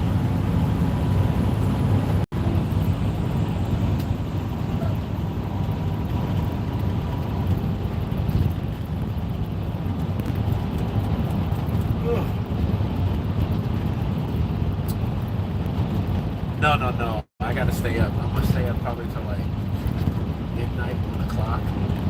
But I'm gonna definitely go to the gym, get cleaned up, go eat. That's probably about it for the day. I definitely gotta fuel up. No, I cut my own hair. I don't know. I grew up in a barbershop. I was cutting hair since I was 8 years old. So 8 till about 18. And I just went to regular. I never went to the barbershop. I wasn't thinking right. Well, my grandfather put me in the barbershop because his buddy owned like 5 barbershops. And I was supposed to get my driver's license early because I had insurance since I was 8 years old, cutting kids' hair. And I started cutting adults' hair when I was 11. So I was early in the game. And I should have got a barbershop on my own back in the day. And Mr. Clyde, the guy that owned the barbershop, was going to teach me how to do it. But I really wasn't interested in that. I was doing martial arts and sports. I was kind of just did enough to pay to get money to tournaments and wrestling. Flying stuff.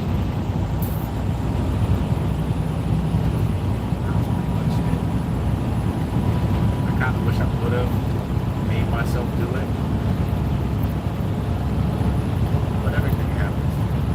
The choices we make. I'm not going to say it happens for me. The choices that we make. I just wish I had a golden gem still in my life to kind of point me in the right direction. And I've been, my grandfather nailed up. Growing up, he took care of me. My grandpa.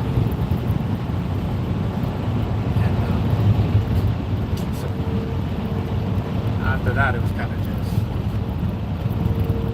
I was kind of just winging it. I felt like I was doing enough, but later on in life, I realized that you do the same thing, you get the same results. Or you gotta do more. And I didn't know what more looked like. You can do the same thing and get more from the same thing. That's why that's why I'm transitioning from this trucking so much. Because I know I can be driving for somebody else, and I can be driving with another company, and then I can drive for myself, and I can get other people to drive for me. I can still do the same thing, but get paid differently. And I really wasn't grasping the concept as a young man. Then I could have put more time into something like that. Yeah, living. But it's dope because now I just saw my sons.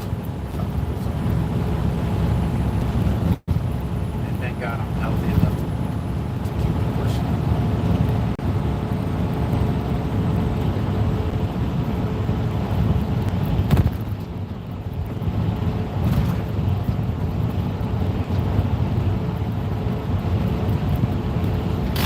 Can I ask you 3 things? Can you ride a bicycle? Can you swim? Just because you took a picture in the pool don't mean you can swim.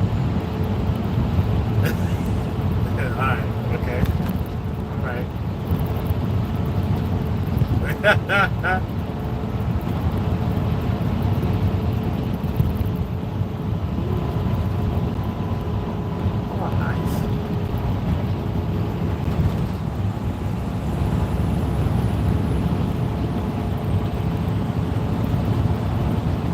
I didn't hear nothing what you just said so far.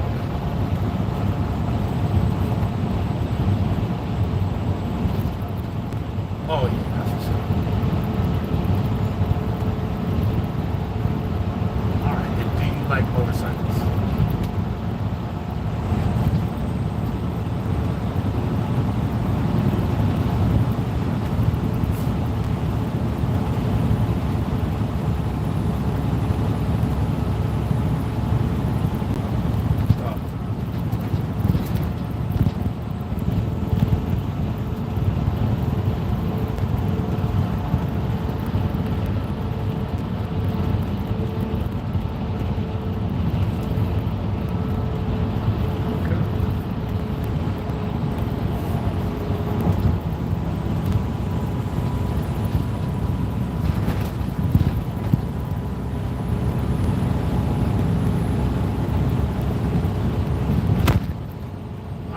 I grew up around bikes. I love motorcycles. I used to teach and I was the guy that you come to take the class to get the license. I did the intermediate advanced and basic beginner rider courses. I taught the courses at different dealerships and shit. I love motorcycles. So I just need to make sure when it's time to go for a ride, damn. Huh? Yeah. Oh yeah, we'll give you a helmet and a vest. Get you some boots and some chains, some gloves. Get you right. I'll have you out here naked on the bike. Oh, yeah. You gotta go to work. Yeah. When I say naked, I mean anything that's not slide resistant is naked. Yeah, anything like that is connected. Because your pants, listen, you fall, your shoes will come off, your pants will come off, your shirt will come off, and your ass will get the real exfoliation. There's always an inherent danger with everything, but when you're prepared and you ride properly, that's like a 99.5% chance of nothing will happen. It's when people are out here not paying attention, acting up. That's usually when shit goes down, or they're putting in bad old tires, stuff like that. That's you willing to learn how to ride? You want to learn yourself and get a bike, get your own bike? That's dope too.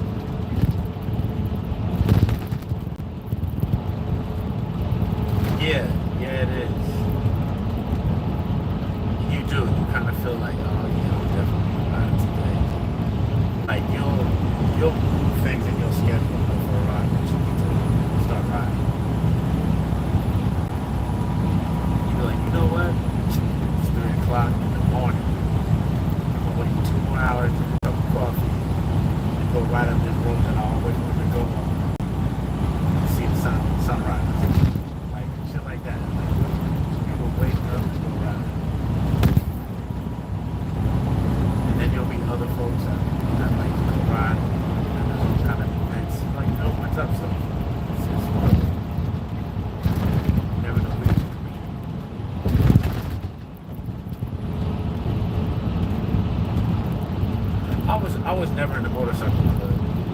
I wouldn't mind it though. I was always kind of alone. Like, if the fellas want to go ride and they have bikes, you know, link up and go ride, but I was never wanted to be a part of it. So I almost started one once, but then I was like, that sounds like a lot of work. I just want to run. Yeah, I almost started one. I had a few, like 5 to 7 guys, and we was going to start a club. But then I was like, nah, that sounds like a lot of work. There's going to be dudes involved. We're going to have to get a clubhouse and somebody's name. Like, if I do it, I would like to have like a spa, like a motorcycle auto spa. Where we had like a garage, wash bays, a lounge, something dope.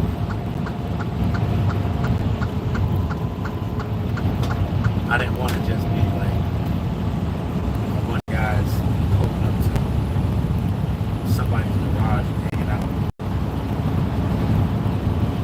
I wanted to do something like legitimately nice. They could bring their car, you know, something.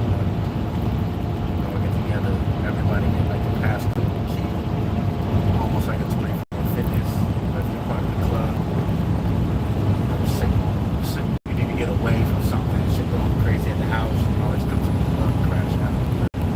Like, I wanted something really nice.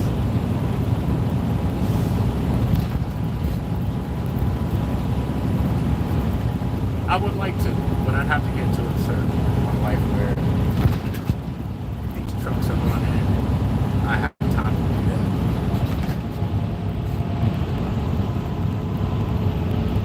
that. And the money to start it.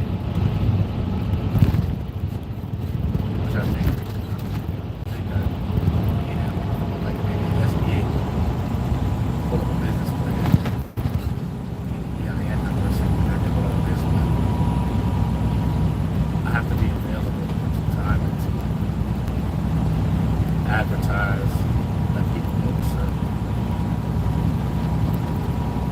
how I'm going to make these drinks. Or even not necessarily even make drinks. Like, I'd rather it not be like the traditional looks of the president and all this other stuff. I want it to be like a family where everybody's just who they are, show up. You know, you just running our tags or whatever. And people will play different roles in the club when they need to. Like if you got kids, bring them in there and help clean up or something. Like if there's people that are teachers, they'll come in and give other kids like help with school year. People that are mechanics might have to hook up for certain things. Like a nice little community.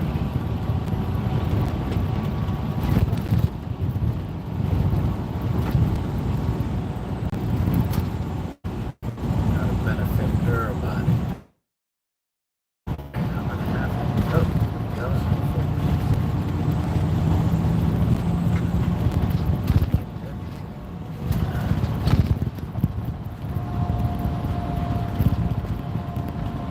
I got a million ideas, but at a time.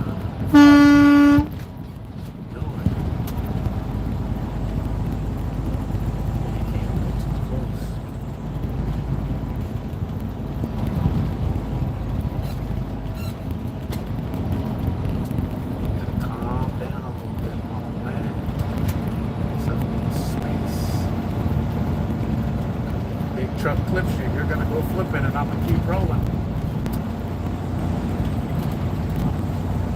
Yeah, I mean I'll pull over eventually, but I'm not gonna run into you. That's like you just ran into me.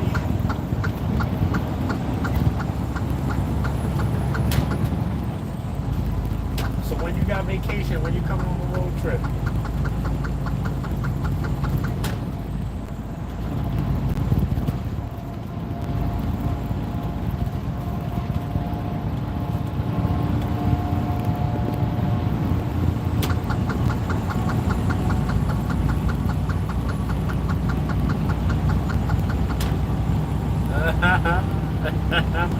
surprise, out.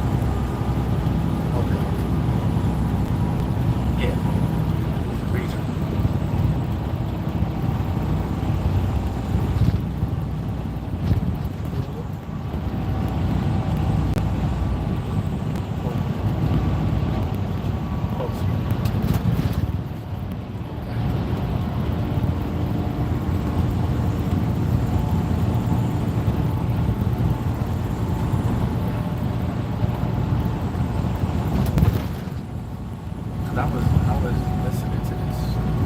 There was some podcast about the Postmaster General overseas. No, Lewis. It was before the guy.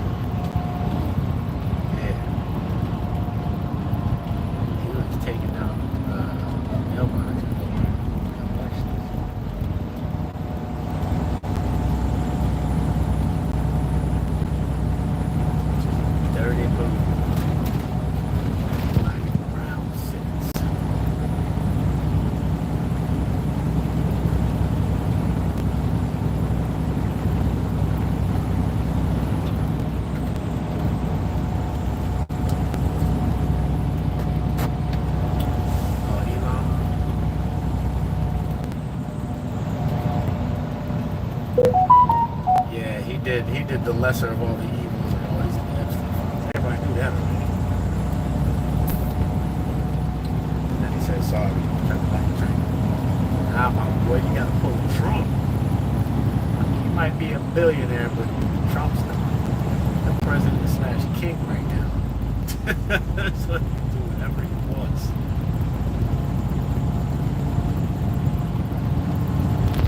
He'll sign some shit that will make you broke.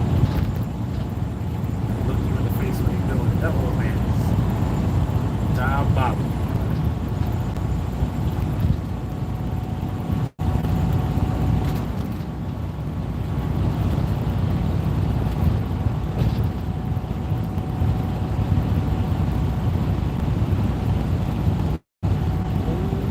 So you had, a couple years ago. So you had the smoothie. What you eat yet? Is that a smoothie too, Jeremiah? You pulling the Jeremiah? Yeah. Supplement. Gotcha. Supplement. No, you said it right. I understood what you were saying.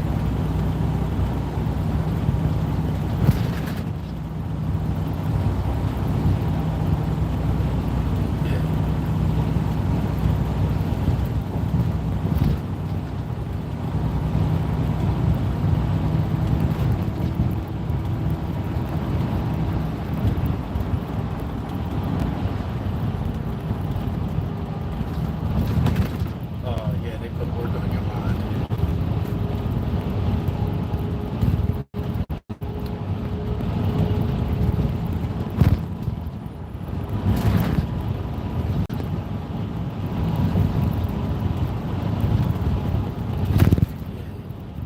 Put them in there. Oh my goodness, every time I roll by this Panda Express, I want to stop. But I'm not a station. I think I might do some fasted cardio. So they got, I usually do the super greens, chicken teriyaki, the kung pao chicken, and they got this other line.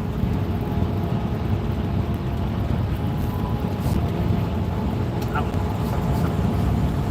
And I'll be like, Beijing. No, not the Beijing game. That has like the Cody. No, it's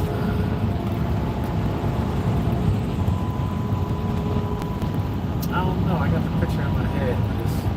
It's like it's steak. Steak something. It's really good.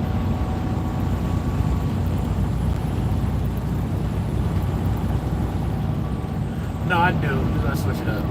But lately I just been doing the only time I'll eat pasta is if I'm out at a restaurant or when I'm by myself.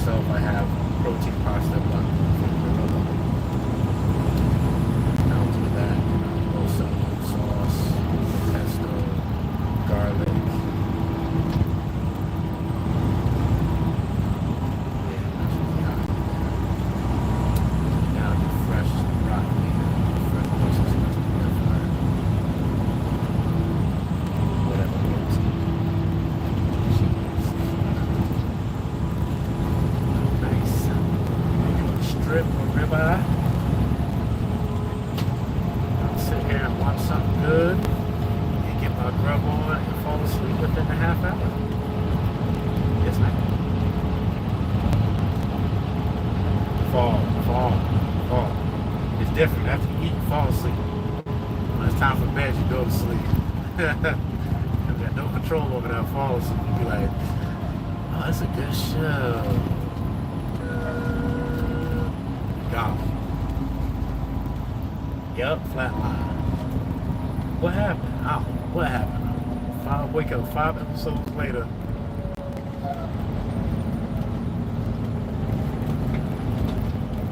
So what kind of car you drive?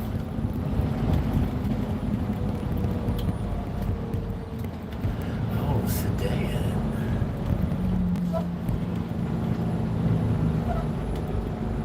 Is it all-wheel drive? It's all-wheel drive.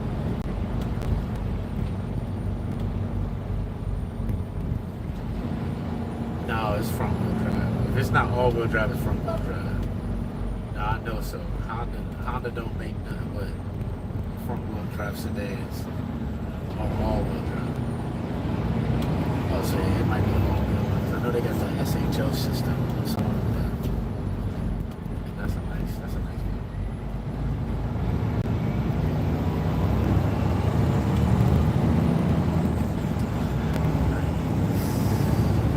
Your birthday, what you say, September 8th?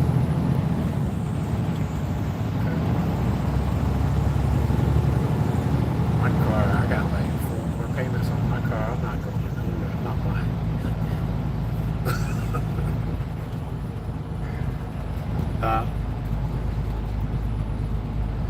Yeah, so I'm gonna wait a little bit. I know I want something fun. Something sports cars. Or even a motorcycle. I'm leaning towards sports car now. Because I want to go to.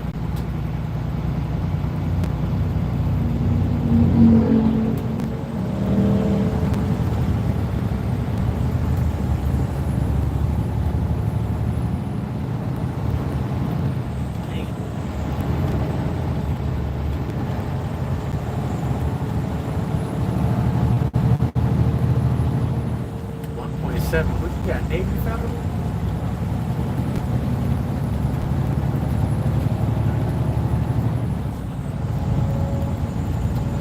That's what I did. So I got to know my brother who's in the military. Yeah.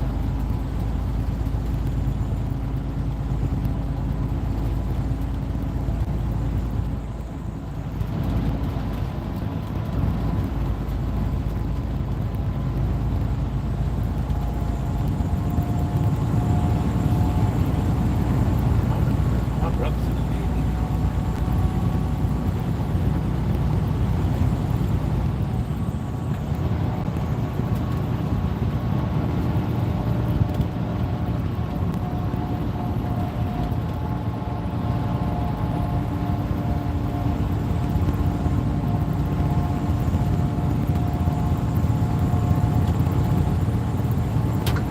She was out of here.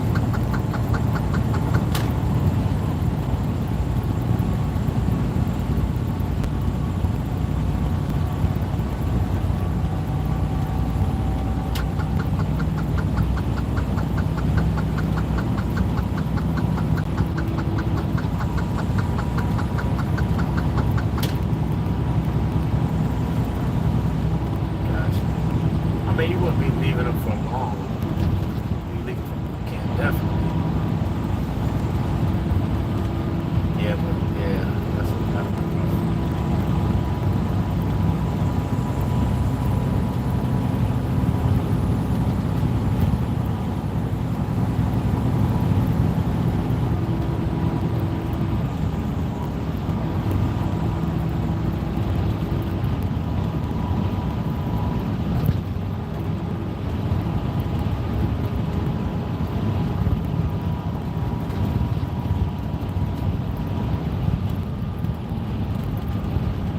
Putting the kids through that.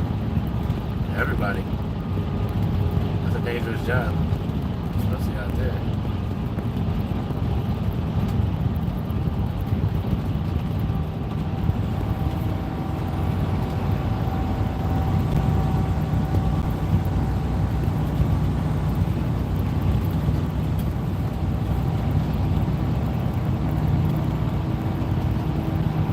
Nah. Yeah, I mean,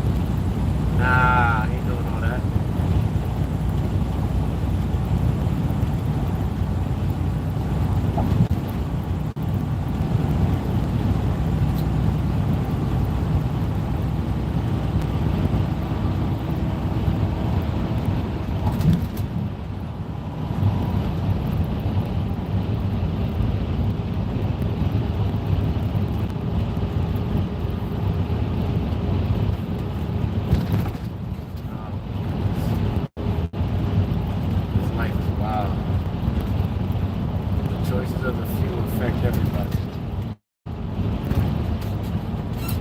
Hey, sweetie, let me take this call. I'll call you later. All right, bye.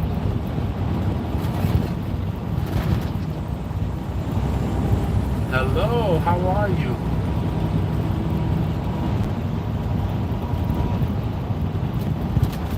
How hot is it? I've been sitting in this AC. I haven't stepped out this door since 9 o'clock this morning. Damn! Where are you at?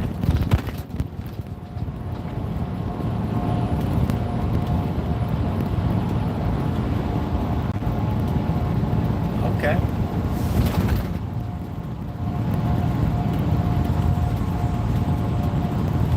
You don't go kid? Oh, you got the baby with you.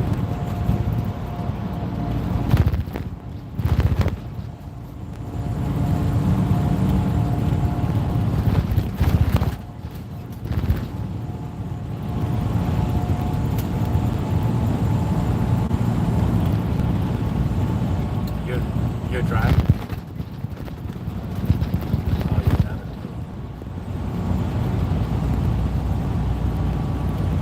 Okay.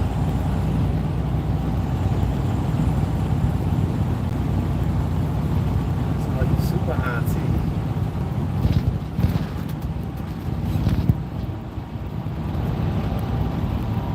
That's what's up. I'll be in PA in about an hour and a half. I'll be back in Pennsylvania about an hour and a half.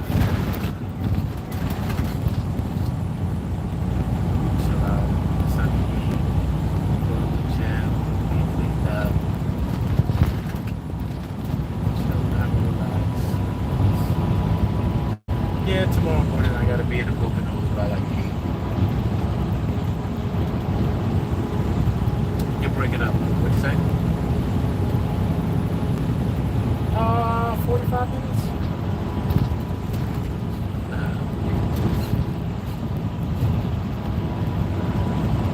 Oh, I gotta go. Oh, hell, I gotta go get these linens. I gotta break out the shorts with the linens and the loafers. Nah, I got too much leg for that. I can't do that. That type of attention.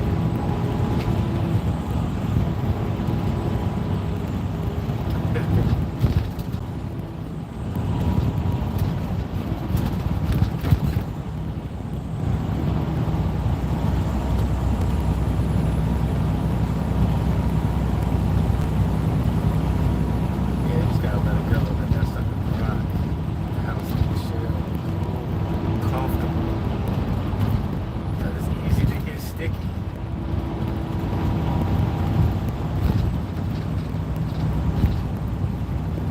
Yup. Speaking of sheets, I gotta get some new ones.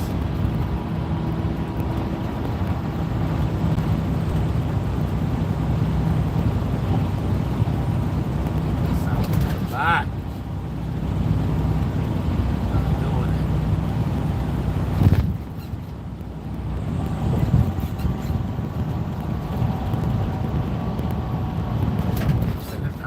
Today? Alright. You said it's 95 out here?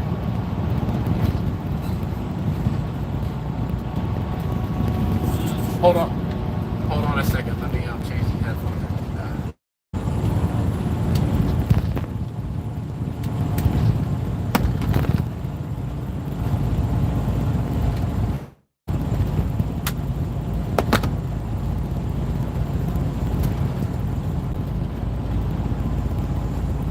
Can you hear me? All right. My goodness.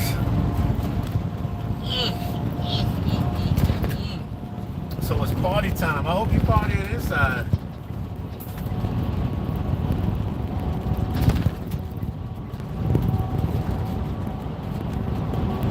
Oh, man.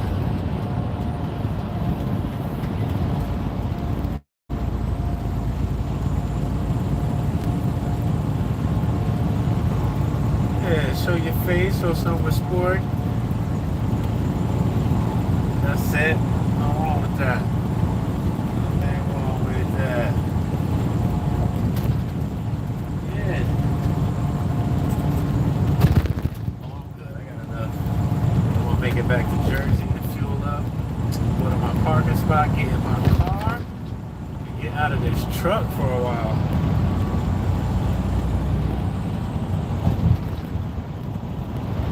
This week, all week, I'm chilling after we came back from Idaho.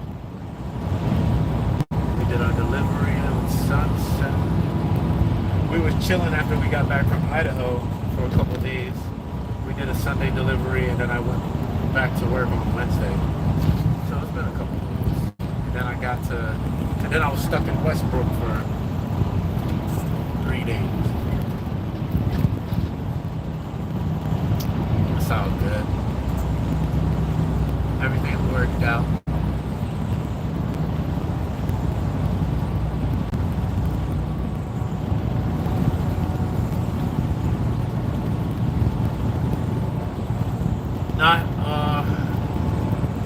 So you said my family dynamic?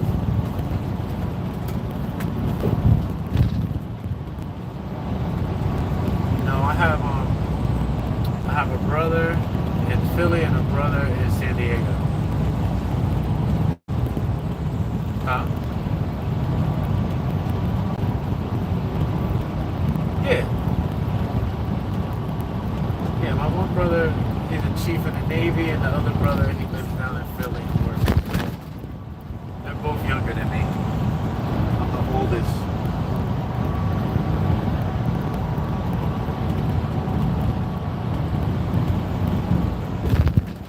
Last year. Last August.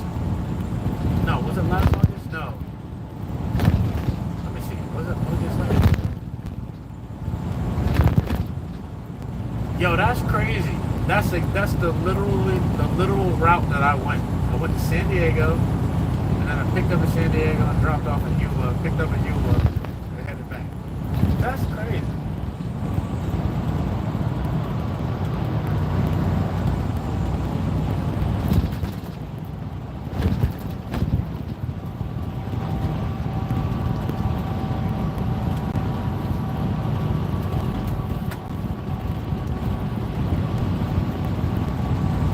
Yep.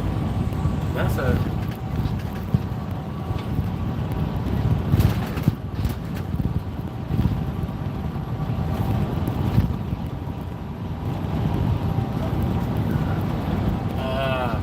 yeah. That shit's right across the street.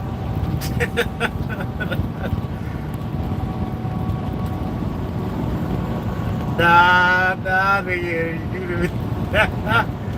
It'd have been a whole new life for you.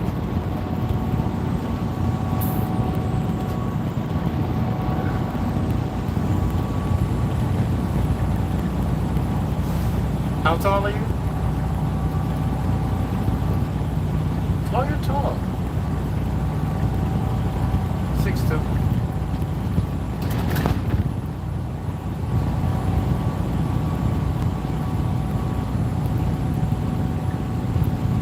Out of eye. 5'11".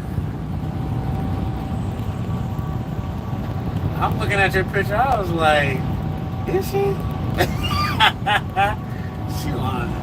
She lying. 5'4". They would have think you Mexican. You would have never came home. 5'11", it would have been like, she's American. Send her back.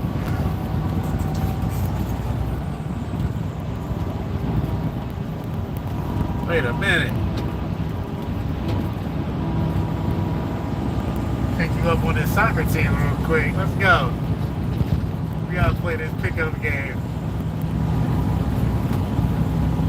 5'4" with size 11 starting. Jessica B. You can run out, slap everybody's hand. They holding their hand down real low for you. Didn't know you had the bunnies though.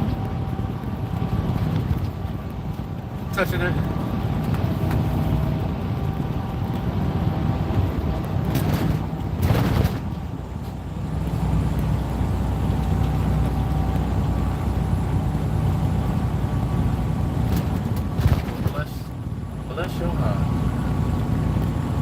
Short King said they having a hard time out here.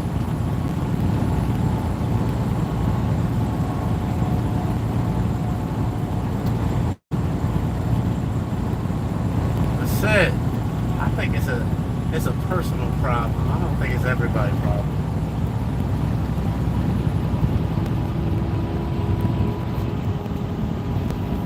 Yep.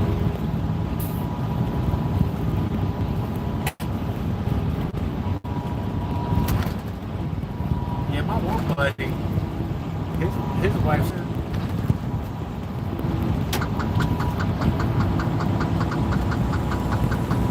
there it is. That's right. That's right.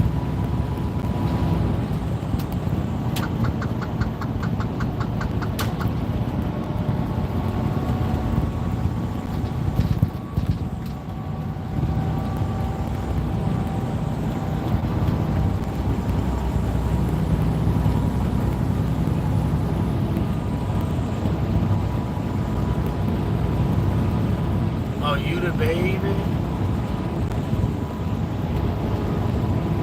Yeah, usually the baby is the boss. Spoiled ass. You spoiled? You spoiled, ain't you? Okay, I like the outlook. How old are you? Huh? Just fibbing all out your lips today, ain't you?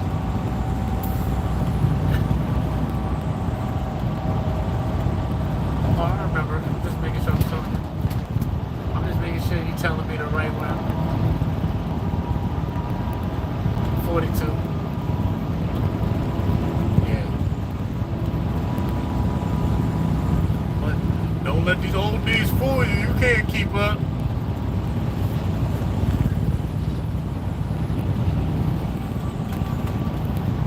Little Geritol too. Little Laddie King.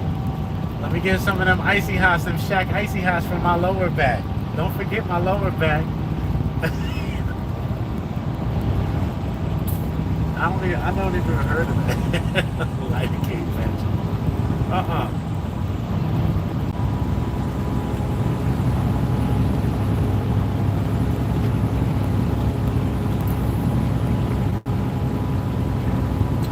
I know about the Tiger Bomb since I was a little kid. The Tiger Bomb worked.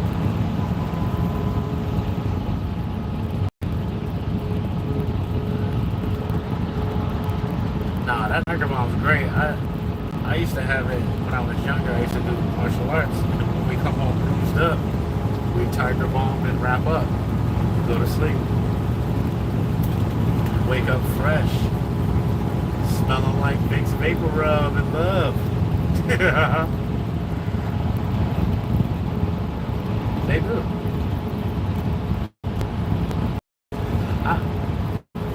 I haven't taken Geritol, but I do cod liver oil or castor oil.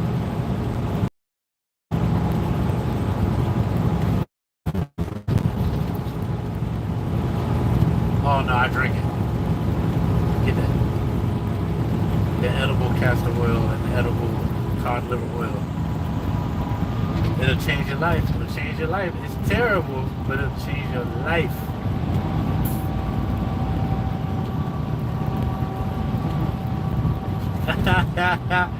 Some milk of magnesia.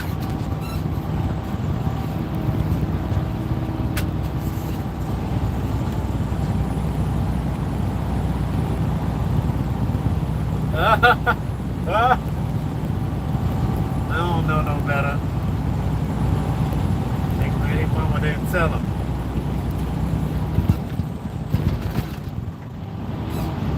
Oh man, that's silly. I'm big on the multivitamins though. I like a good a good probiotic.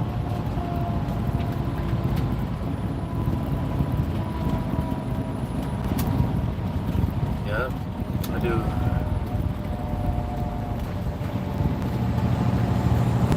What's Sprouts? Grocery store? Okay.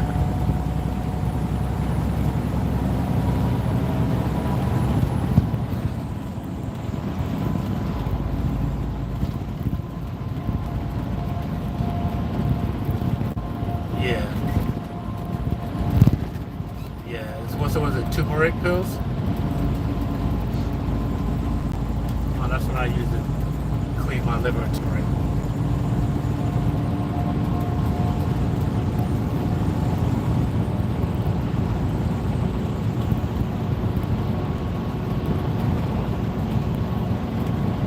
Yeah.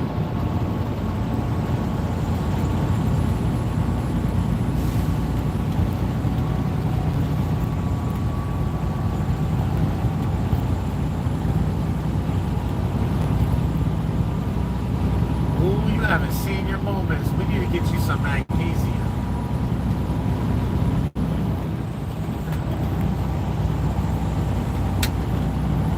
And a CoQ10. Get a CoQ10 and the fish oil. Gotta get your memory back. Let me find out you older than me.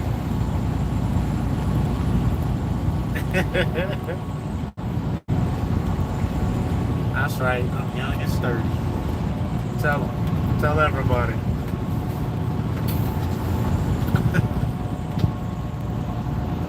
The what?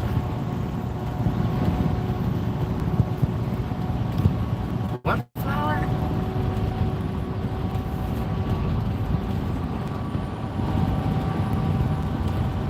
What kind of flower is it called? Say it again. Dub flower.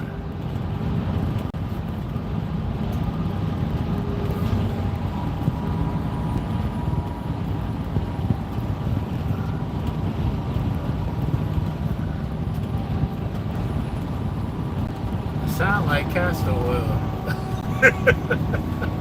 But what's the other? Yeah, that's what castor oil do. It'll purge you. It'll clean you out. But I don't know about this. You can stuff.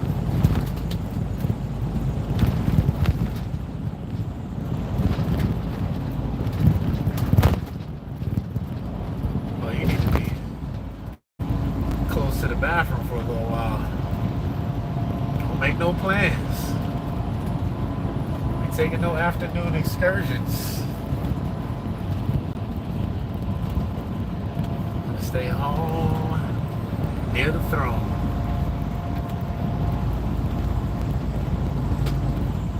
That shit tear your ass up. Send me the link. I want to try it. I'm gonna rent a hotel room. Blow up the bathroom. In there sweating like you're going through detox. Oh, withdrawal.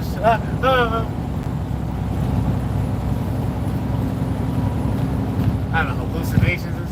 No, mama.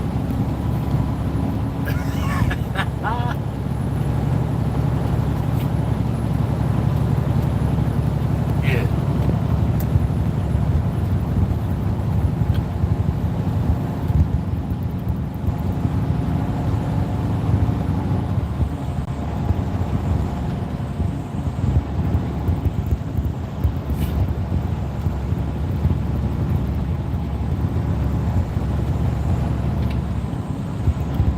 I never even heard of that stuff. Send me the link. I want to see this video.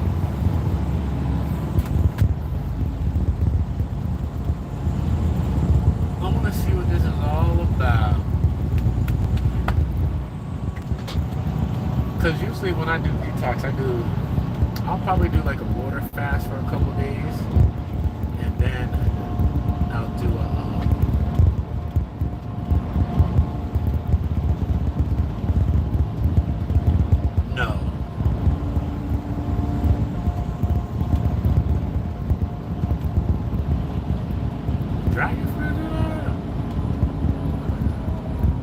I never did a colonic. I think that might be something I need to do. My cousin swears by it.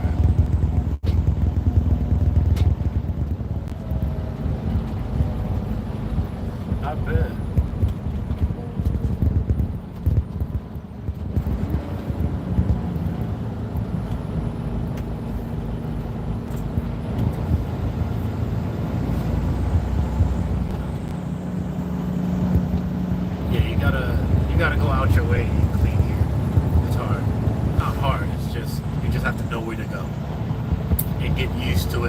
it doesn't taste the same here.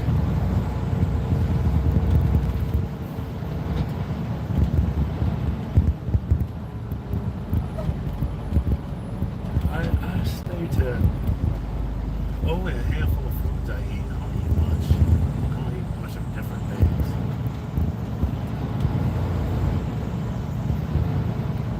No, so I stay away from dairy. Every once in a while I have like a slice of pizza or Alfredo. But for the most part, I stay away from dairy.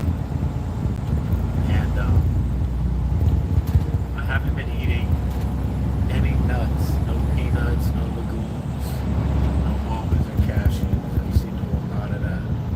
And it helped because the oil, yeah, I used to do a lot of trail mixes and granola. Now I pretty much just do broccoli, Brussels sprouts, one word foods. Rice, the only thing I eat that's probably processed is like a protein pasta and a tomato sauce. That's probably all I eat that's processed. Well, I mean, chicken and beef and all that's kind of processed. I don't know what they're putting in it. But I try to stay down to like I said, one word foods.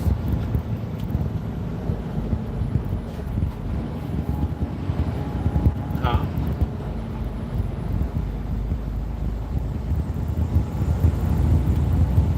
Yeah, so I use a lot of air fryer. I use butter sparingly. I haven't been cooking with oil for a long time. A lot of garlic. A lot of fresh garlic. A lot of olives. Yeah, I skipped the olive oil. I just eat straight.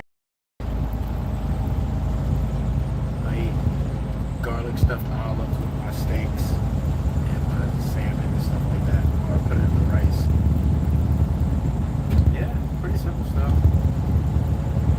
And I feel good. I always feel light. I like salad with a little balsamic. Hard-boiled egg. Yes. You said it. You said it. Oh, a little Parmesan cheese ain't hurting nobody. I just don't do it often at all. I try to do maybe... Sometimes I get like a hankering for some cheese. But it'll probably be like a slice of pepper jack. Or... some provolone on a Reuben. Yeah, so I'm not too picky when I go out. Oh, the pastrami, I prefer pastrami. I do. There's a spot in Maryland that I try to stop at all the time. It's called Mr. Pastrami.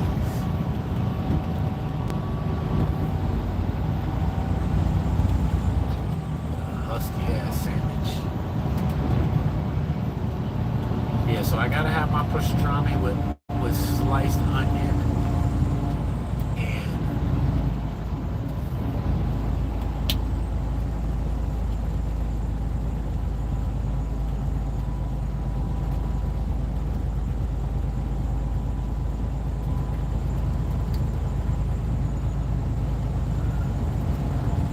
so there's a spot downtown in Easton that has pastrami sandwiches that are so big you can't finish them.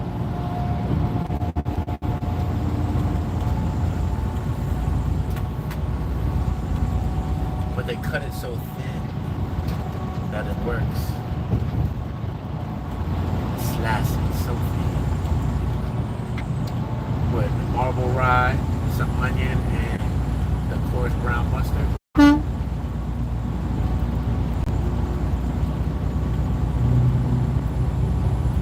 Making me hungry. I ain't eaten nothing yet. All I had was some coffee.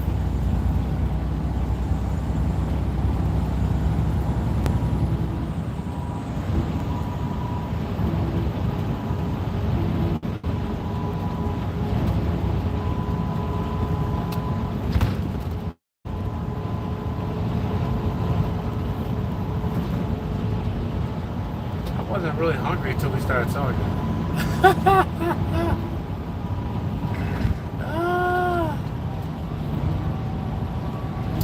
Guess I made chicken pasta with chicken sausage tonight.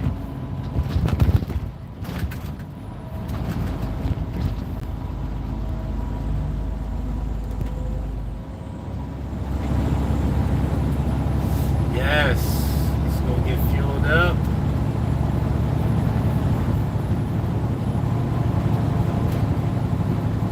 It's the ride be getting them.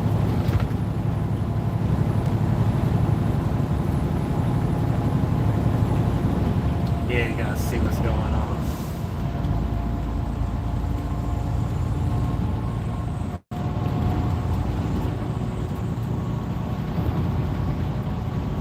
She got a little bit to go.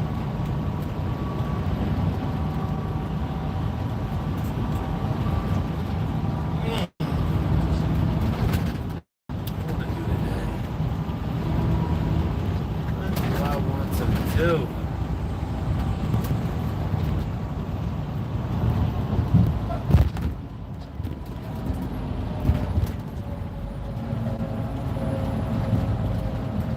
Always traffic right here. Always traffic right here.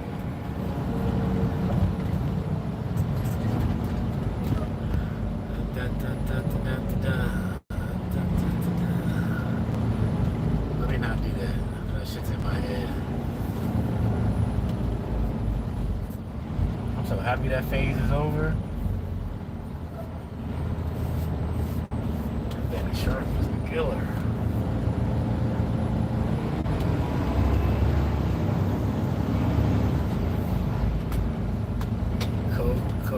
Melons. Big head ass babies.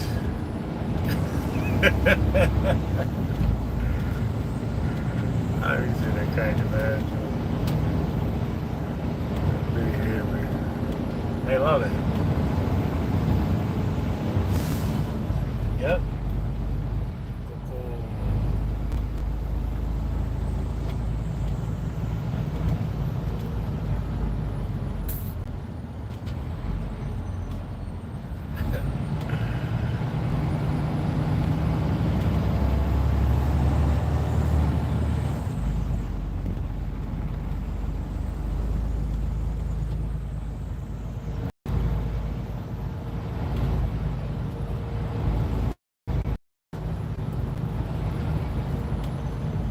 What kind of car you drive?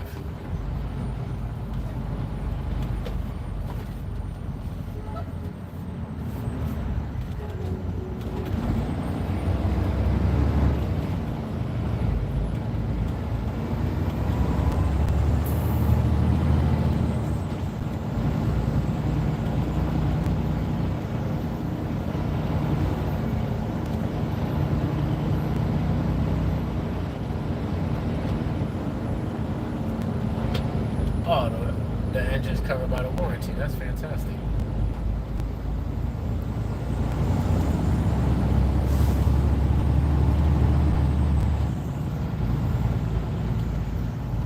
Yeah.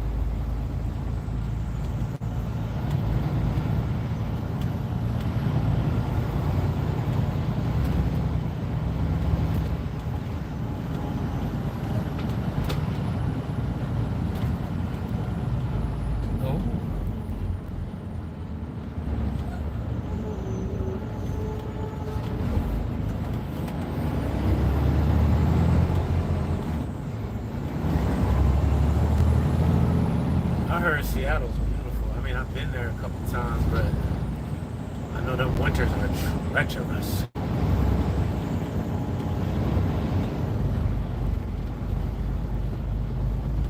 Okay, we'll be home by Christmas. A little after.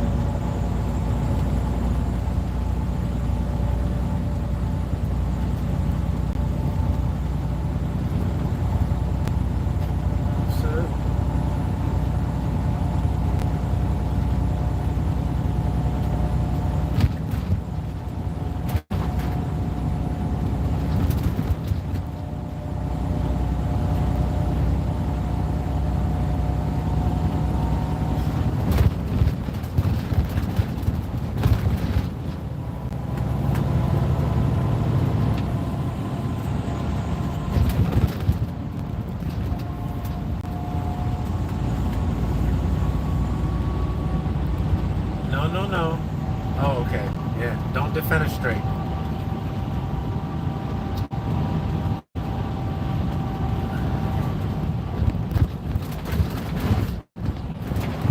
Yeah.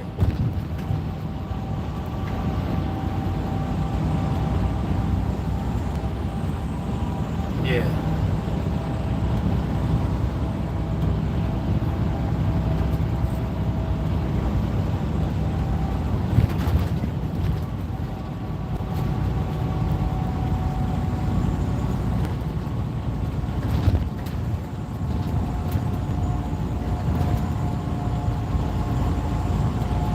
That sounds dope.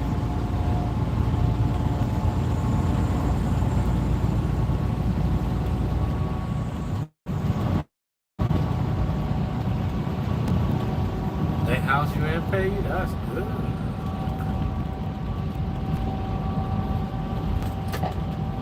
Accommodations sound hospitable.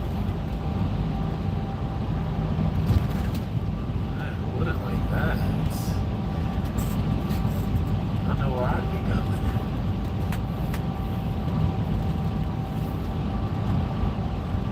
What?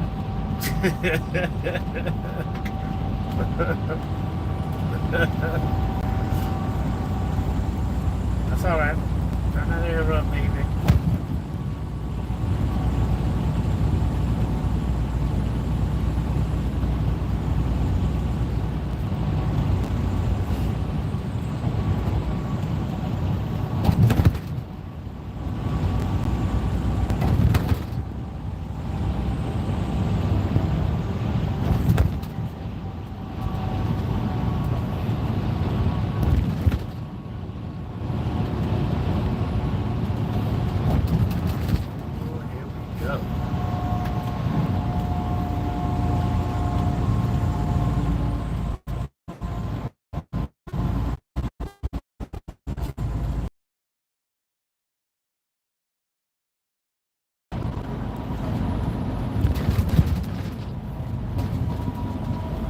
Nah, we kind of do it up wood. That probably was gonna be for us.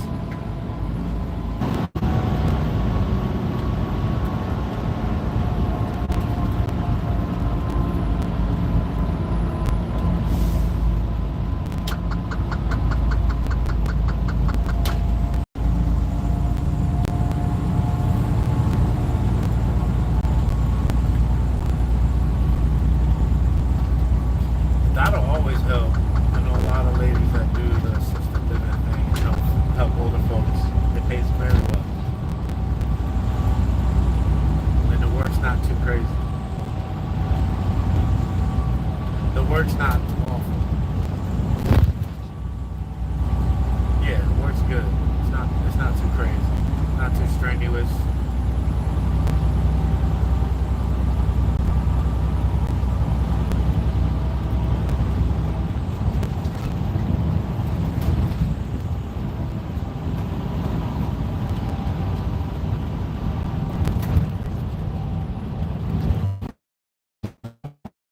Back in until these next 2 years come around. Make sure my credit's where it needs to be so when I make the move, it all gonna work out. Nice rebuild. I'm in the rebuild phase after divorce.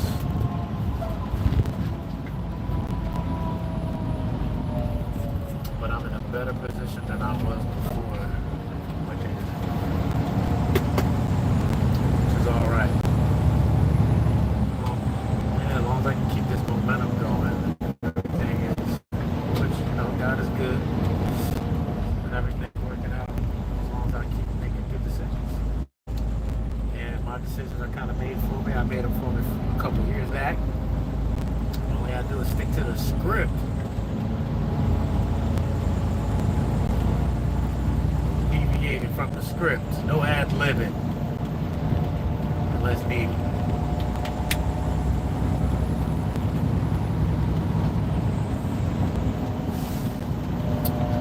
Oh, Moderna, CRISPR. Yeah, Moderna, CRISPR. I had a lot of Sheila Inu, but I got out of that. I don't think that's going anywhere. did what it was gonna do. Ethereum, ADA, and XRP. I got scammed out of my first 14 grand. That shit hurt. It happened right during my divorce too. I was on a trading account and the account froze and the place shut down. Lost all my Ethereum. I was sick.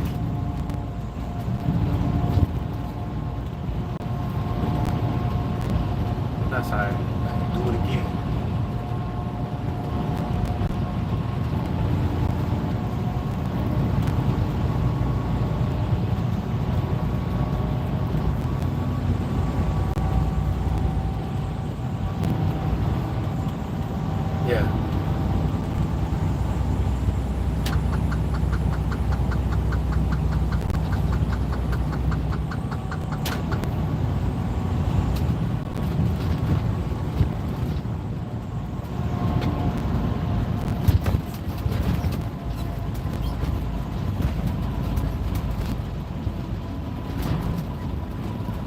Yeah, so my goal right now, my accounts are stopped. All I'm doing now is building the credit back up or just getting everything back to zero and stacking cash. And then I'll start doing the investing again. Everything's just gonna stay where it's at until those other two things are back in place. I got that good lump sitting there. Credit back over 8, then I'll feel like I'm gonna make another big move, which is gonna be a 4 unit.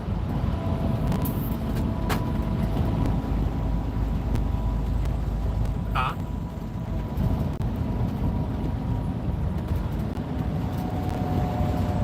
With my credit in the fund? Oh no, not yet.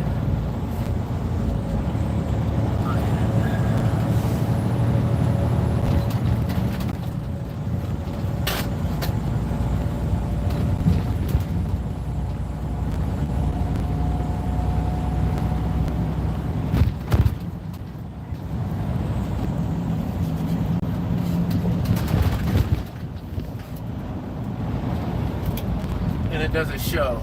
I know.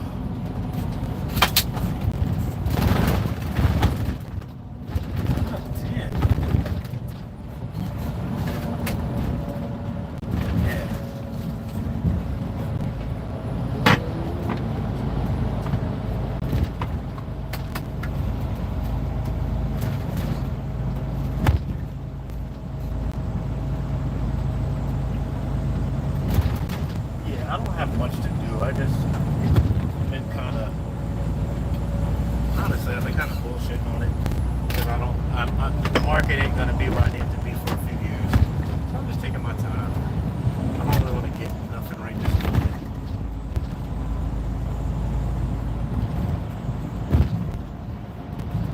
And I can always still do the first-time home buyers. I've done that. I've moved regular credit over to business credit already. And my trucking, I got good business credit, so I'm not worried about it. I mean, I couldn't do something right now. That wouldn't make sense. I gotta think long term.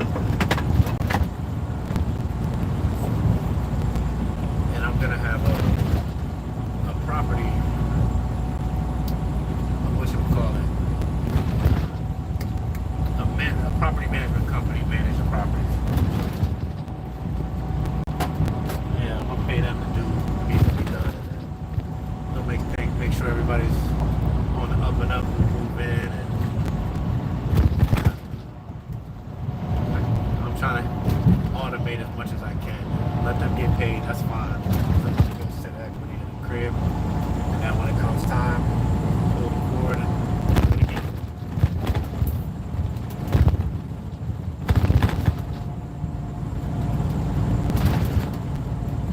Yep, multi-units. Until I can get a big multi-unit, where I can find somebody with more money than me that wants to go in.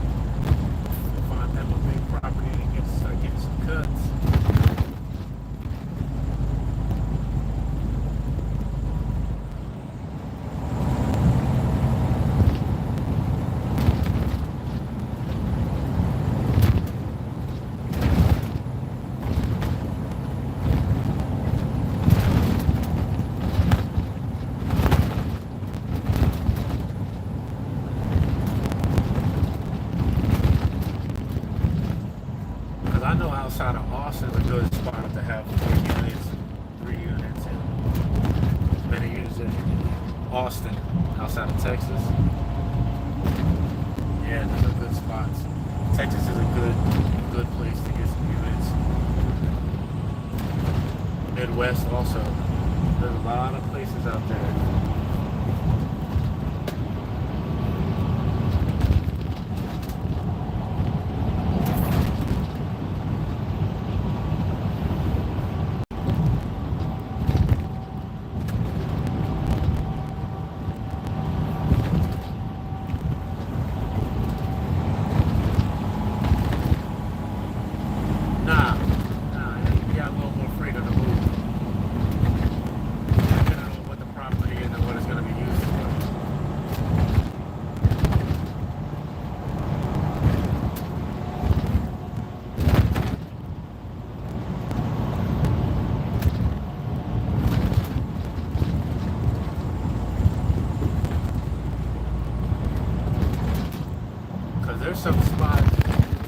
There's some spots above Albuquerque and below Flagstaff that are selling lots right now that I was looking at.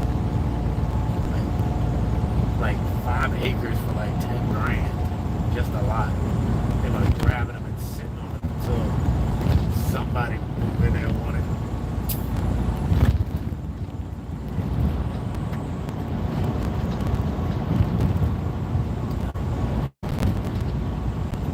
Alright, you have a good day. Have fun. Talk to you later.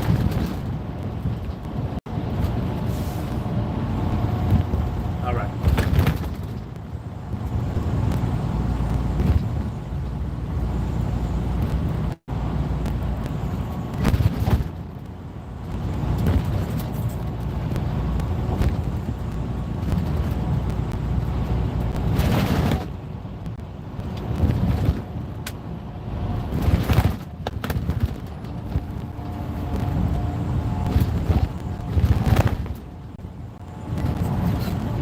Bumpy road.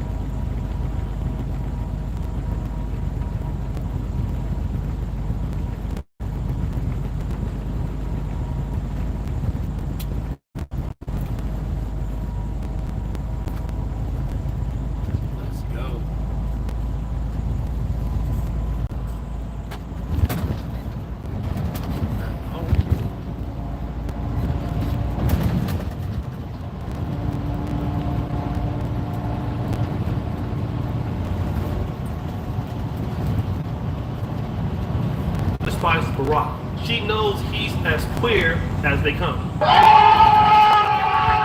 As opposed to, he would have been a Michael Obama? No. like, these are allegations that Michelle Obama is not a real woman and that she's technically a man, which is false.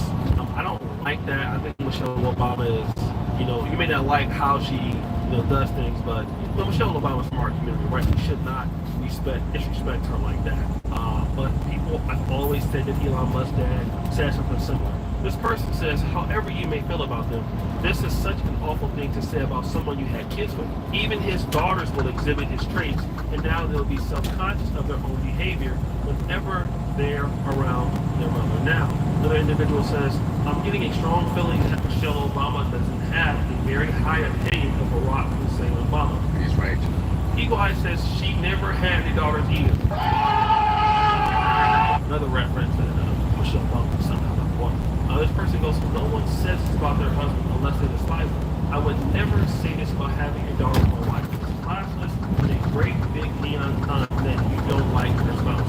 Now, I just want to say this for everybody who has appreciated Barack Obama for being a faithful, loving husband, being with a woman that has 2 kids, reaching every goal in his lifetime, one of them becoming the United States president. And so my question is, what is the reward if you're a black man?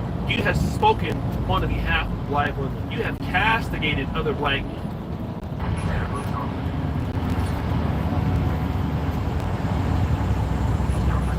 Spoken on the behalf of black women. You have castigated other black men for not supporting black women. And then the woman that you have kids with will go on her podcast and denigrate you like this. Well, what does that say to other black men? It says that, well, it's not worth it if this is going to be your situation. Because if your woman has no problem with going on the mic and disrespecting you like that, even if it's a joke, it shows how she really feels about you. And I noticed that a lot of men, whether it's in the black community or any other community, the guys that continuously come after other men and try to basically support women's rights, and women's rights should be supported. But I don't think that women's rights should be supported at the denigration of men, okay? And when we denigrate men, we typically never ask men, why do you feel this way? Why is your heart changed towards this certain topic? What do you feel like society or this political party is doing so that you have lost hope in it? We don't do that, right? Society doesn't. Society would rather just denigrate men on the behalf of the fact that you're afraid of female leadership and you're sexist and somehow you're misogynist because you're not respectful of that. And then once you go ahead on and you buy that train ticket to Barack Obamaville, what you're doing is you're setting yourself up to be disrespected. Then you wonder why black men respond in the black community in the ways that they do when you see men not incentivized to have kids, or men not wanting to get married, or when something happens and a woman needs help and a man is there just minding his own business and doesn't want to get involved. Well, it's because of things like this, right? And we're not saying that every woman is disrespectful in the way that Michelle Obama is, but I'll tell you one thing. Michelle Obama is very respected by so many powerful black women, such as Beyonce, Oprah Winfrey. And the reality is, I hate to say this, but we would not know Michelle Obama had it not been for Barack Obama, okay? And I know that she also helped him, but because it was Barack Obama, that's why we know about Michelle Obama. And if she feels this way about him, it's something that she should never discuss publicly.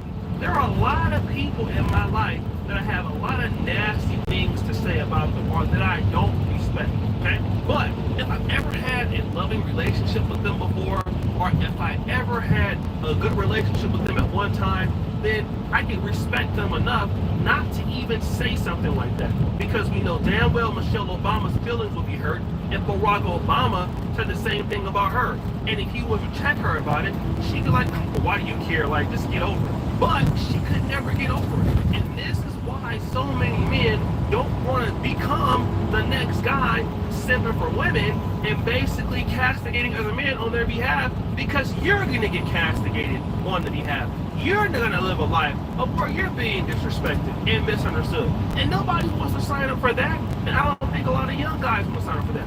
What's the whole point of becoming a president, a Harvard lawyer, the leader of the free world, just so that your wife can disrespect you in your 50s and 60s, a time where you already accomplished so much as a world leader, and you're going out like this. So guys, what do you think you should do? Should Jackson back out and go develop a soda of what's the junk garbage? You do? Start the bill? We're out.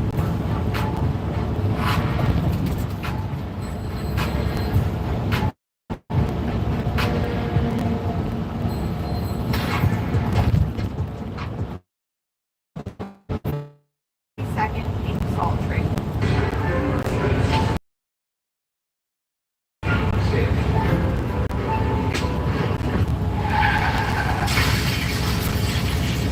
Gotta love what you plan ahead.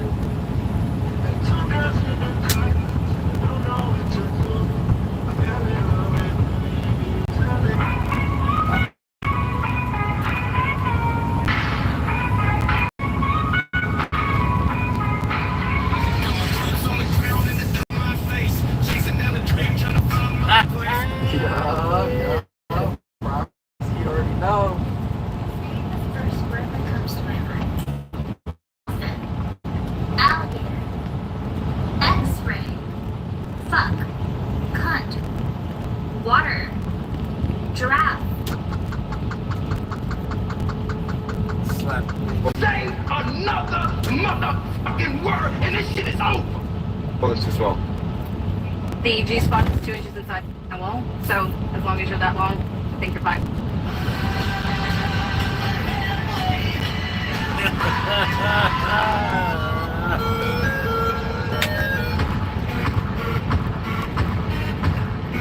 Height matter. Yeah. It does matter. Even men can't change that. Yeah, it's a so we're gonna measure your waist. That waist looking about 6 foot around me.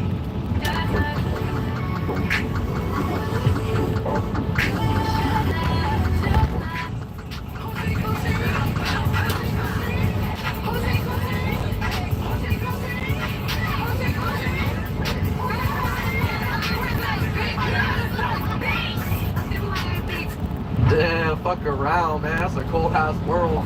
Why do you think our brain releases DMT when we die? Isn't that an interesting coincidence? The fact that our brains designed themselves through evolution to release the most potent psychedelic molecule in existence into our brain at the moment we die.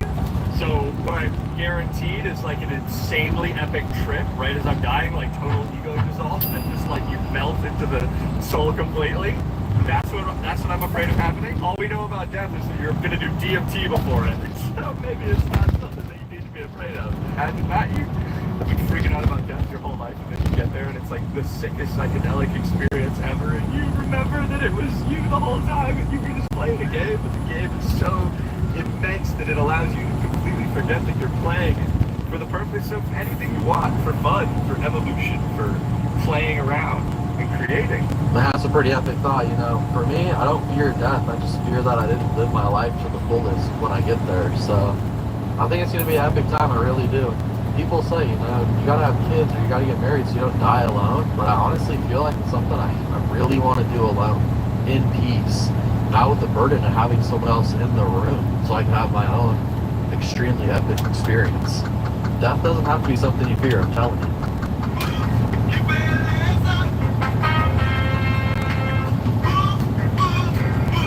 Somebody's flying over the airplane down there. He's got a little runway fantastic. Perfect. I love it. Uh-oh. He just crashed a bitch. He just crashed. Did he really? I swear to God, he did. Right in the trees. And it's stuck up there. Let's see the helicopter for a second. I have all 3 controls. No kidding. Yeah, she's in the top of the trees. You know how cool it would be if we could scoop that thing out of the tree for it? I'll try to get you to grab that wing tip. I'm going to put the nose of the helicopter right down here in the bushes. Yeah, we're good.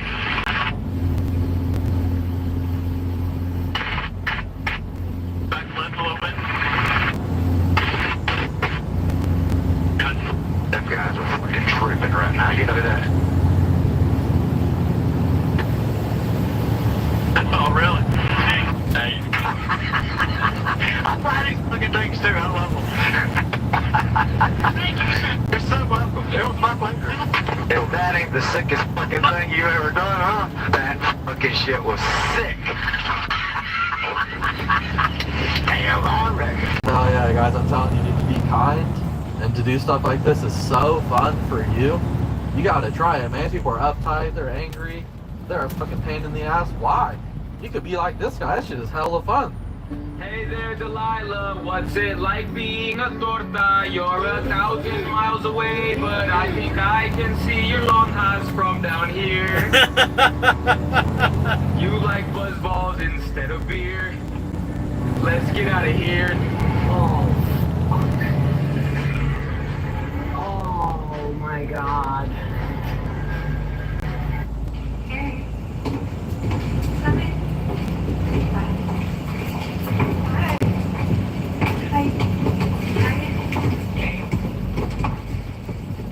What floor are you going to? Hey guys, if you're looking for the wildest police videos YouTube has to offer, you gotta pay us a visit over here at Freeze POV. Oh, cool.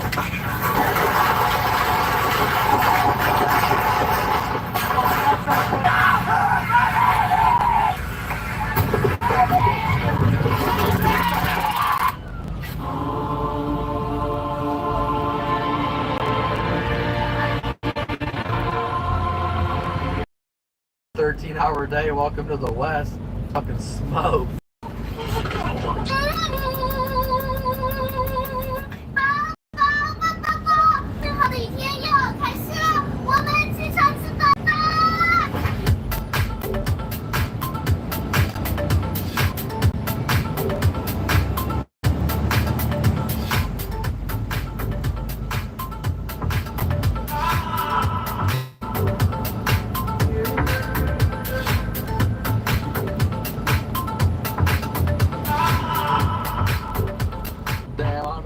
I just witnessed my I'm fucking down with that.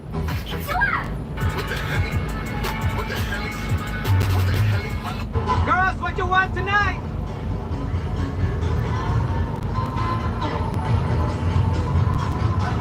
Okay, guys, I have a serious question. Do we like it better high-waisted?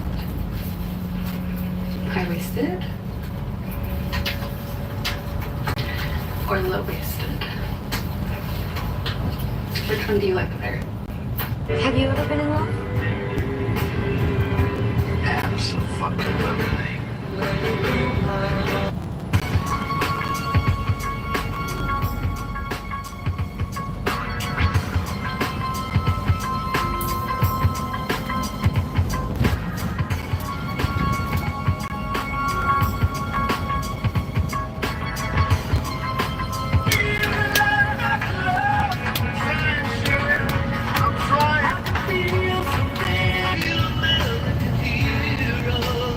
Today we salute you, Mr. Boat Trailer Backer Upper Guy. With a total disregard for those pesky side mirrors in 8th grade physics, you perform the delicate yet daunting dance known as the Boat Ramp Ballet. Believe in yourself. Every turn of the wheel is a mystery as you transform a routine boat launch into a jaw-dropping spectacle, igniting public ridicule and $20 side bets. I don't think so. With the focus of a NASA engineer landing the Mars rover, you masterfully bend space and time to fit your boat exactly nowhere near the intended target. So here's to you, O master of the marina, because the chaos of a Saturday afternoon is your stage to shine. Damn, over here at the boat launch in San Diego Bay across from Humphreys, they got a whole entire like benches they set up with the city with shade and everything. The old people go watch people do this all day. It's pretty fucking funny.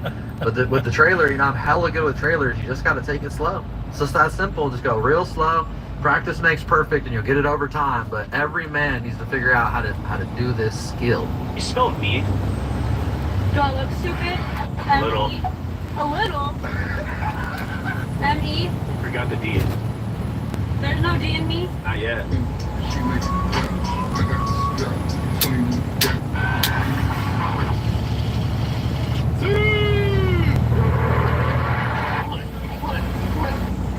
me? Excuse me? Where'd you get that? Dingles? Sandwich? There's a star that lights against the sky.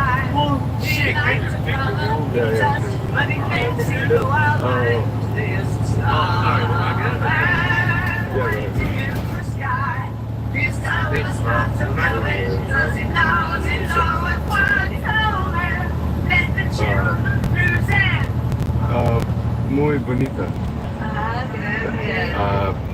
Nombre, or not nombre, phone number. Instagram, yeah.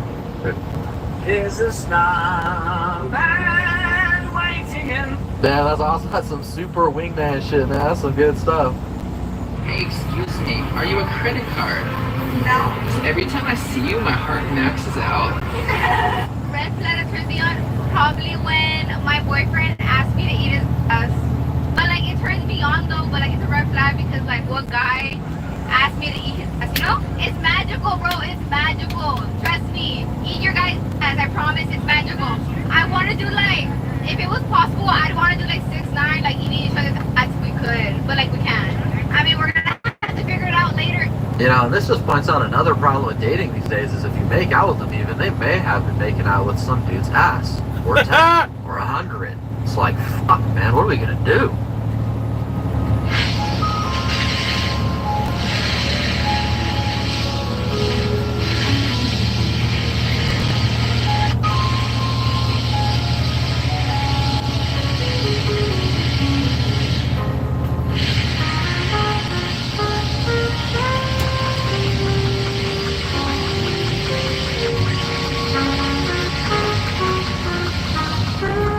Alright, y'all, let's see what I got for you today.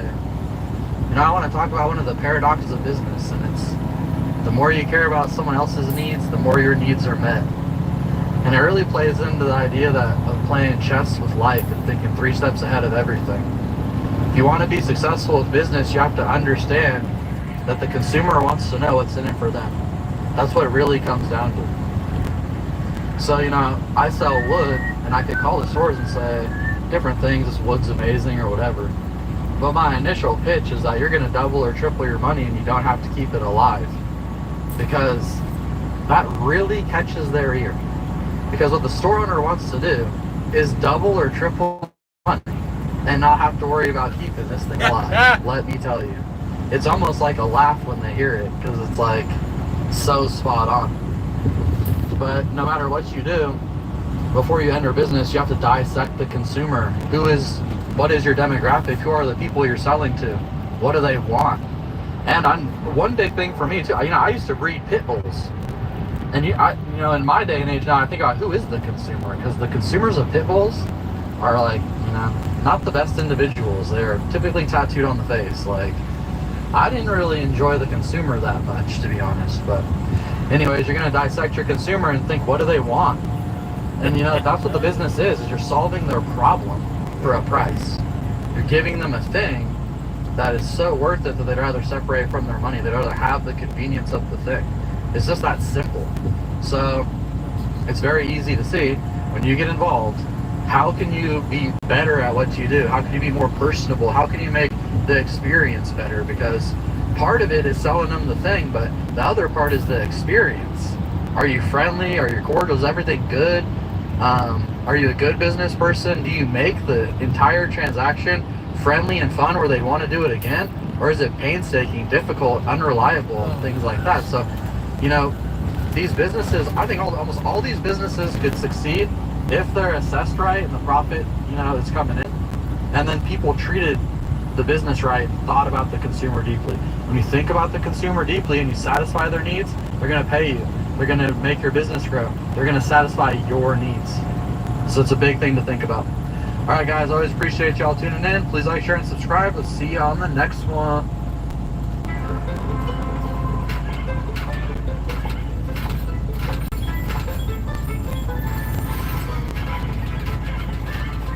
What's good, everybody? It's your boy, O'Shea Duke Jackson, back at it again with another episode of the Celebrity Dump. You know, there is a particular saying out there that the enemy of my enemy is my friend. Now, I know that's exactly how certain think, and that's how certain people gonna take it. and that's how certain folk don't carry it. But like I said, that's up to you if that's what you want to do. I'm just gonna be real. Like, I don't care about that. I used to think like that. I don't. If I don't like you and you don't like somebody, and that ain't no reason for me to go and deal with it. You know, I don't. Nah, I want to stay away from the both of you. Really, what I want y'all to do is go and destroy each other. But that ain't the case right now with Stephon Diggs and Cardi B. Like Offset. As you know, Cardi B and Stephon Diggs are together. And Offset is out there mad because, you know, Cardi B done changed his son's hair to look like Stephon Diggs. He done crashed out and went off the internet. And so now, Offset is like, let me get out here and get back on the dating scene. And who is he out here trying to date? Offset being with Stephon Diggs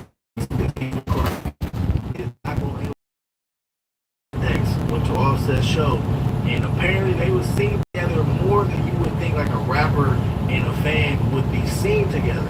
I don't know how you would date someone. I don't know how it would go if you're just dating because your exes are dating. Like, if y'all don't have nothing in common and y'all start dating, if you're just like, we're gonna stay together as long as they stay together. That's like a movie plot. I feel like they do this a lot of movies. You know what I'm saying? Like, alright, our exes are together, let's get together, and then we'll try to, like, I don't even know, try to make them jealous. Like, this is about to be, this is a reality TV show. And I feel like that's what I feel like both relationships are a reality TV show.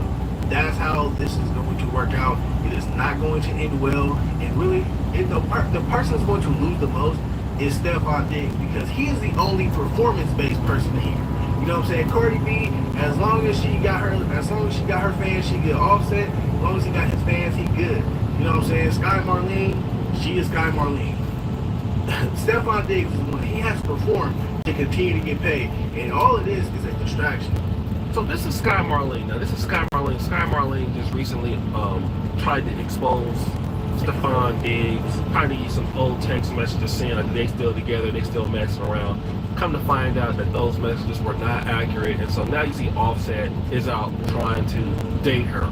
And I just really want to talk about this as men, right? I get what's going on there, but what it shows, man, is that you just more hurt. That's all it shows. You're not like if a woman not gonna deal with you no more, bro, and it don't matter how much money you got.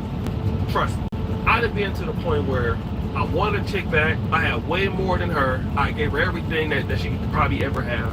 She was not dealing with me, at least at that time. If she was gonna deal with me, she would deal with me on her own time. And because I wasn't trying to accept responsibility of what I did to her or whatever it was, let me go out here and do something petty, and then all it shows is you're weak. That's all it shows. It just shows you that you're a busted and that you're thinking about the chick. So she already don't want you. So you go and you sleep with her friend, or you try to go and get at the dude's ex, and like it just showed that she got one up on you, and you just mad instead of just doing what I do now. And I'm gonna tell you, like, if there's somebody I want now, and we fell off and that person got somebody else, all I can do is do one thing. It's an old school trick. I'll wait until that other dude she got mess up. He gonna mess up. Like, it's automatic. He gonna do something stupid. He not gonna take care of something. He not gonna take care of her bill. She gonna be down. And while that's going on, I'ma just leave that opportunity open. So, hey, look, whatever you feel like you want to talk to me, you can. At the same time, I'm going to be out there overclapping. I'm going to be out there doing whatever I'm doing, because I can't stop whatever she got going. I can't stop that. Now, I really want those cheeks. I really miss those cheeks. I probably really miss her, but it's not working right now. So I know it's nothing I can do to make it faster. So if I can't do nothing, I can do the second best thing, which is create my own world, my own opportunities. I can go out there and swing the bat myself. I can create something for myself. Because if I'm Offset, I know Stephon Diggs is gonna mess up. I know he's not a solid dude. I know he's not solid. And I know part of the reason why she with him, it gotta be because of me, because I'm not solid. Sometimes I'll go back and forth with you like that for real, or I'm gonna just leave it alone. And a lot of dudes go back and forth with their baby mama, especially some of you dudes out here, y'all ain't gonna admit it. Oh, I ain't tripping off her, F her, whatever, she this, she that. Nah, man, let her be down bad. She gonna be down bad. It's only a matter of time. All you gotta do is sit back and don't say nothing. I know you don't want to see him on Facebook. Man, let me tell you about one of these crash shots I had with this chick, man. And I wish I was a little bit more mature. It was a girl I loved in another country. I used to go out there and see her all the time. I was crazy about it. I told y'all this story. I bought her the iPhone. She used the iPhone to get her cheeks cut by somebody else. So at the time, I was thinking about like 2025 and this recession hit, and now she broke and she's down bad, and she might need me in her life one day. I wasn't thinking about it like that. I'm thinking about it with terms like, I'm mad, I'm hurt, how could she do me like this? I gotta get revenge right away. That was dumb. That was really dumb. I'll tell you why. She ended up getting two kids by this dude. Dude ended up being a bum. I seen her WhatsApp status. Customize and save with Liberty Mutual. Very funny, Limu. Massachusetts. Massachusetts. Most people think it's impossible to get a gun license in Massachusetts, but they're wrong. You don't need to be in the military. You don't need to be law enforcement. Our classrooms are filled with people you never expect. Uber drivers, doctors, teachers, single moms, retirees, and this dude ended up being a bum. I seen her WhatsApp status like 3 months ago. She was talking about how her mental health is this and that. Because at the time when she got with the dude, I was the enemy. It was like my fault. Like, oh, did this to me, and now he's my, like, she forgot that she wasn't about nothing, right? She forgot that. You know, some people, they forget that they are losers. So I'm not trying to say that I wasn't, you know, a problem, because I was, but obviously her life ended up still being trash. You know what I'm saying? So all I had to really do was just sit back and just let her be down bad. I didn't do that, right? I was there trying to be mad, trying to, you know, throw it in her face. You know what I'm saying? All that did is make me look worse. So then once I just stopped caring, then she just started crumbling. You know, now she out here single momming it up. She hit me up like one day asking me if I had an opportunity, can I help her with a business? Of course, the response was, when can I clap again? So she, you know, it wasn't really serious. So she was like, well, is that all you think about? I'm like, yes. Because she did me bad, bro. So, you know, she didn't respond or whatever, which was cool. But if I really wanted to, like, go out there and clap, I know I could. Why would I do that, though? Like, that's wasting my time. Because now you're down bad for real, and you gotta always count on the fact that, you know, if you're a decent dude and they get with somebody that's down bad, they're gonna end up being down bad. You know what I mean? Like, you can't win with them right now. And it's okay, you can't get mad because you can't win with them. That's fine. Like, okay, bro, like, she's not dealing with you right now. I know you're mad about that, but why are you mad? A lot of these chicks, it's not gonna be like with you for real, you know? It's cool, but you shouldn't go after their, like, ex-girlfriends or whatever. It's like, man, it's too many women out here to be doing all that, bro. Like calm down. Where's your friends at? Y'all don't got no friends that was like, hey, man, like, what's wrong with you? Family? Like, you all right? Why are you over there tripping on her like that? You don't think that what you're doing is lame as hell? Like, if I got an ex, she got a friend, let's say, like, I know it was a time I saw my ex, she had a friend on Instagram, and I was like, damn, and she actually looked better than the girl I used to deal with. The girl I was dealing with, had a crusty ass wig on that day. I mean, she was just, like, real bad or whatever, right?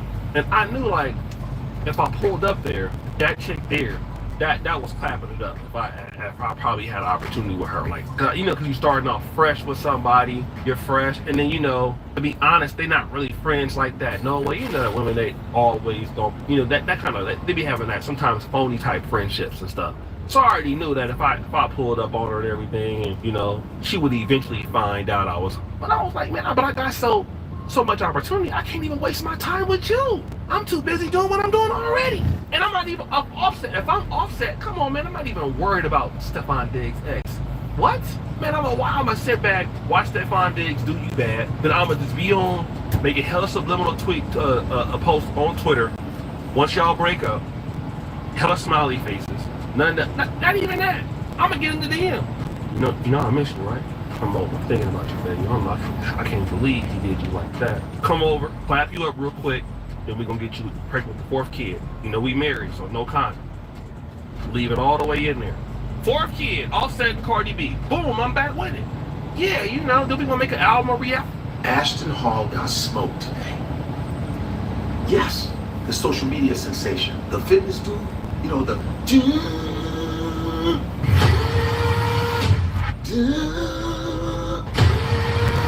know that music he plays when he's running, he's sprinting like alongside the Jeep and they're filming him. Sometimes he sprints with dogs, he's sprinting, he's flexing, you know what I'm saying? And sometimes his ear pods pop out and he sometimes has a mask on. I don't know how he runs with the mask on, but it's dope. I have to give him props for that. Yo, he's built up his social media following. His workouts are dope. I ain't taking nothing from the dude has marketed himself to the utmost. Props to Ashton Hall, but I saw you race Speed. Now, Speed is another beast, all right? He's got a gazillion followers, too. And Speed is one of these dudes, he's young. Speed is like 20, 22 years old, maybe. And Speed goes around the world doing challenges, physical challenges. He flips, he runs. He did the Shaolin Temple. The guy has no fear. He raced Noah Lyles and kept up with him. So he challenged Ashton Hall, and Ashton got beat. I think he sprinted against him like a couple times, and he got beat. There's a video of Ashton going, no, man, I fell, I tripped. First race I fell. No, you fell over your muscles, brother. His name is Speed. What the was you thinking, Ashton? Here's the thing, it was unfair. Ashton didn't have his dogs with him, he didn't have his Jeep, and he didn't have that music. He didn't have any of that. He didn't have his equipment to help him run faster. Because when Ashton tripped over, his legs couldn't handle the muscles and all that kind of yoked up on him and said, you too muscular, mother. And then Speed goes, you a fraud, son. You a fraud. Get out of here. Get out of here. What I say? What I say? Yo, Ashton, don't challenge anybody anymore. Just do your little muscular and your face. And now you got put your face in the sand now. But no. Props out to Ashton and Speed, but Speed, his name is Speed. I don't know what I'll tell you.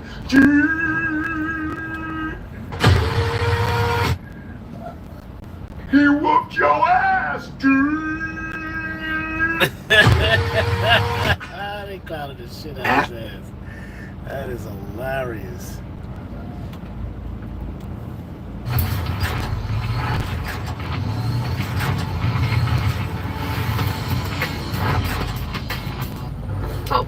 So you called us because your man done went upside your head, and now because you realize he pay all the bills, you wanna drop the charges, but because you got bruises, the state picked up the charges.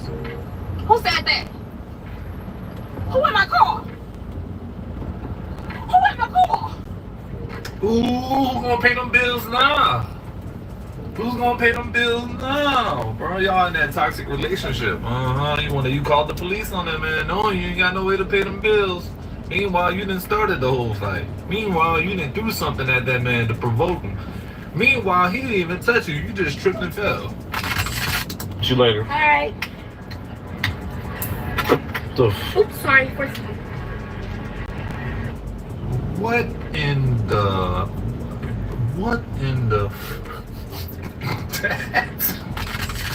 Some of these females be so hoish now that they try to push that hoe into you. Can't even so I got into an argument with my man. Bro, go another nigga. Go if you don't got nigga, I used to just go outside, get on that done. Since that made you mad, go throw that ass. Like, what the fuck? I'm telling you, man, like, lady friends, though, yeah, it's like that, especially when they go on trips. But I'm just letting you know, dog, like, if your girl hanging around nothing but single girls, bro, they gonna push that. They gonna push that. It's Friday night on your girl, man. And I'm telling you, why she not answering her phone? She can't hit you back. All this other stuff. You know what time it is. She just got a bad group of friends that's just pressing on her to make her do bad things. I can't take it.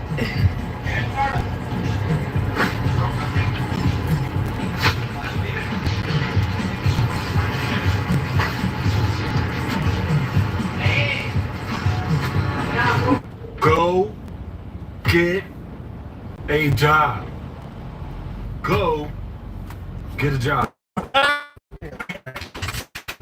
To be honest, I love nutrition part of the meal. So if you have a girlfriend, I should want to eat your nut, she found it disgusting, you need to get rid of her.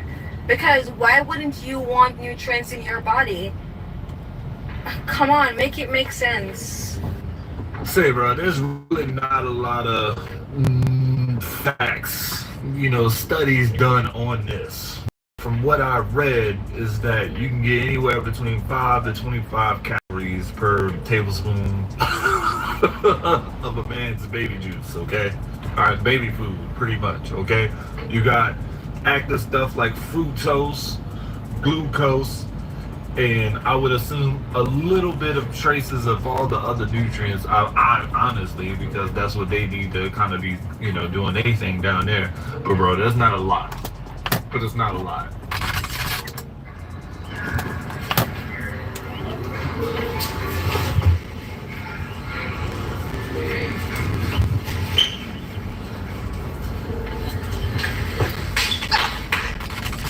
So nobody else think it's cringy that these older women, aunties, is going after YNs or younger men. Nobody nervous for their sons. Nobody scared. Like, it's not cringe for y'all. We not worrying about these ladies going to get young men, because really we already know what this is for. The only reason why they want to do that is to get their cheeks clapped. They're not doing it for any other thing, okay? But what I am going to say, after they have all their fun time and all this and that with their YNs, bro, they going to want to go and find a nice mature man with a job that can do something, that can help them co-apply for something, man. But they already ran through at this point. You just let the whole block of these youngins run through you. Why would I want you now? When you've got multiple parts but need just one answer. Wait, how does... Why would I want you now? Alright guys, man, I wanted to share this screenshot with you, man. So this is the girl. This girl said she invited her friend over. Her friend came over, homegirl came over with her old man. So when they got over there, she was already chilling in her own house, okay? But this was how she was dressed, guys. Natural, in her zone. So when she invited her friend in, she gave her friend a hug. She gave her friend's boyfriend a hug. He went to go use the bathroom. While they were sitting on the couch, her homegirl said, hey, can you go put on some clothes? Because my old man's here. And she said, no, this is my house. This is how it was. I'm not putting on any clothes. And then her friend proceeded to leave out with her old man. So she's trying to ask the internet who is in the wrong. Who is in the wrong? You know what my thought is? My thought is, man, why bring your old man to another female's house to kick it? What are y'all really doing? All right, that's just, it doesn't make no sense to me. All right, especially if your friend is at home chilling and she in her natural element. Why even bug her, bro? Just go find somewhere else to chill with your old man at this point. You get what I'm saying? That's just making her feel like, man, she a grown-ass lady taking care of bills in her own house, and I'm supposed to change because what?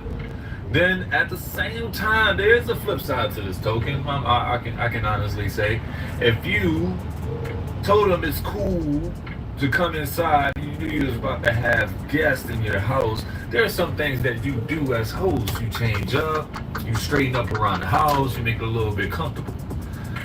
But the fact that she didn't want to do it is because you okay with having your cheeks out, I'm guessing, bro. Like, that's maybe y'all done this before.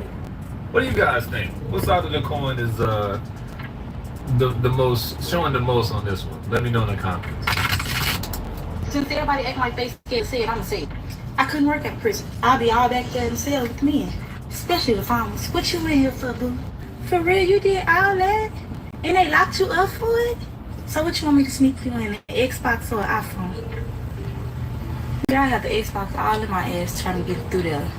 Then it's like the famous ones being jailed. Roll 3. They roll it though. I got to come up in there and see what we doing. I'll be all up in their cars. Who you want to find with? What y'all was talking about? Y'all into it today? Girl, I would be out in their business. I couldn't work at a jail. I'm sorry. I don't know, guys. I'm just saying, I'm curious to see how she gonna get the Xbox in there. Box in box. I need to see how this is gonna work. Oh, Miss, I had a question. You hear me?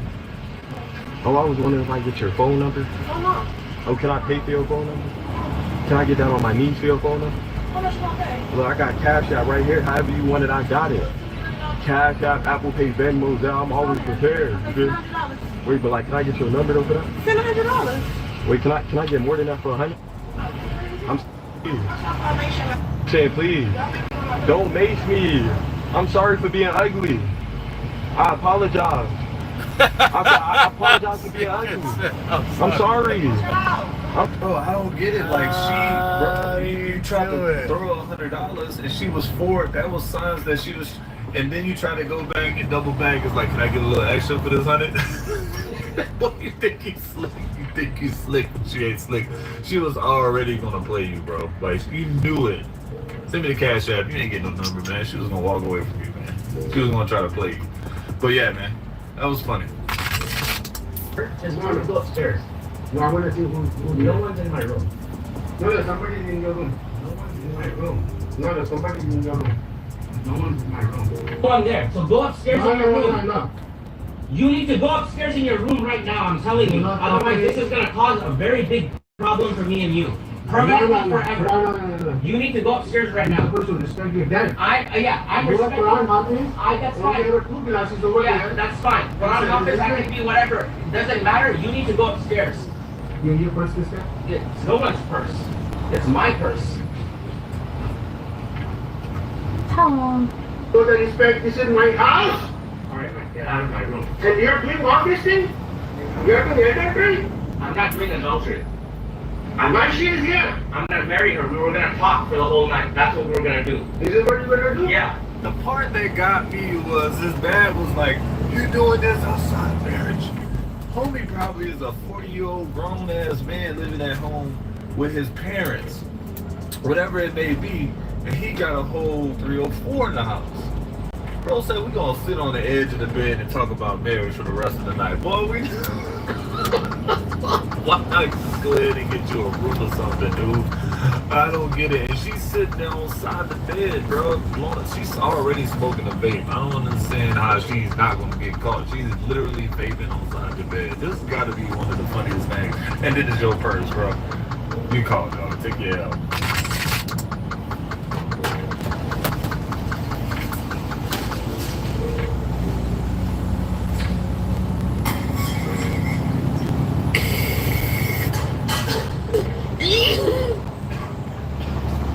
Y'all give her a secret agent name, please. Give her a secret agent name and just post it in the comments.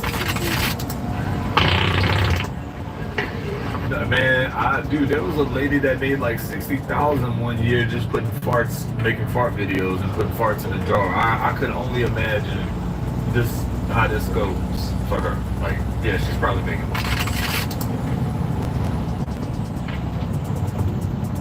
What is that? There's like hooks.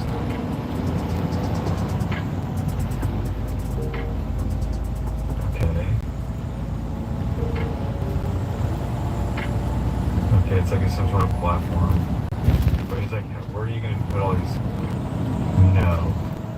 He's built a freaking bike holder. This is crazy. It has a holder for every kid. You got the toddler bike, the little baby bikes, and a fan set up. They're cup holders. I have never seen anything like that in my life. What the heck? I ain't gonna lie, man. Homie is putting us on, man. I think he just won like Dan Award of the Year. He got me out there trying to go grab a couple pieces of plywood and 2x4s and see what I can extend on the bad boy, man. We're gonna put a grill on the end of that bad boy, all kind of things, man. But nonetheless, I appreciate you watching. Please hit that like button. Please hit the sub button. I'll see you on the next week. There are giant scratch tickets all over Massachusetts. In a minute, you're the mastermind behind these giant hoodies. Me? Not now, Rufus. Oh, ladies and gentlemen, you know, I don't know what this needle. I just don't be believing nothing no more. But now, Fat Joe, somebody come out and say Fat Joe They're accusing him of certain kind of acts. Former hype man, somebody who ain't got no damn job. Now, he's saying that Fat Joe was, into certain types of acts with alleged minors, alleged now, and then saying that he coerced him. Fat Joe coerced this man into doing certain type of physical activities over 4,000 times. How the hell somebody coerce you into doing something 4,000 times? You don't do nothing 4,000 times unless you wanted to. Let me tell you, I don't know if y'all don't know what grown ass mean, but you're not gonna be grown. And you ain't convincing me to do nothing one time. I don't care how much money and status or whatever it is you got. This is why ain't none of this stuff believable. Ain't none of this stuff believable. You gonna sit up and tell me, look at me, and I want you, to make love to a llama. I don't care who you are. You can be Barack Obama, you can be anybody, Jimmy Walker. I don't care who you are. I ain't doing it. Cause that ain't what I want to damn do. You ain't gonna sit up and tell me I don't know. I'm just saying this is the part of the lifestyle. I don't give a damn you and the lifestyle.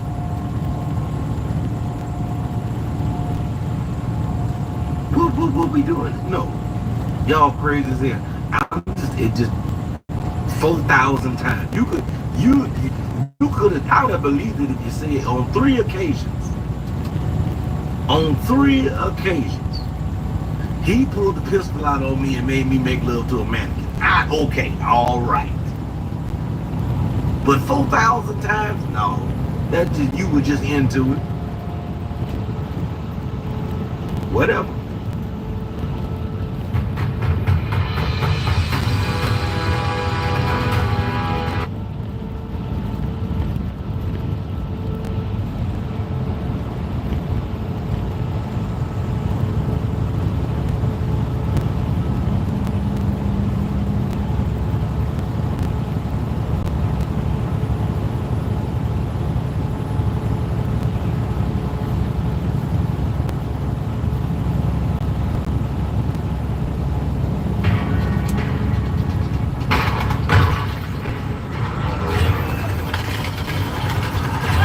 You swallowed that man's DNA last night, but you can't drink apple cider vinegar to suppress your appetite and control your blood sugar so you can burn fat. Ah, okay.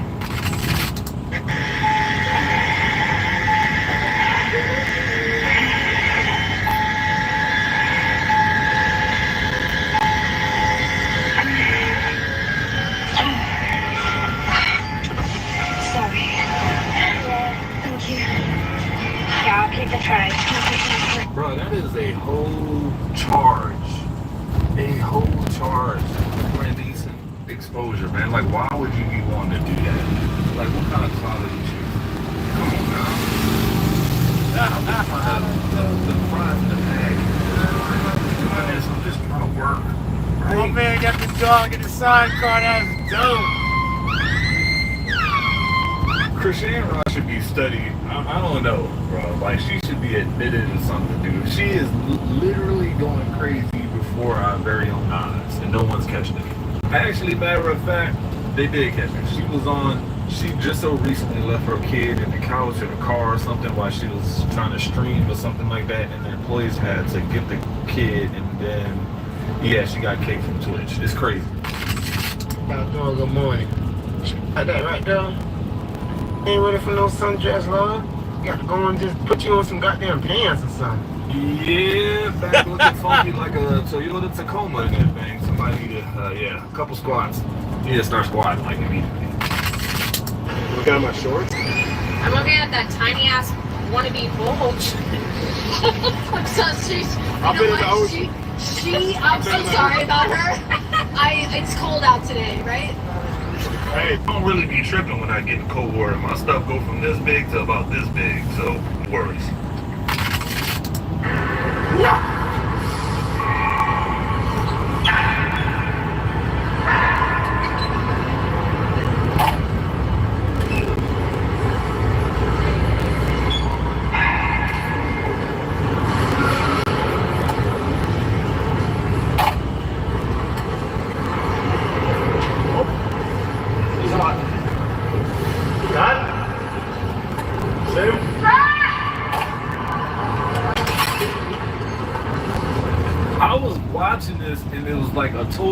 waste of like 10 seconds of my life because I really thought she was going to press it. I really thought she was going to do something with the weight, but she didn't, and it was very disappointing. I want to get a train ran on me. What? Like single file, second tile, everybody lined up.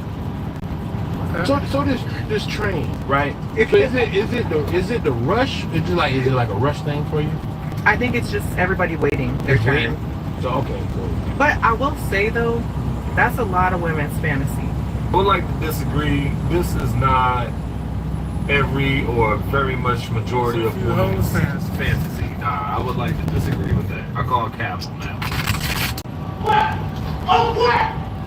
You won't! You won't! You won't! You know the need? I'll never get out there like that! You know the need? You think because I'm on the other side of this, you're gonna get thirsty as hell! Thirsty as hell!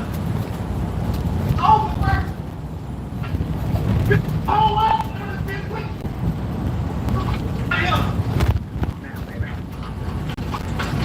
It ain't working, man.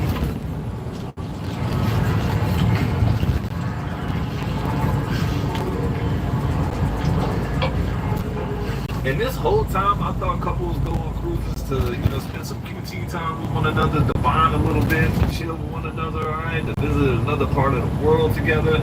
I'm starting to get the idea that just, maybe they just want to get their cheeks clapped or clap some other cheeks. I don't know. Men are learning our manipulation tactics. My husband manipulated me in a way that I would manipulate him, although I would never manipulate him because I would never manipulate anybody or a man specifically. But basically, he sidestepped an idea. Like, he introduced the side of an idea so that I could think of the actual idea and then do the thing. And he's been doing that lately. Like, instead of telling me what to do, it's like he's figured out that he's not supposed to tell me what to do, that he's supposed to make me think of the thing to do and then do it, which is what I've been doing to him. But he's to see what I'm doing to him, so he's doing it to me. But you won't. I don't like it, but I also kind of like it because it's like He's probably gotten to a point where he just want to give you a taste of your own medicine, and now you're finally getting a dose. That's exactly what's happening. I hate when I see a man that's so fine and then I pass him and he doesn't say anything. Like when people say, oh, girls don't shoot their shot. Yes, they do. If I look at you like this, like say you walking this way and I'm walking like this, and if I look at you like this, that's me shooting my shot. Come say something. Lady, your let me holla at you look like resting RBF, bro. Like that's what it looked like. You ain't gonna get no man looking like that. You need a wink of eye, a smile or something, man. Do something extra. Like that was looking like it was a snare or something. Y'all, I just tried to shoot my shot at that man. I pulled my window down and said, how you doing? He said, how you doing? You alright? And kept walking. Never forget. Like, I don't see how y'all do it. I still humiliated. Out of all due respect, this is what men go through. Go ahead and take your shot, shorty. Keep taking your shot. You're gonna get used to rejection. You get used to it. Is the HEAD really weak? Or is the fact that you use that road so much that you done killed all the nerves in you? Who said that? Anybody else? Show of hands, show of likes, tired of pillow princesses, bro. Like y'all really just be done and over with that, right? Like you're useless.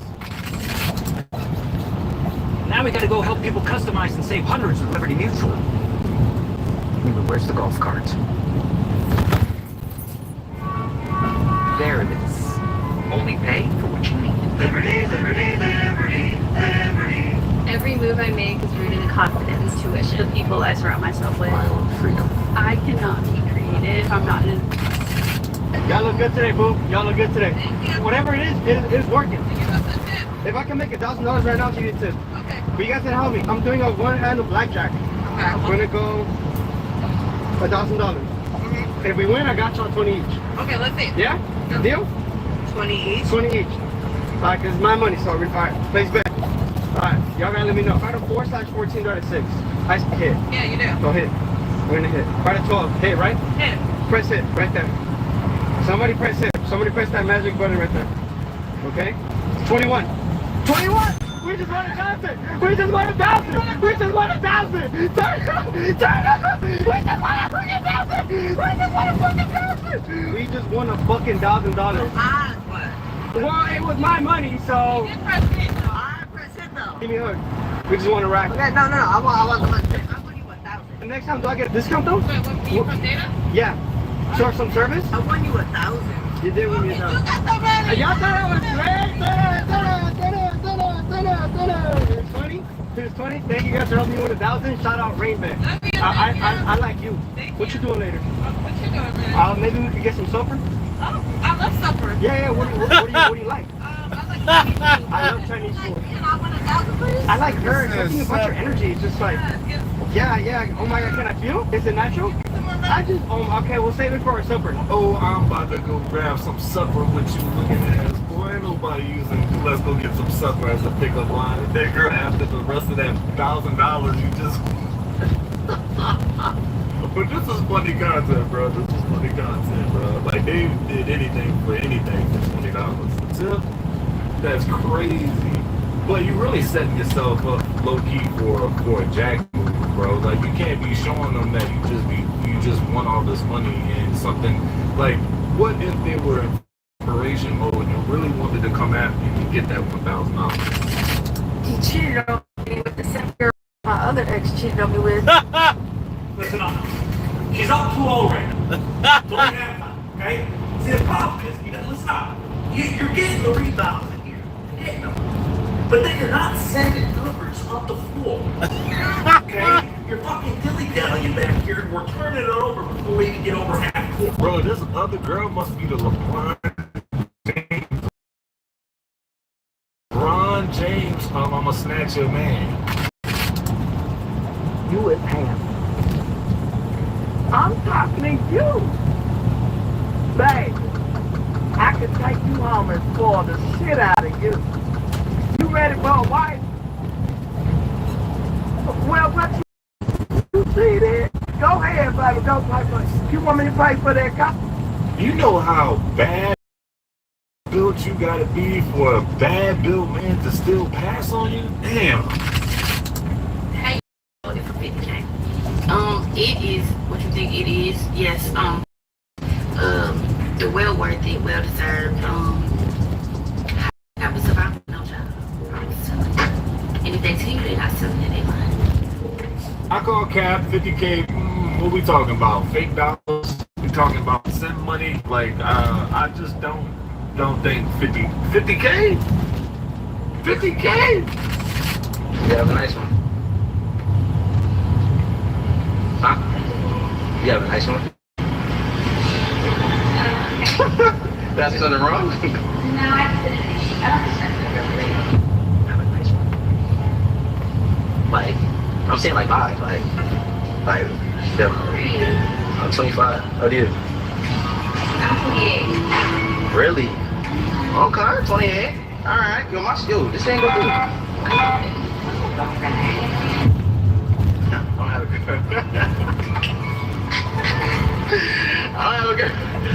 girlfriend. I don't have a girlfriend. Oh, really? The show? You see, that's for the lotion, though? You know what I'm saying? Yeah, that's it. Where you working at? You don't have a boyfriend? Okay. You got, like, social media or something? What? What? What you mean? What you talking about? Maybe next time. Maybe next time. When's the next time? Like, you don't even know if I'm gonna be here tomorrow or whenever I come back. I'll be here, but So you gonna come tomorrow? maybe. So what time? Let me see your phone. What time is it? 8 o'clock. Let me see. Let me make sure. So this is a good time to be back tomorrow. 8 o'clock. You work tomorrow? Alright. What time you work? 2 to 8. Okay. I'm gonna take your shift. Don't be telling no other ladies I have a nice one. You know, I'm from the South, man. We say you have a nice one. We say that all the time. That's usual conversation. I can after looking at it from this angle, I can see where she was like, you can't be telling people that. I find that rude. Like, it kind of looked like as she was walking away, homie said, you have a nice one, you know, about her backside. And so I totally get it. But that was smooth, bro. That was smooth. I saw the 30-second pink salt trick in a viral video. Weeks later, they stopped to call me delusional. No, if my man tell me he don't like something, it goes. If he say that outfit ain't it, it's too revealing, it goes. If he say stop posting shit like that, it goes. Anything my nigga say goes. My man, let me tell you, anything my man say goes. Cause a nigga can never. 100% respect to you, yes. Yes. If he ain't like it, if you don't like what you're wearing, go put on something else. If he says this, hold his opinion down. Respect him enough to go do it. That's love, bro. I respect that. My wife say I'm too loud when I play Call of Duty. Okay, look at the package. Now, watch this. Straight up to the backyard. Now, hold on. Let me show you. Y'all see this? Y'all see this? Improvise. Which will never stop me playing Call of Duty. Bam! You see that? Look at that. Look at that. Woo! The projector. Look at how big that thing is. We're here. I'm making like home. Look at my little light. Yeah. And look at my projector. Yeah. Huge. 120 inches for Call of Duty. Woo! My Xbox gonna go right there, right to the projector. It's just a fan, so I don't suffocate here. But look at this. Look at how pretty. My creation. Now, let's look at it from outside.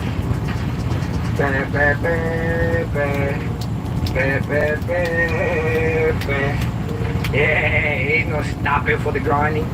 Hey, bro.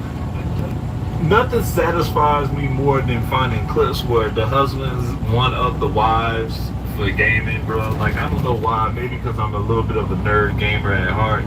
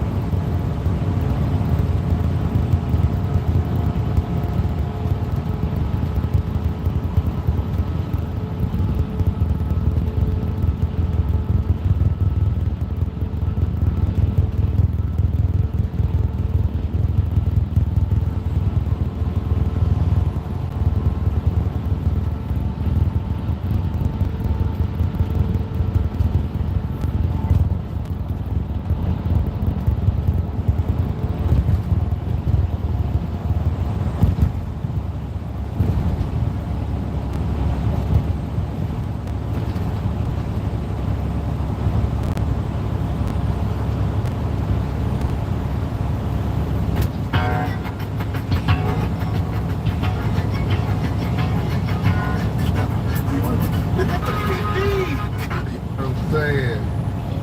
Alright, I'm gonna jump right into it.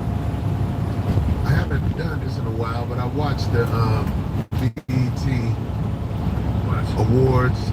Not all of it, but just about 90% of it.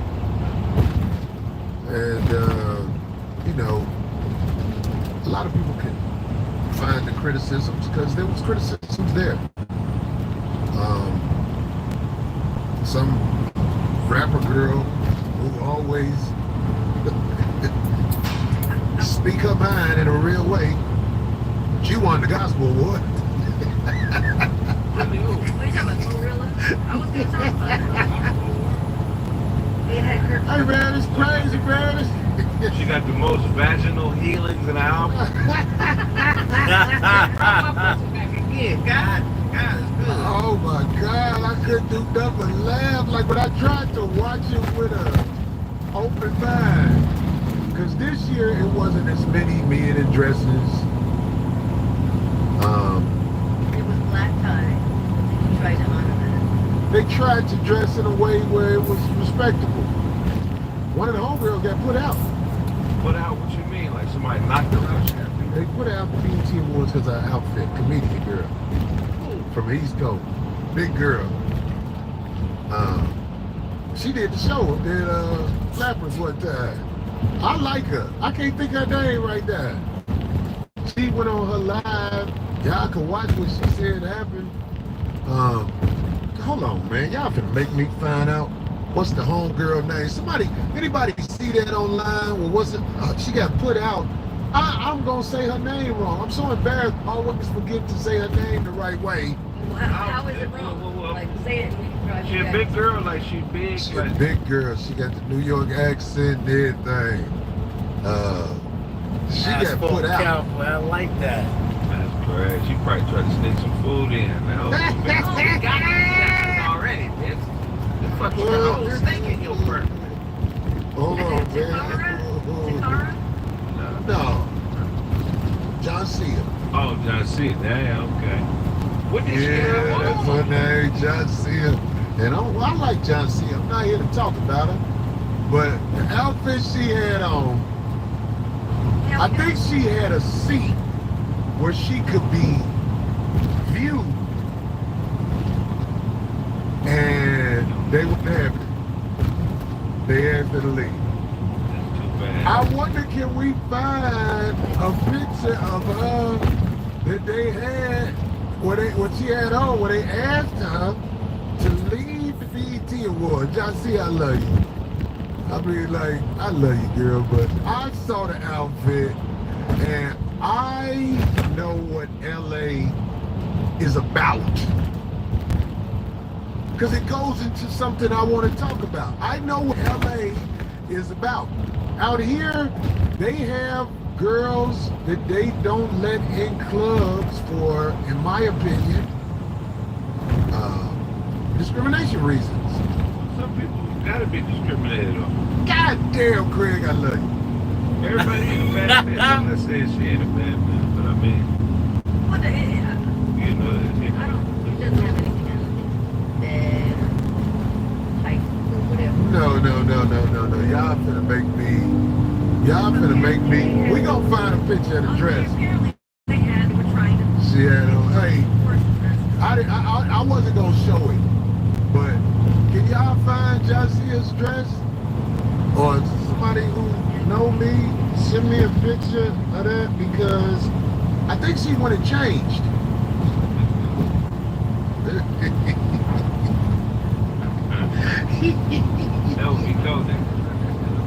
Hey man, look, let me tell you something, man. I think she would have changed. Yeah. You wanna look at this right here? See, I got it. Somebody sent it to me. She had to go change into. Somebody said the dress was terrible. I don't know. the thing is, when you're big and you rush to do anything, you don't come back much. I mean, I love the whole girl. I'm on her side, but she shouldn't have wore that. when you are, you see Josiah, because she had it up. Jonce. John Cena, Joncea. Man, they asked to the league, dog. They walked up out of there, man. At the BT Award. This is one of the comic homies. He's good, you say. I found it. You found a page, D? No, not her page. All right, well, I can't stay on it too long. But they asked in the league, and I don't want that for nobody who I got love for to have to get out like that. But she would have changed and came back. And she was like, y'all know they put me out and everything. And I was like, I just wish I didn't know I was gonna do this. But I said, when I saw the outfit, I was like, girl. Oh man, we gotta see it. Darn it. Girl, god damn it. Oh shit, these motherfuckers starting to hurt. It hurt. Take them off. I got it set in 2 eyes, so. Okay, I bought these bullshit ass Nike boots that do too much. Anyway, you'll be at the show Saturday, 9 p.m. Who is that? Nacho Woodall. Brick City, New Jersey will be in the building. I love it. That's the night act that's coming up. I'm hesitating. Let me get into this thing with the, if we, hey, did you find the girl's page or something? If you see the dress she had on, let me know and we're going to show a picture of the dress. I just don't want to talk about this next thing I want to talk about before we show the picture of the dress. We saw what happened to Lizzo at the Laker game. And we seen girls at the Laker game who letting it all hang out. So all I'm saying is, when you come to Los Angeles, this is a I see you place. There she go. That's what she had on at the award. Oh, that ain't bad.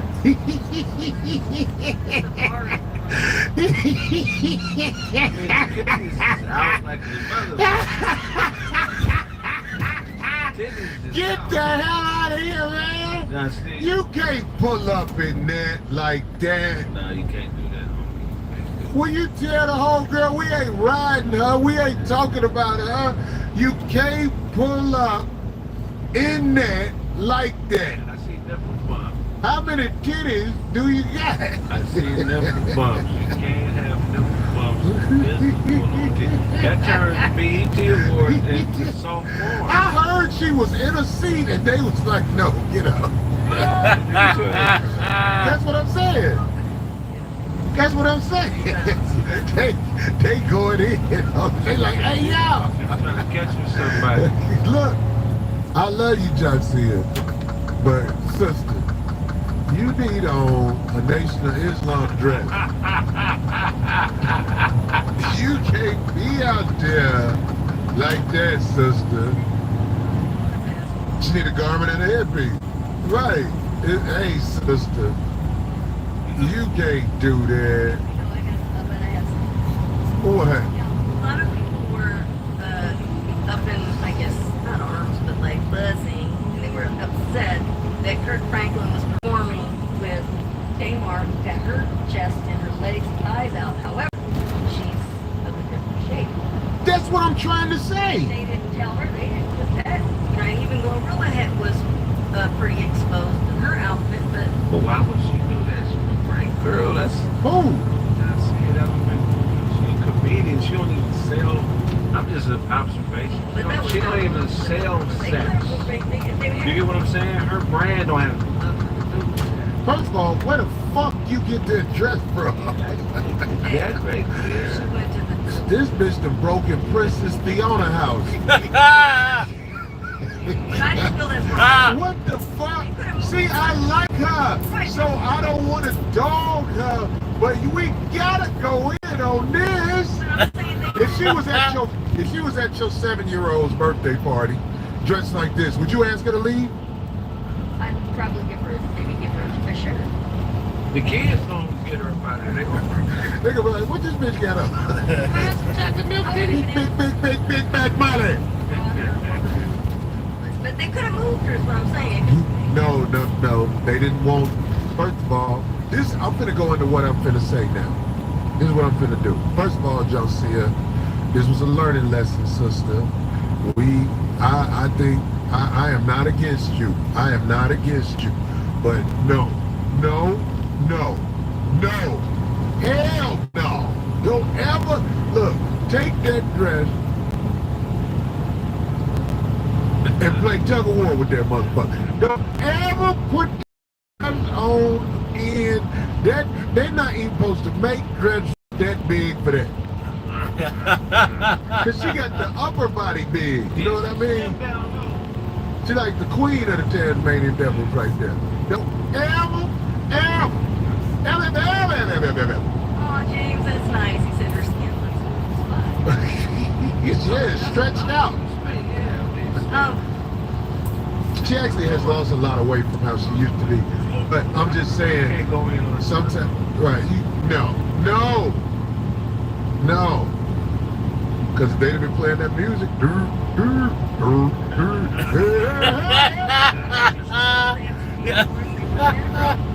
I don't know. It's not what you got on, it's who got it on. In LA. In LA, it's not what you got on, it's who got it on. Which goes back to I want to talk about my brother who hosted the BET Award. I've seen so much growth in his confidence and his maturity as he does these things. It's not forced.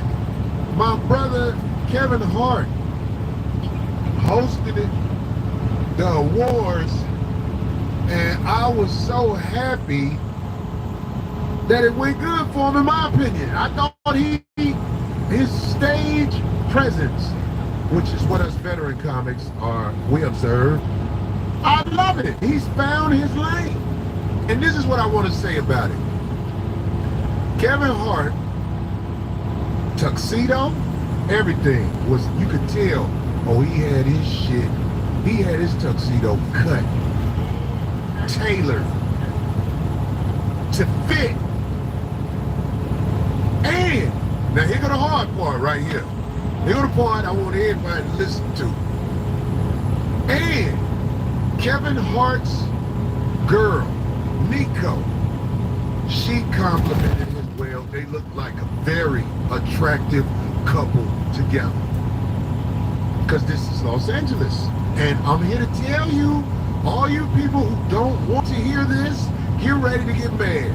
This is LA, where how you look matters. Matters. Kevin Hart and his girl Nico were a very attractive couple on the red carpet and in pictures. I was proud of my brother. Everybody had problems in relationships. Do you know how hard it is to stay with somebody? Most people don't make it. Let alone be a celebrity. Right. Let alone be a celebrity. Especially a man with options like Kevin. Especially a woman, watch this, a woman with the type of options Nico had. No, I'm just being honest. Kevin Hart girl helps. This is the important part. Listen to this. Kevin Hart's girl helps his production. When he presents her, it's good for your production.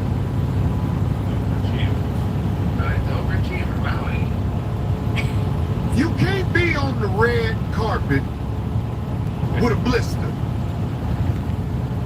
See, if Kevin hadn't advanced his situation as far as it go with who he got on his shoulder, he would have a blister on the side. You know what a blister is, right? A blister is that thing people see on you. Sometimes they don't say nothing, but they all look at it like this. Ooh, what is that? Look. So my brother Kevin got rid of the blisters and got somebody he could put forward that will help his production. I want to say to all men who come to LA, this is a place of vanity. And besides the Backdoria, your production of what has to be.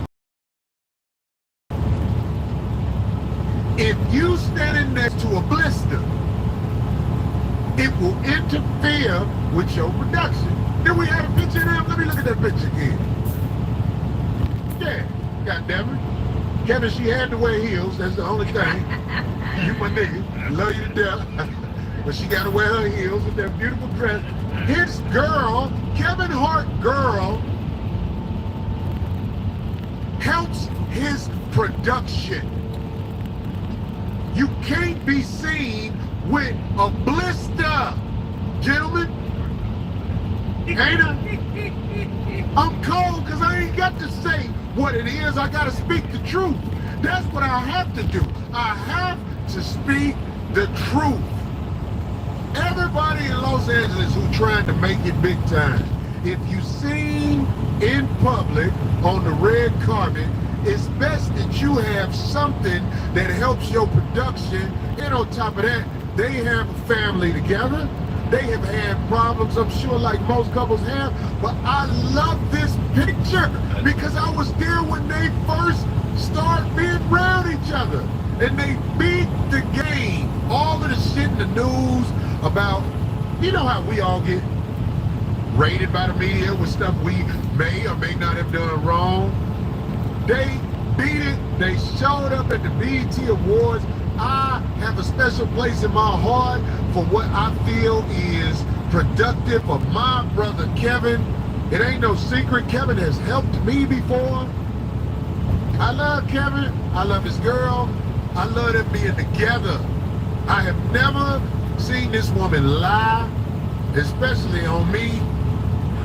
I ain't never been to their house or nothing like that. There's other bitches be out there lying, talking about they cook for me and motherfucking play video games. I don't play video games.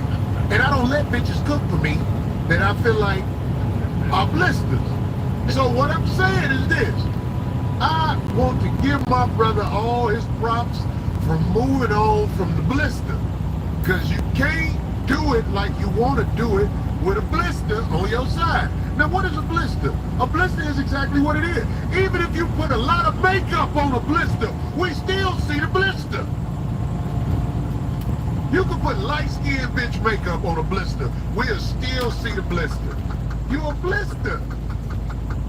You a blister. So, once again, congratulations on my brother Kevin hosting the awards without the drama that come with a blister on his side. Man, him and his girl, they look like Felicia Rashad and Ahmad Rashord. Yeah, Kevin could take it. Kevin, we do short jokes. Kevin ain't no 6 feet or higher type dude, but no, I love that picture.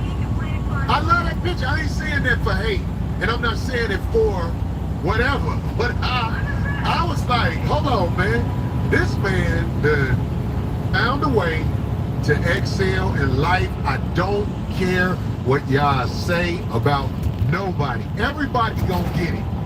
I'm talking about drama. We got all the brothers. If you ain't got your drama yet, it's coming. It's in bundles. It's a whole lot of it out there. It's coming everywhere. It might be your fault. It might not be your fault. But if you are a black man who stands with your back straight up and look at that camera, drama coming to you because they don't like that. They don't like that. It's a whole bunch of mess, and a lot of people, you get mess from emails, all this stuff. It's coming. If you are a brother with money, you have to walk on a path of Backdoria. If you do not walk the Backdoria path, you will be beat down in the media. The only reason they don't beat me down more is because they done checked me. They like, oh, he ain't rich. He ain't got it. It ain't even worth it. We ain't thinking about Corey Hope. But if they ever got me to sign a deal or something like that, boy, Do you know? I tell everybody before I sign the deal. Hey y'all, this is if you ever see me sign a deal, I'm gonna be like, hey y'all, I'm under a deal. Y'all know it's coming. I say that. You know it's coming. They finna have me jammed up. So I'm just saying. Keep doing your thing, kid. Keep moving up, brother. Yes, you done get caught in some fuck shit, but it's nothing. You can't stop. You can't stop the motherfuckers that was meant to have certain shit. I'm glad Kevin Hart, one of the guys, who getting it. And I'm glad him and his lady are still together. And I'm glad she stands out on his side and she not a blister. Can we get a picture of a blister? Put a blister.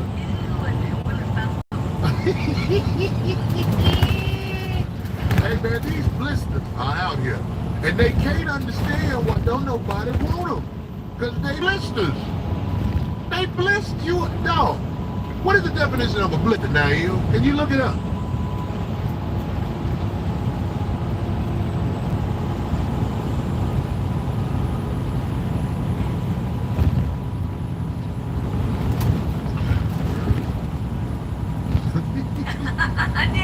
Did I say it? It's both definitions. Both. It's some pretty blisters out here, but there's a lot of blisters that's real ugly. And I'm just saying, most of them are ugly because they, what is it? Something coming out the skin, some pus. Just nothing. Name. K. Michelle, right? That's her name? I didn't see the whole thing. I just saw the next. I couldn't go watch the whole thing. I just saw what she said, which blew my mind. That too. What's she say, D? That's all I saw. What's she say? You know, ask her whoever date outside the race. What's she say? That's all of them. And then. Did you see this, Greg? But then I saw. It's really bad. She really dogged out black men. I could show it, but I don't have to. But just trust me, she dogged black men. Now here's a heifer who done had her ass, titties, face, nose, everything done. Everything done. Ain't she done had some stuff yanked out before too? Am I wrong? Was that her? Who was the girl who had something yanked out? Had her ass yanked out. I said this when I went on Cam Newton's show. Women with BBLs are insane. Women who stuff shit, women who stuff things in their ass, they're insane. They're insane. Now I don't have to go into talking about K. Michelle because to everybody who has common sense, you see this woman is insane. She's sitting up here talking negatively about black men naked in front of Cam Newton. What she had on is not a dress a lady would wear. And she's talking about black men, y'all gotta step up and all this. She is dressed like a slut. Sitting on the couch talking to a man about other men, and she's dressed like a slut. Them little babe and a lamb titties is out. They out. You see this dress? Nobody could take her seriously except for people in her mental condition. Because they root for that. They want somebody to say something out of pocket. But I will say this. Now this is what's going to get me in trouble, but I got to tell you. My brother Cam Newton sat there and let her say whatever she wanted to say. And one time he said, I received that. Now, first of all, let me put this out there. I was in awe when I met my brother, Cam Newton. When I met Cam Newton, I was in awe because anybody who know anything about sports know that this is a specimen. Cam Newton was one of the standout Heisman winning, and look, they didn't even like him and they gave him a Heisman because he was at Florida with Tim Tebow. And, it was some little adolescent stuff that happened, if you ask me. I call that like when you get caught. It was something to do with a laptop missing. Yeah, he went to Florida first, Bill. And then he went to Auburn and won the Heisman because there wasn't nobody like him. Do you disagree with that, Craig? No, he is a LeBron type of NFL. Yeah, NFL. He's a LeBron in the NFL for sure. Don't be acting like I don't like my brother, but I got to tell my brother, listen, man, when you let them women have their way with you like that, it don't sit well, especially I was on your show, I said something.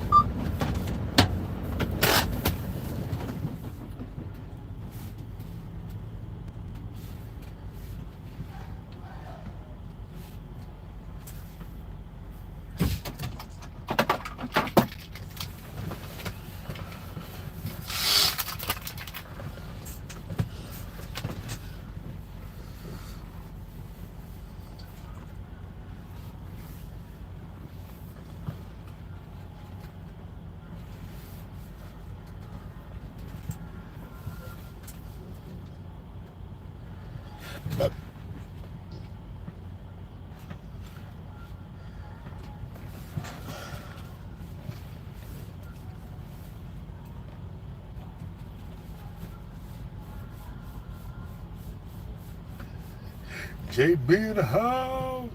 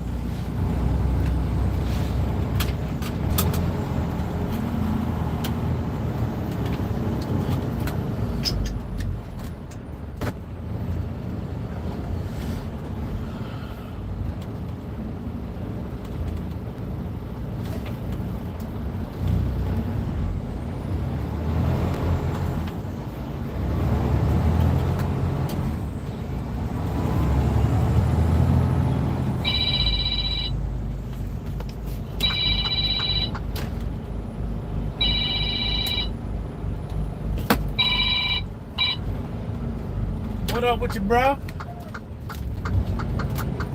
What's up, baby? Click, clickety, click, clickety, clack. Getting that jack. What up? What you doing?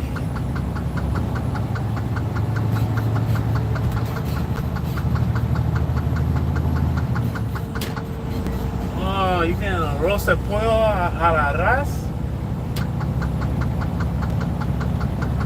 Arroz con pollo, arroz y arroz con pollo. Shit, negro.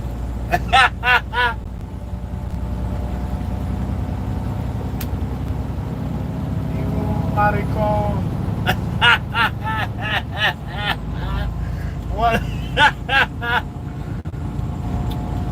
Damn, I'm just pulling back up. I'm just leaving Clinton. I'm about to be in a minute. Yeah. About to be in it easy. I'm gonna hit the gym, do a little exercise, take a shower, get something to eat. And that'll probably be it for the night. Get up early tomorrow and get to the Poconos and drop off in Tobyhanna. Nah, not tonight. I don't want to mess with the other one, man. I thought I did, but then when I went to it,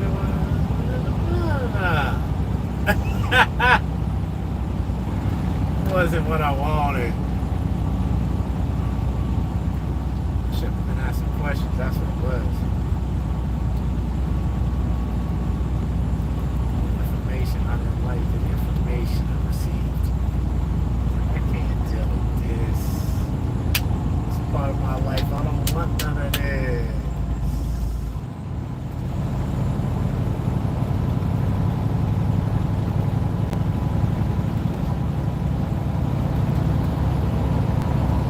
Selling plates.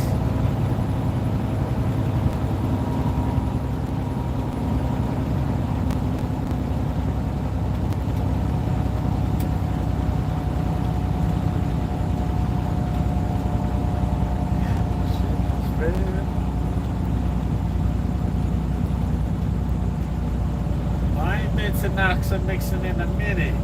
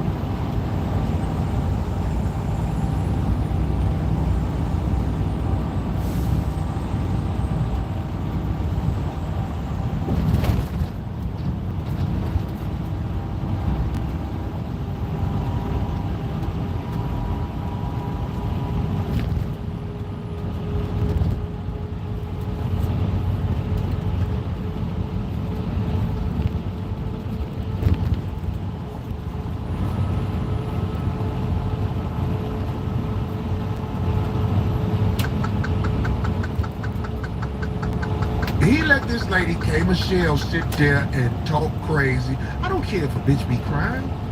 I'll be like, bitch, you crying because you're crazy. You got a fake ass, fake titty, fake, your nose been carved, your face. Look, when you cry and you didn't have work done on your face, you can't do this. That bitch was like, I'm just saying. And she was allowed to dog out the brothers and act like we the problem. And everybody with common sense know we ain't thinking about this. But I'm saying, like, I'm trying to figure out, this is starting to make me wonder, why does Kim let these women come up there and say all this nonsense? But when Corey Holcomb said something, it shook him up. Hold on, you got the video. I need this video. I need the people to see this. Can they hear it? Play that. Now, there are celebrities who have accepted the poly and non-monogamous relationships. Some we know, Will Smith and Jada. But we don't like guys. We don't like guys. How you know? I live in LA. Does that make now? There are celebrities who have accepted the poly and non-monogamous relationships. Some we know, Will Smith and Jada. But we don't like guys. We don't like guys. How you know? I live in LA. Does that? Oh man! And they like. Let me get to this part right here. Now you saw his disgust when I said we don't like guys. Am I right? Was it just me? I noticed it. He didn't like that. Now there are celebrities. Now watch his response when the brother, because he did not interrupt K. Michelle from dogging out guys. In fact, he said that. Now watch his response when a man tell him he got pretty legs. You gotta watch this, because I don't want people to miss this.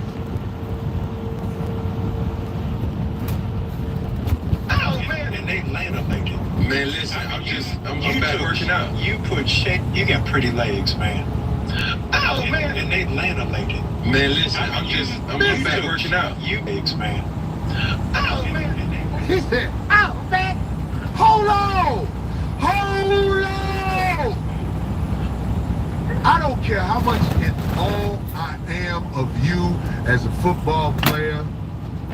I'm even, look, I give it to you as a human being. I'm not taking nothing away from you as far as it goes with being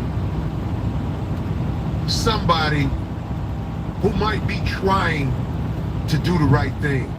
But brother, hold on. If a man tell you you got pretty legs, that's an insult. If a man say to me, ooh, you got some pretty legs, they laminated, I'm not gonna say, oh man, because that's what he did. Am I wrong? When the man said he got pretty legs, Cam said, oh man, can we play it back? He was blushing. Oh man, and they land up like it. What the? Oh man, and they land up. Oh man, and they land up like it. That's gonna be my new ring. I'm back working out. That's gonna be on my cell phone. Oh man. Man, listen.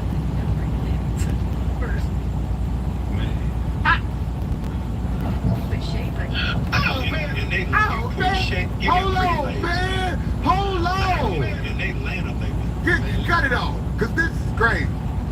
Now, when I said Will Smith like guys, it was almost like, how you know? It was attitude and everything. K. Michelle on the show, dogging out black men, he said, I received that. When a man said to him, you got pretty legs, he said, oh, man.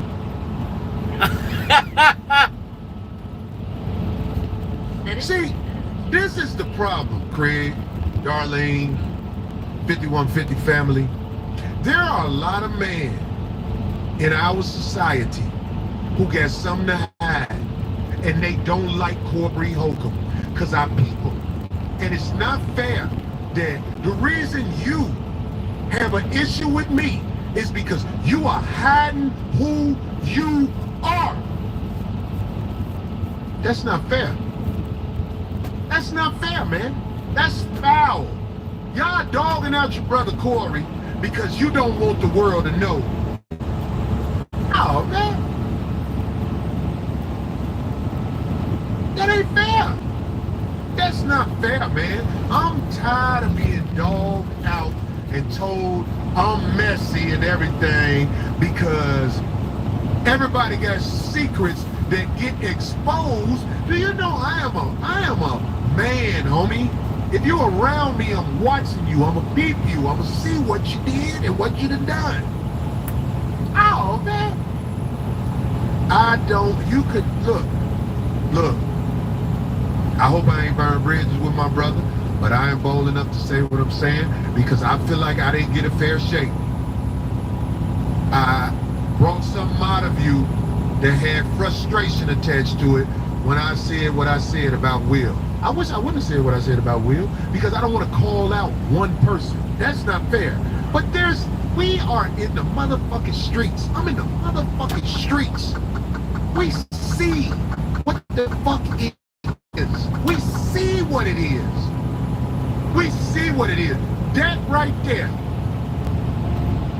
Oh, man.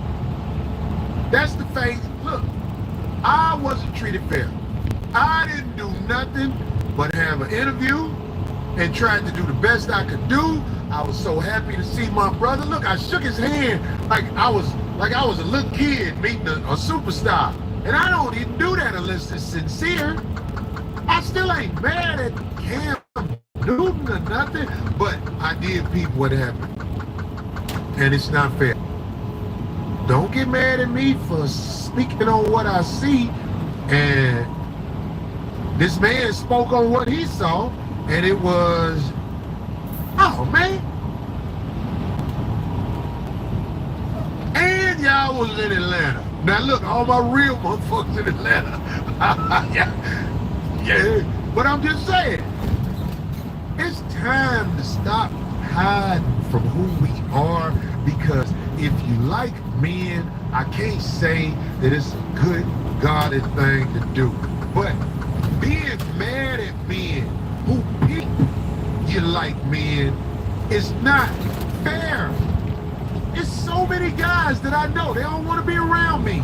And I know what it is. I'm talking about, I know what it is. You never admit it. You always say it's something else.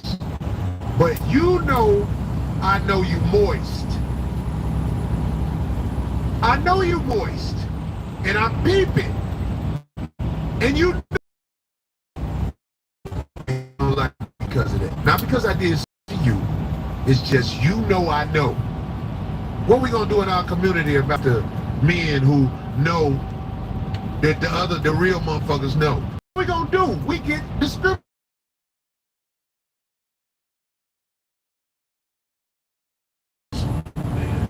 I got some shorts. You ain't got no shorts? Oh, Greg. You going somewhere tonight? You gonna get shown. Somebody gonna walk up to you and say, oh, man. Your legs are laminated. Looking like the mama on the clumps. They're laminated. What is y'all talking about, man? What is y'all talking about, man? Look, man, it's not my fault that I can people who you are. I don't tell on everybody who I know is. They call him Yam Newton, that's good. Somebody said Cam gonna mess you up. Cam ain't gonna mess me up, because I ain't got no problems with Cam. But I'm just saying, goddamn, I be on that goddamn shit. But look, what I'm saying is. The other thing is this: if a motherfucker say, accuse you of that, then you ain't. This, I'm not. That's what I'm saying. You think somebody ain't saying that to me? What if somebody asked me? Because I asked them. And the first thing I said was no, never. Because it ain't never, I ain't got to lie about nothing. I don't. That's how I responded for you. The whole Marine mess with me. You ain't never messed with a girl before, There me. you go. Never. No, never. No. You ain't never touched a titty? Never. No, I'm not into any of that. What about that? You let them touch your titty? Never. Oh God. Never. Never. Ever. You're going to have to hire more security. hearing when you go to Atlanta. I don't know why y'all acting like Cam gonna be mad. Cam don't get mad at people. Watch what he did when K Michelle was talking. He did not get mad. He said, I received that. Why can't he just say I received that from me? She was dogging out black men. Okay, I didn't see the whole thing. I just saw that one portion where she said that. K Michelle don't have a point of view. That's the difference. I want both of y'all to get that out. Say that again, D. I said I missed it. If you remember what did she actually say about black men? I just got the portion of a short that said the part where she was saying how she wants the. She act like the black family is not intact because of black men, and she also pushed the narrative that men are supposed to be marrying them and all like that. She say I come from all this. It don't matter where you come from. It's where you at. On the couch naked, talking to a man that you don't know nothing about. That's where you at. I heard she got a son that graduated college. Congratulations. But did you raise him or did you drop him off over there at your people's house? Because I can't see nobody who grew up under you being sane at all. When you change your whole body, you hate God. You didn't just change your ass. You didn't just change your kitty. You change your nose. Blisters be changing their nose too, but I'm just saying, you changed, you got too much work on you to be complaining about anybody. I don't think she's married. That's where I saw her on. I just saw her on that show I talked about. What's up? That dating show that they have. I don't know what channel it's on, but it's a dating show. It's the second season and she's on it. And it's her, it's Tamar Braxton on it. Are you doing this to make me laugh? Actually talking about it. You're bringing a whole lost tribe of women out your mouth. Who else? I bet it's one more, and I know she ain't gonna be shit. It was Ocho Cinco's ex. That's what I'm saying. Look at this. I didn't know that about them, but I know them women fly together. Craig, what was you saying? I said there's a couple of reasons why she spoke like that. One is one is the evolutionary theory, and the other one is this thing called the field technique. So basically, her being around Cam, he represents everything that she would want in a man. Physically dominant, money, and so... They say everything but that, Craig. What you saying? Cam Newton get to fuck the bitches he want to fuck because he about 6'6". He got money. He got swag. Stop it. Cam Newton, you know, that nigga RG3 say, this nigga a whole unit. This ain't no regular type dude. That's why I was in awe when I saw him. I was like, man, this motherfucker used to run motherfuckers over. When he was at Auburn, if you know about football, you'd be like, and that's the quarterback. He run over linebacker. Oh, Ram Newton. Yeah, they gonna go in on him, but I'm saying, like, you know, Cam Newton, you got to explain that, bro. Well, you don't have to, but it'd be good if you did. Because I saw it. I was like, damn, I think I hurt his feelings when I said we don't like guys, but he sit up here and let that fake doctor and this K Michelle and so many of these scum of the earth. But these women, I'll just put it like that, they get to say what they want to say in your face. And I received that. It's like being a gentleman is one thing, but letting them simp you out is something we should talk about. But that men should talk about it. But see, that's a strategy, Corey. It's called the field technique. Give it to me, Craig. Covert narcissistic women use this technique. It's an acronym. The P stands for protector, the H stands for hero, the I stands for integrity, and the L stands for love. So when she starts talking about not liking black men and putting herself in the position of being a victim, she's sending coded language or coded messaging to him that she wants to be saved. She said that she's turned down so many guys to be engaged to her. Right. And I'm saying, like, if you show the guy who's willing to turn you into his wife, everything gonna show itself. Because only a fool would wife a woman who's sitting in front of another man like that. Yeah, so she wants to be saved. The P is for protector, the H is for hero, the I is for integrity, and the L is for love. So if she sends out that she can't find nobody, that's going to send a message to a dominant male who has it in his track record. He has a hella baby mamas. He's known to save a bitch. So she's going to put herself as a damsel in distress. Then she's going to speak to his ability or his yearning to want to be a hero because he's a dominant male, and then later she'll play on his integrity. You told me you would do this, you said you would do that, if you're the man you said you were, you would do what you said you would do, and then she'll, if you love me, the L, this, you would do that. So that's all the play. She's making a play at a nigga that has a bag, and she's doing it on TV because she wants the nigga to pick up on the message. Greg, you brilliant. Well put, brother. Because that's exactly what it is. You know what I'm saying? Sitting up there crying and shit. She has the worst voice I've ever heard in my life. Now, I don't know if she sings good, because it would be unfair if I said something about her singing. I bet she probably can sing, but when she talk, oh my, I can honestly say, I've never heard a more wretched voice. I've never heard nobody sound like that before. Listen to this woman speak, and it is. Now, people gonna be like, Corey,